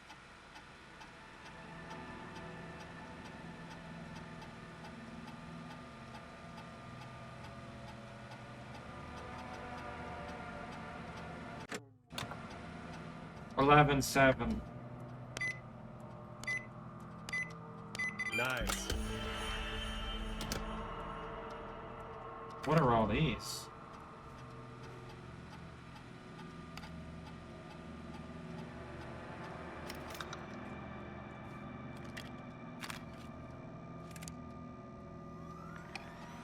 Hey, Peggy. I think Reggie's on to you and Karen. Maybe don't bring those little drink umbrellas into work for a while. What? Why are you reading my file? You need to find someone who can help Casey. We already know I can't. Don't waste time. Not Right, wasting sorry. time, motherfucker. I need to focus on possible candidates. I can read the rest of this later. I didn't even know these were named.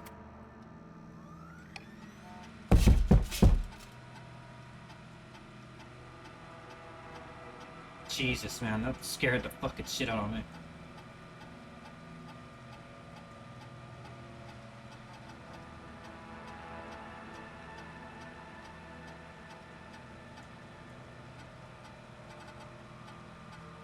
That joke wasn't that bad, that's funny. Okay, Brad's out of the picture. Aaron.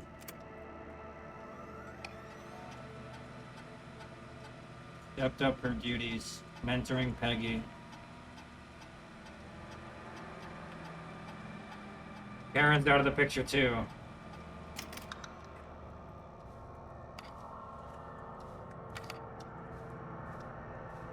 Okay, that one's me.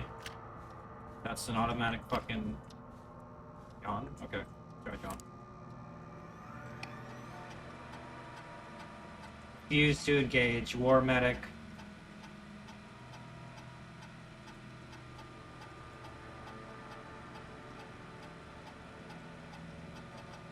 Is that not, I mean...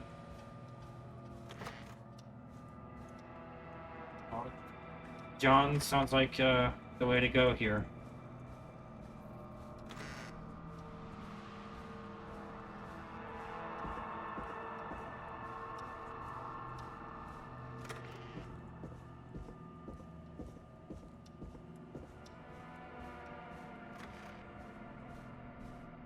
Let's get the corpsman on the line.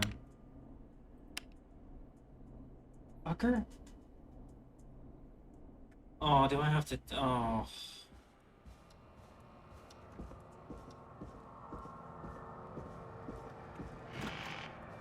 But I already read the gut. Do I have to read through all of them, maybe?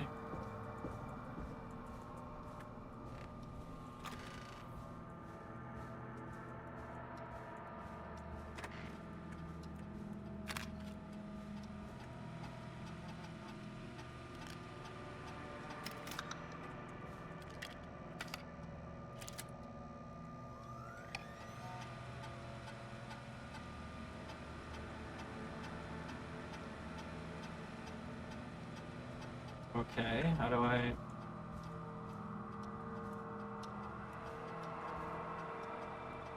Hey, Peggy, you there? Yeah, I'm here. Did you find what we need? I think I know who our best bet is to help Casey and Jason. All right, good work. Who should I... Hello? Is anybody there? Please pick up. Casey, I'm here. What's wrong? Jason started going pale. Going into shock. I tried to get him to rest, but he just threw up everywhere. What's happening? What do I do? Give him sugar. God, it sounds like he's going into shock.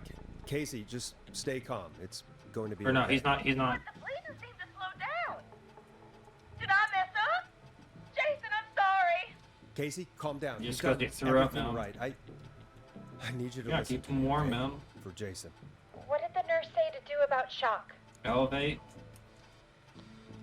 Casey, I need you to elevate Jason's legs. We need to get the blood flowing to his vital organs. Got it. Jason, stay with me. I'm just gonna move you. This might hurt. Okay. I propped his legs up on some boxes. I'm looking at my notes. We need to get Jason as warm and comfortable as possible. Do you have anything you could use nearby, Casey? Yeah. That jacket. I still have some laundry next to me. I'll wrap him in some blankets. Just give me a second. Sorry. Jason's bleeding through his bandages. Don't fucking Should touch I him. get him new ones? Or... Oh, God. Don't remove the bandage. Apply another one on top of it. Pack that Do you fucker. still have something you can use? I've used the rest of the laundry to keep him warm, so... I'll use my jacket. I can always get a new one. I'll fix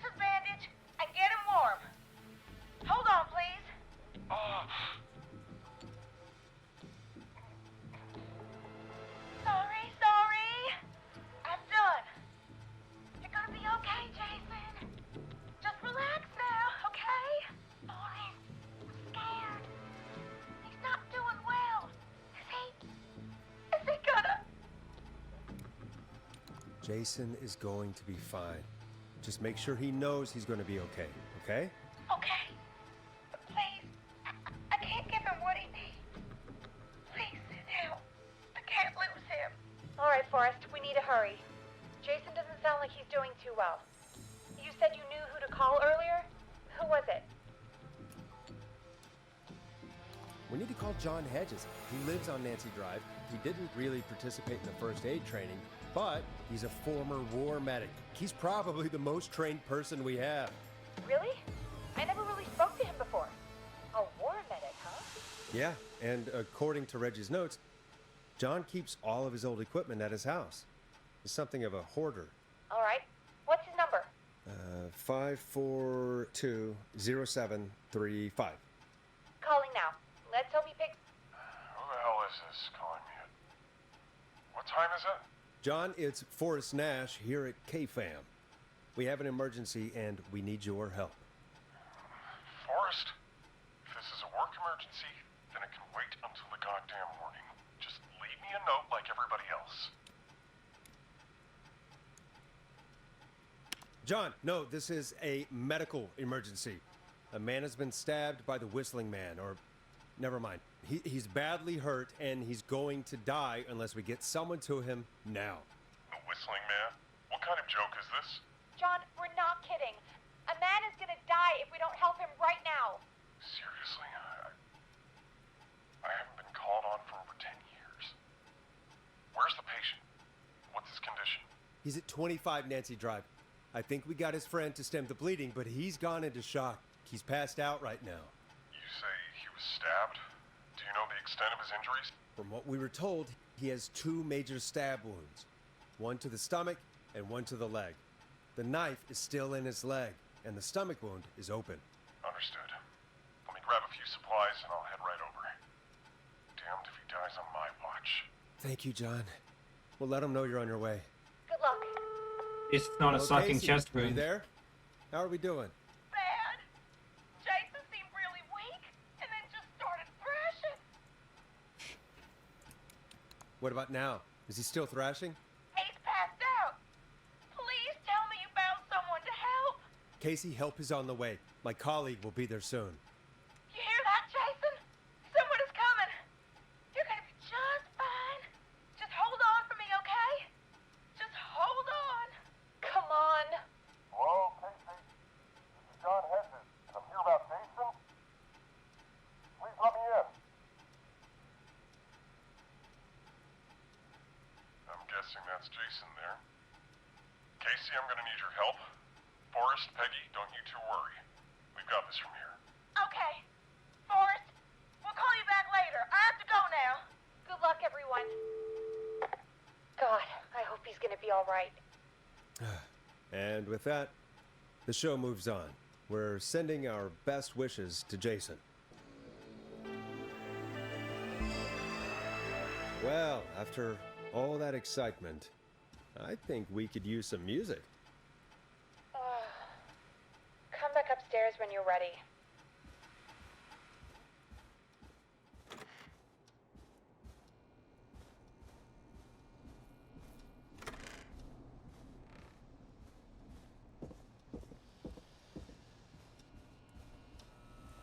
That's neat. It even has on air all the way out here. That's nice.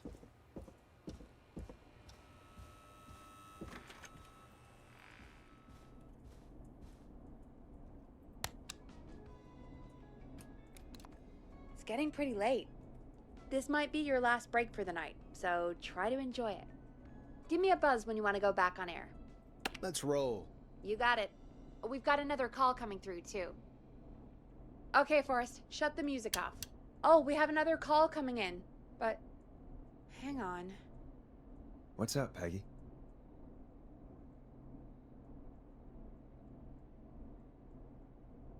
Peggy? You're gonna want to take this call off the air. Who is it? Just do it. All right, folks, it's time for another track. Here's one to help you sit back and relax. We'll be right back after this. I hope this is good news, Peggy.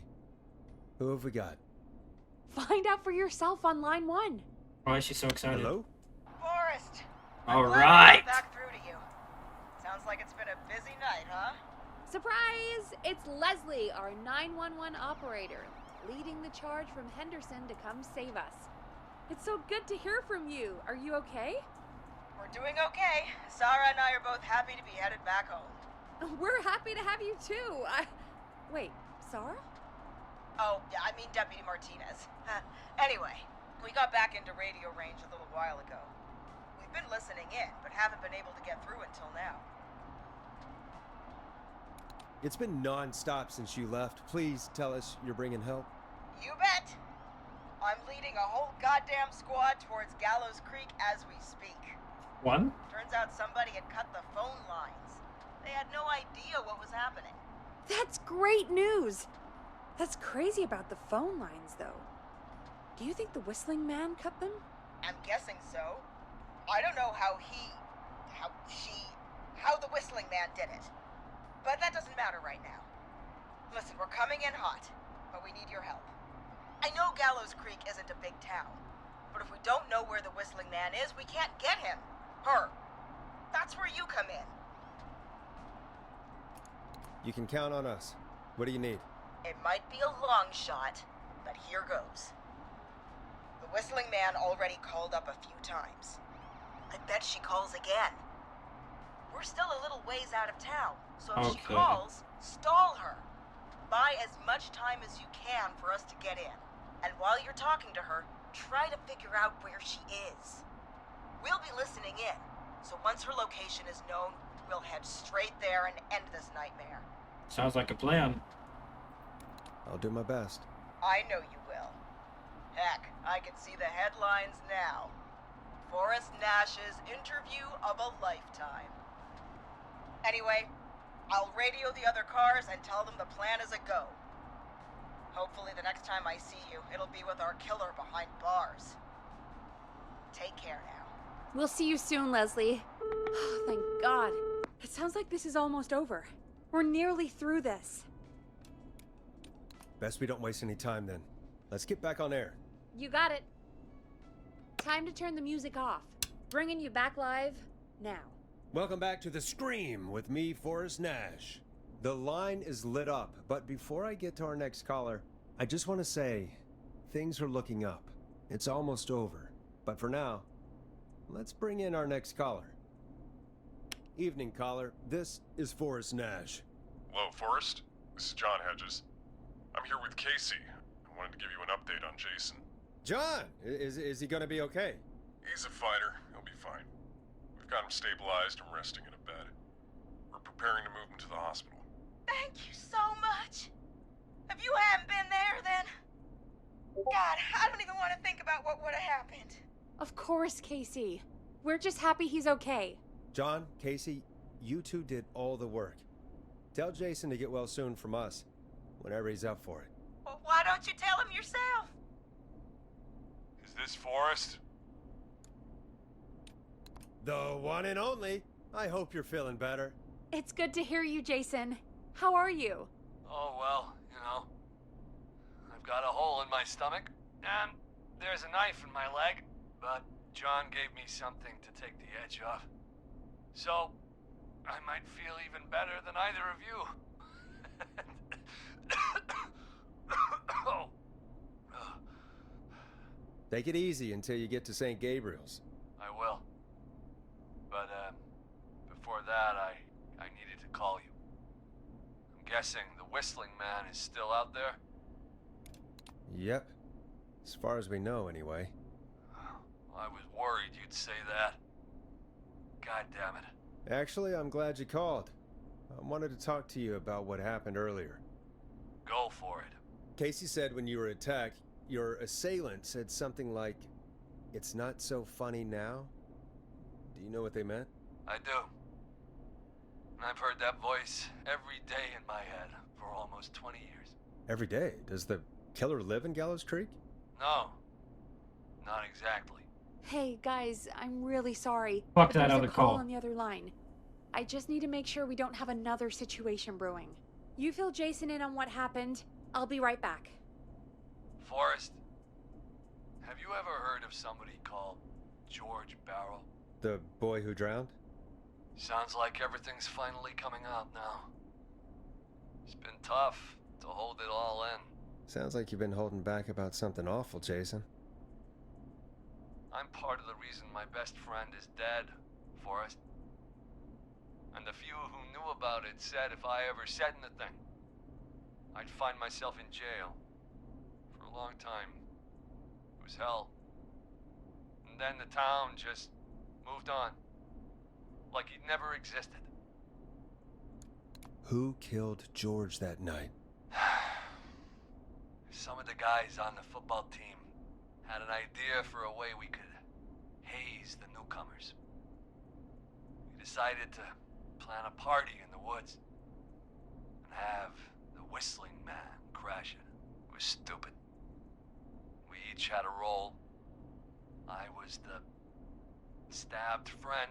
Ironic. At the party that night, I left the group for a second, met our Whistling Man, pretended to get stabbed in front of everyone, started an almighty panic. Those screams. That was the last time I saw or heard George alive. How did George die, Jason? I don't know. I was playing dead. But when I heard her scream... Her? Yeah. George's girl. Do you remember who she was? Yeah. He called her Bean. I heard her again tonight, Forrest. Her name was... What? What happened? Damn. Are we still on air? No, we're not. Seems like the power is completely gone. How do we get it back on? I don't, we can use the emergency generator down in the basement. Reggie picked it up a while ago in case we ever needed to do an emergency broadcast. An emergency broadcast? Emergency? You know, nuclear war, alien attack, broadcasting a serial killer's location to the cops so we can end this nightmare. Fair point. It's in the storage area in the far back corner, up on the wall. You might have spotted it earlier when you were digging around for all those tapes. It'll have a big red button. Just press that. I'll see you when you're back. I feel like Peggy's not gonna be here when I get back. Some shit's gonna happen. I'm gonna go down to the basement, and shit's just gonna be so fucked.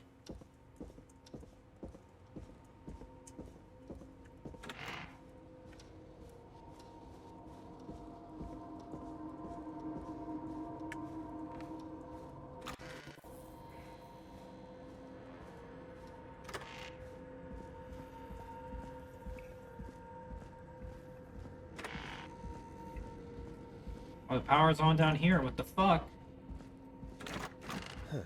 Far back corner.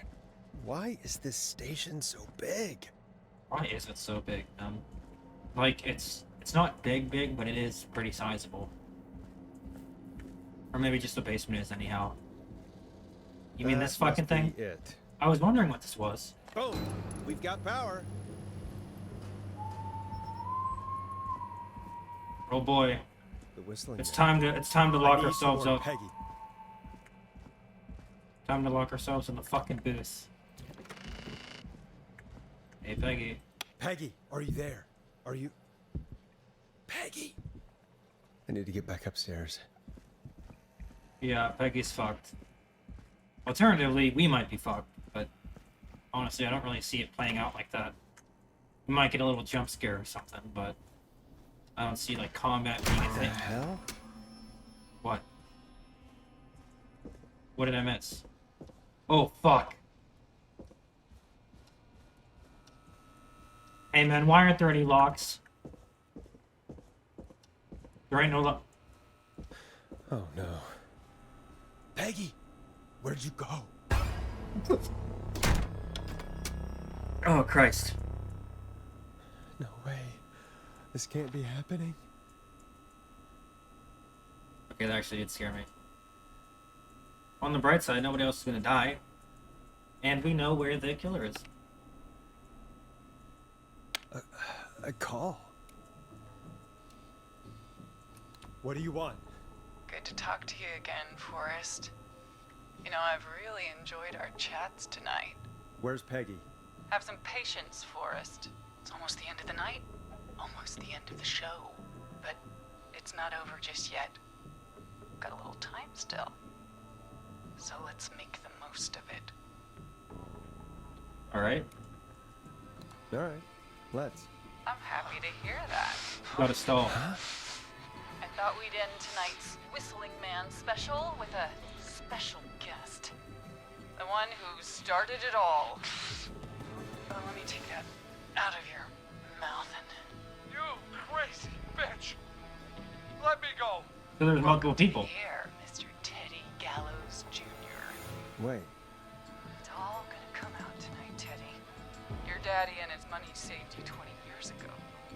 But even if he crawled out of his coffin with all the money in the world... Wait, where the hell is Teddy? How are you talking to him if you're here with me? She's not. Because I'm not there with you, Forrest. I'm here with Teddy.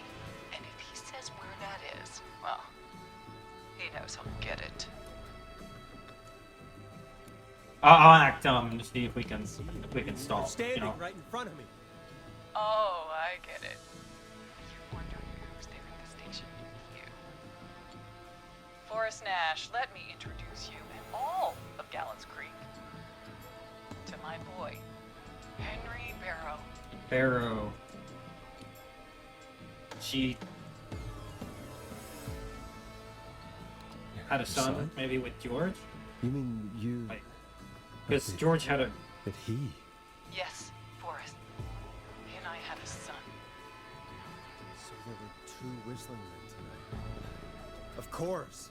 That explains how you were always able to get around town so quickly. And that's how you escaped the secret archives in the newspaper office. Don't think I've forgotten about that, Forrest. Locking my sweet boy away like an animal. Hang on. Did you say Barrow? Then are you? Let me just get this mask off. Damn uncomfortable thing. No wonder Mooney went crazy wearing this. There we go. Marie Campbell? George's old girl. Oh, well, it sure has been years since I last saw. Oh, God damn it. Where are you going with all of this? Everyone's gonna know now what Teddy did. He killed George that night. This night. 20 years ago. Listen to me. You're gonna talk when I talk to you. And not a moment before. Meanwhile, Forrest, I'm gonna give you the chance to talk. So they've been trying to uncover this thing. Happened to George all those years ago. Why should I help you? Why should I play any part in this? Because I think you believe in justice. Unless they're trying to It's spin it that way. You have no goddamn idea, Forrest. These people you've been trying to save, they were all in on it. They all knew George was murdered, but... Murdered? Listen, I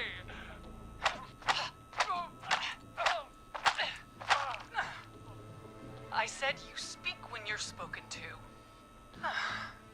Now, I know you've done some good work tonight in piecing together what happened to George 20 years ago, and that's why I want you to interview us. Interview you? All right, I can do that. Thank you. I want you to help me and Teddy tell the story, Forrest. Do a good job. And hell, you might be the only one to leave here alive.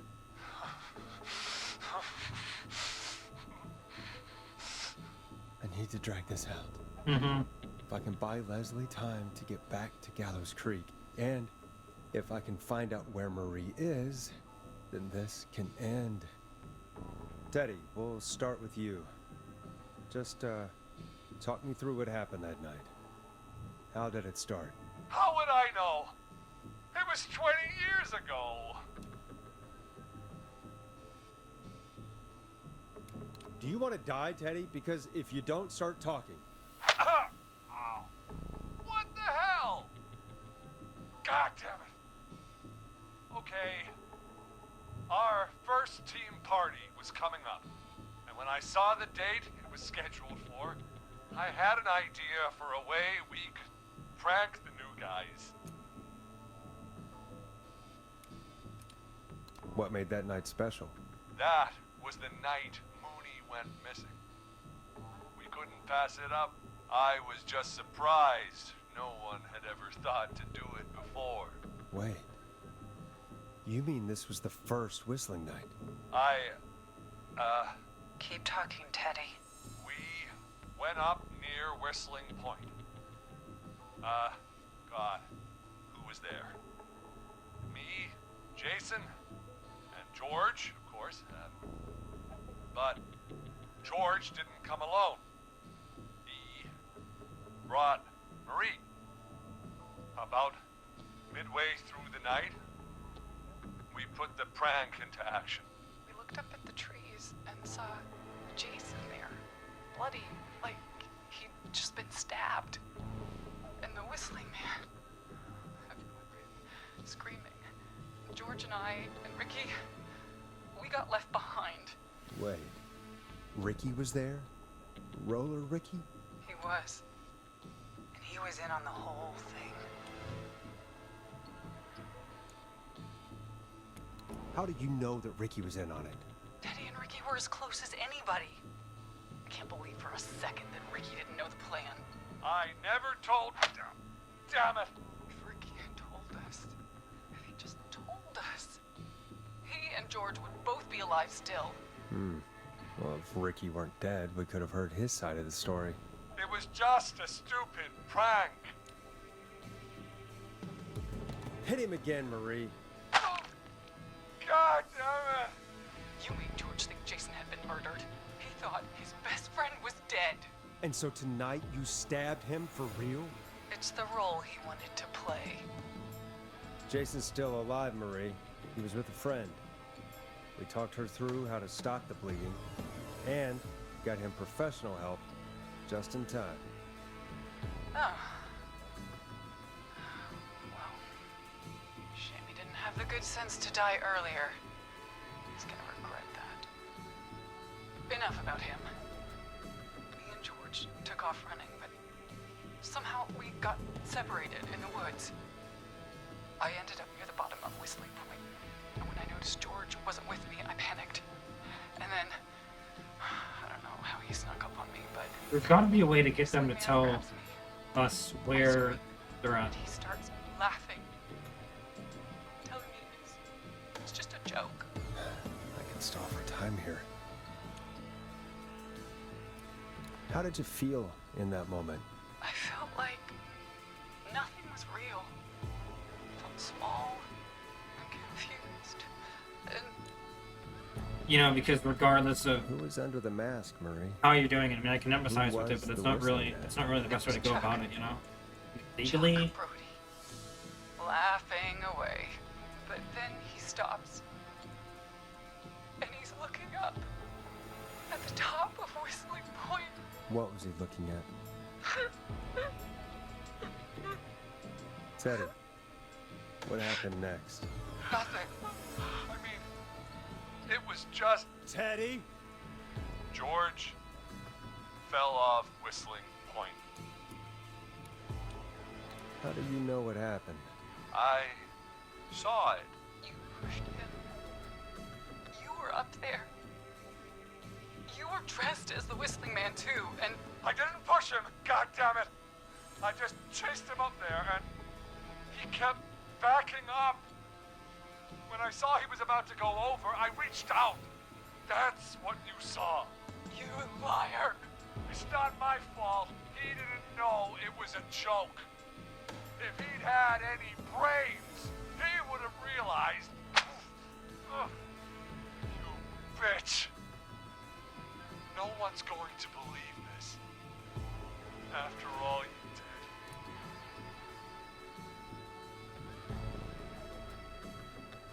I believe her.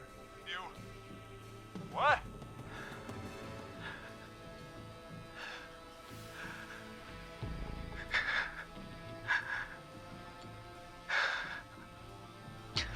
Why else cover it up? My future was at stake, Nash.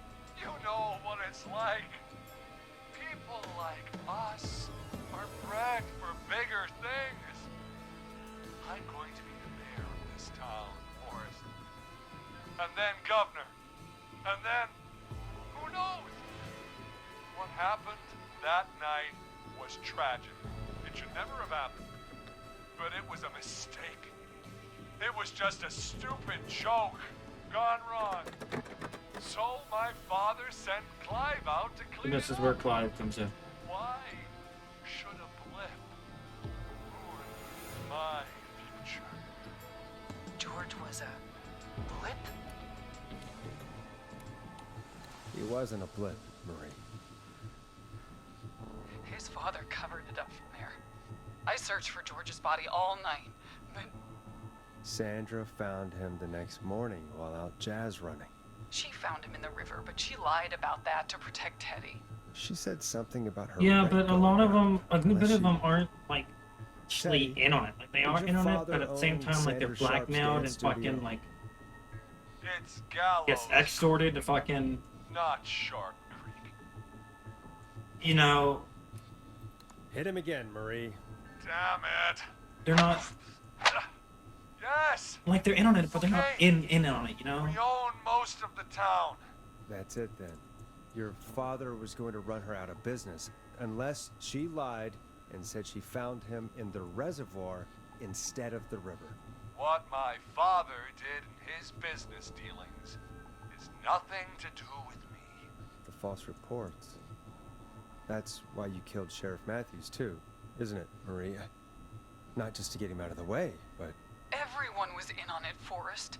Even the coroner wrote a fake report. Said George was drinking. That he just got himself into trouble. And I saw. I'm sorry. For all it's worth, Virginia didn't have much of a choice. She had a sick sister whose treatments she couldn't afford. She played along with the gallows to save her sister's life. And her own.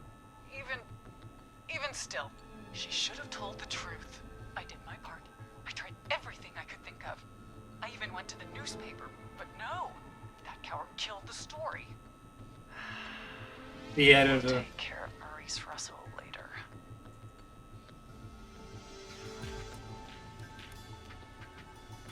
You've been through hell, Marie. I'm sorry. That's not antagonizing. No idea. Never should have started. He shouldn't have pushed my George off a cliff. He should have been punished. It's coming to a stop. At least for now. Here, where George and I first met, before he joined the football team, was right after he shot the winning throw. Wait a sec.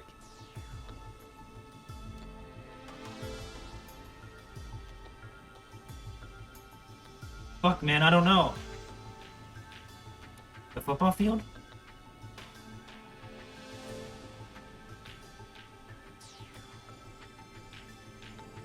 You're at the football field. Jesus Christ. Fuck. Forrest, you idiot. We're in the gym. I wasn't really Gallows listening, Creek honestly. High. Like I was. God damn it, I was close. Okay. Wait. He's dead too now, isn't he? He is. Anyway, I think that about wraps up the interview with Teddy. So, Marie? Where? That was fast. Peggy! Teddy! Peggy, it's been so long since I've seen your face. I worried you wouldn't come. And here I was, thinking you'd forgot me. I'd never forget my own sister. Jesus Christ, is Peggy in on it too? Will someone please explain to me what's happening? Wanna explain, Peggy? Earlier, while you were speaking to Jason, I got a call. Do you remember? Well, it was from Dawn. She said that my sister Marie was there that night George died, and that I should come to the gym for a reunion. And when you walked in, you found out? That my sister is the Whistling Man. Good to see you too, Peggy. Why didn't you tell me any of this? She said that it was my last chance to see my sister. Oh, damn. I knew if I told you, you'd try to stop me or come with me when we need you on the radio. And I just... I'm sorry. This has to be a lot for you. I just... What happened to you, Marie? You just disappeared one day. Disappeared? I was thrown out, Peggy. I begged Mom and Dad to do something about what happened that night, but did they care? No, they told me to stay quiet. They only cared when they learned I'd been with George, and Marie, I'm so sorry. I never knew. it's not your fault. Really, it's Mom and Dad I should be seeing right now, but since they're dead and gone, well, I'll have to settle for the next best thing. Okay. Don't. Marie, listen to me. You don't have to do this. Someone has to pay for what they did. Marie, please. Mom and Dad are gone, Peggy. Besides, you forgot me. Just like the rest. You forgot. Is there any way I can prove Peggy didn't forget Marie?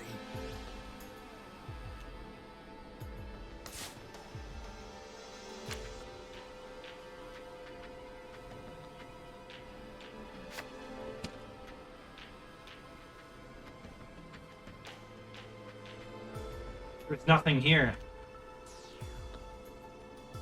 It hurt to be forgotten. I never forgot you. Well, no one's gonna forget now. Shit! Peggy, no! Motherfucker. That's the card?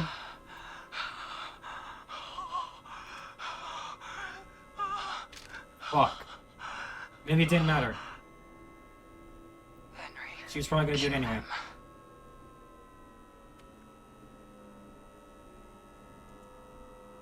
I mean, I'd say there was enough stalling, right?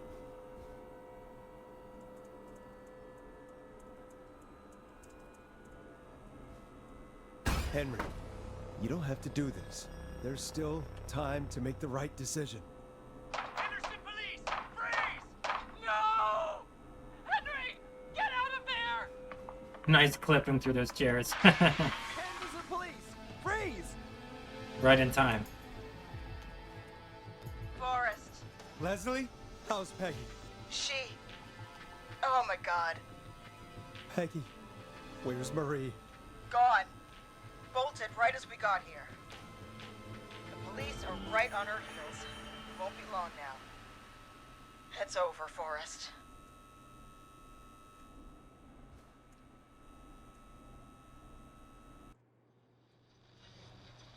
I survived, huh? Is there an ending where I don't?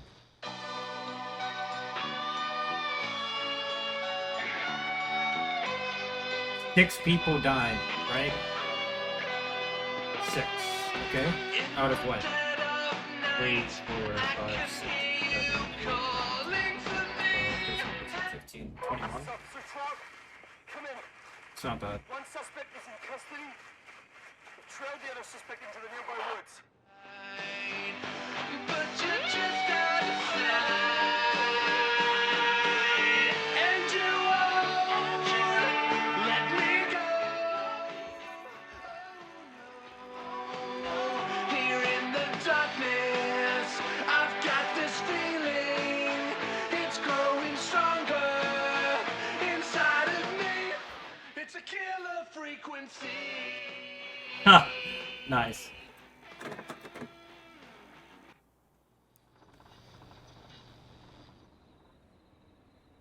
Oh goddamn, that was a pretty good game, man. I actually quite enjoyed that.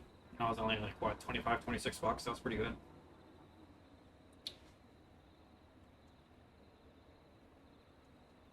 That was pretty fun, man.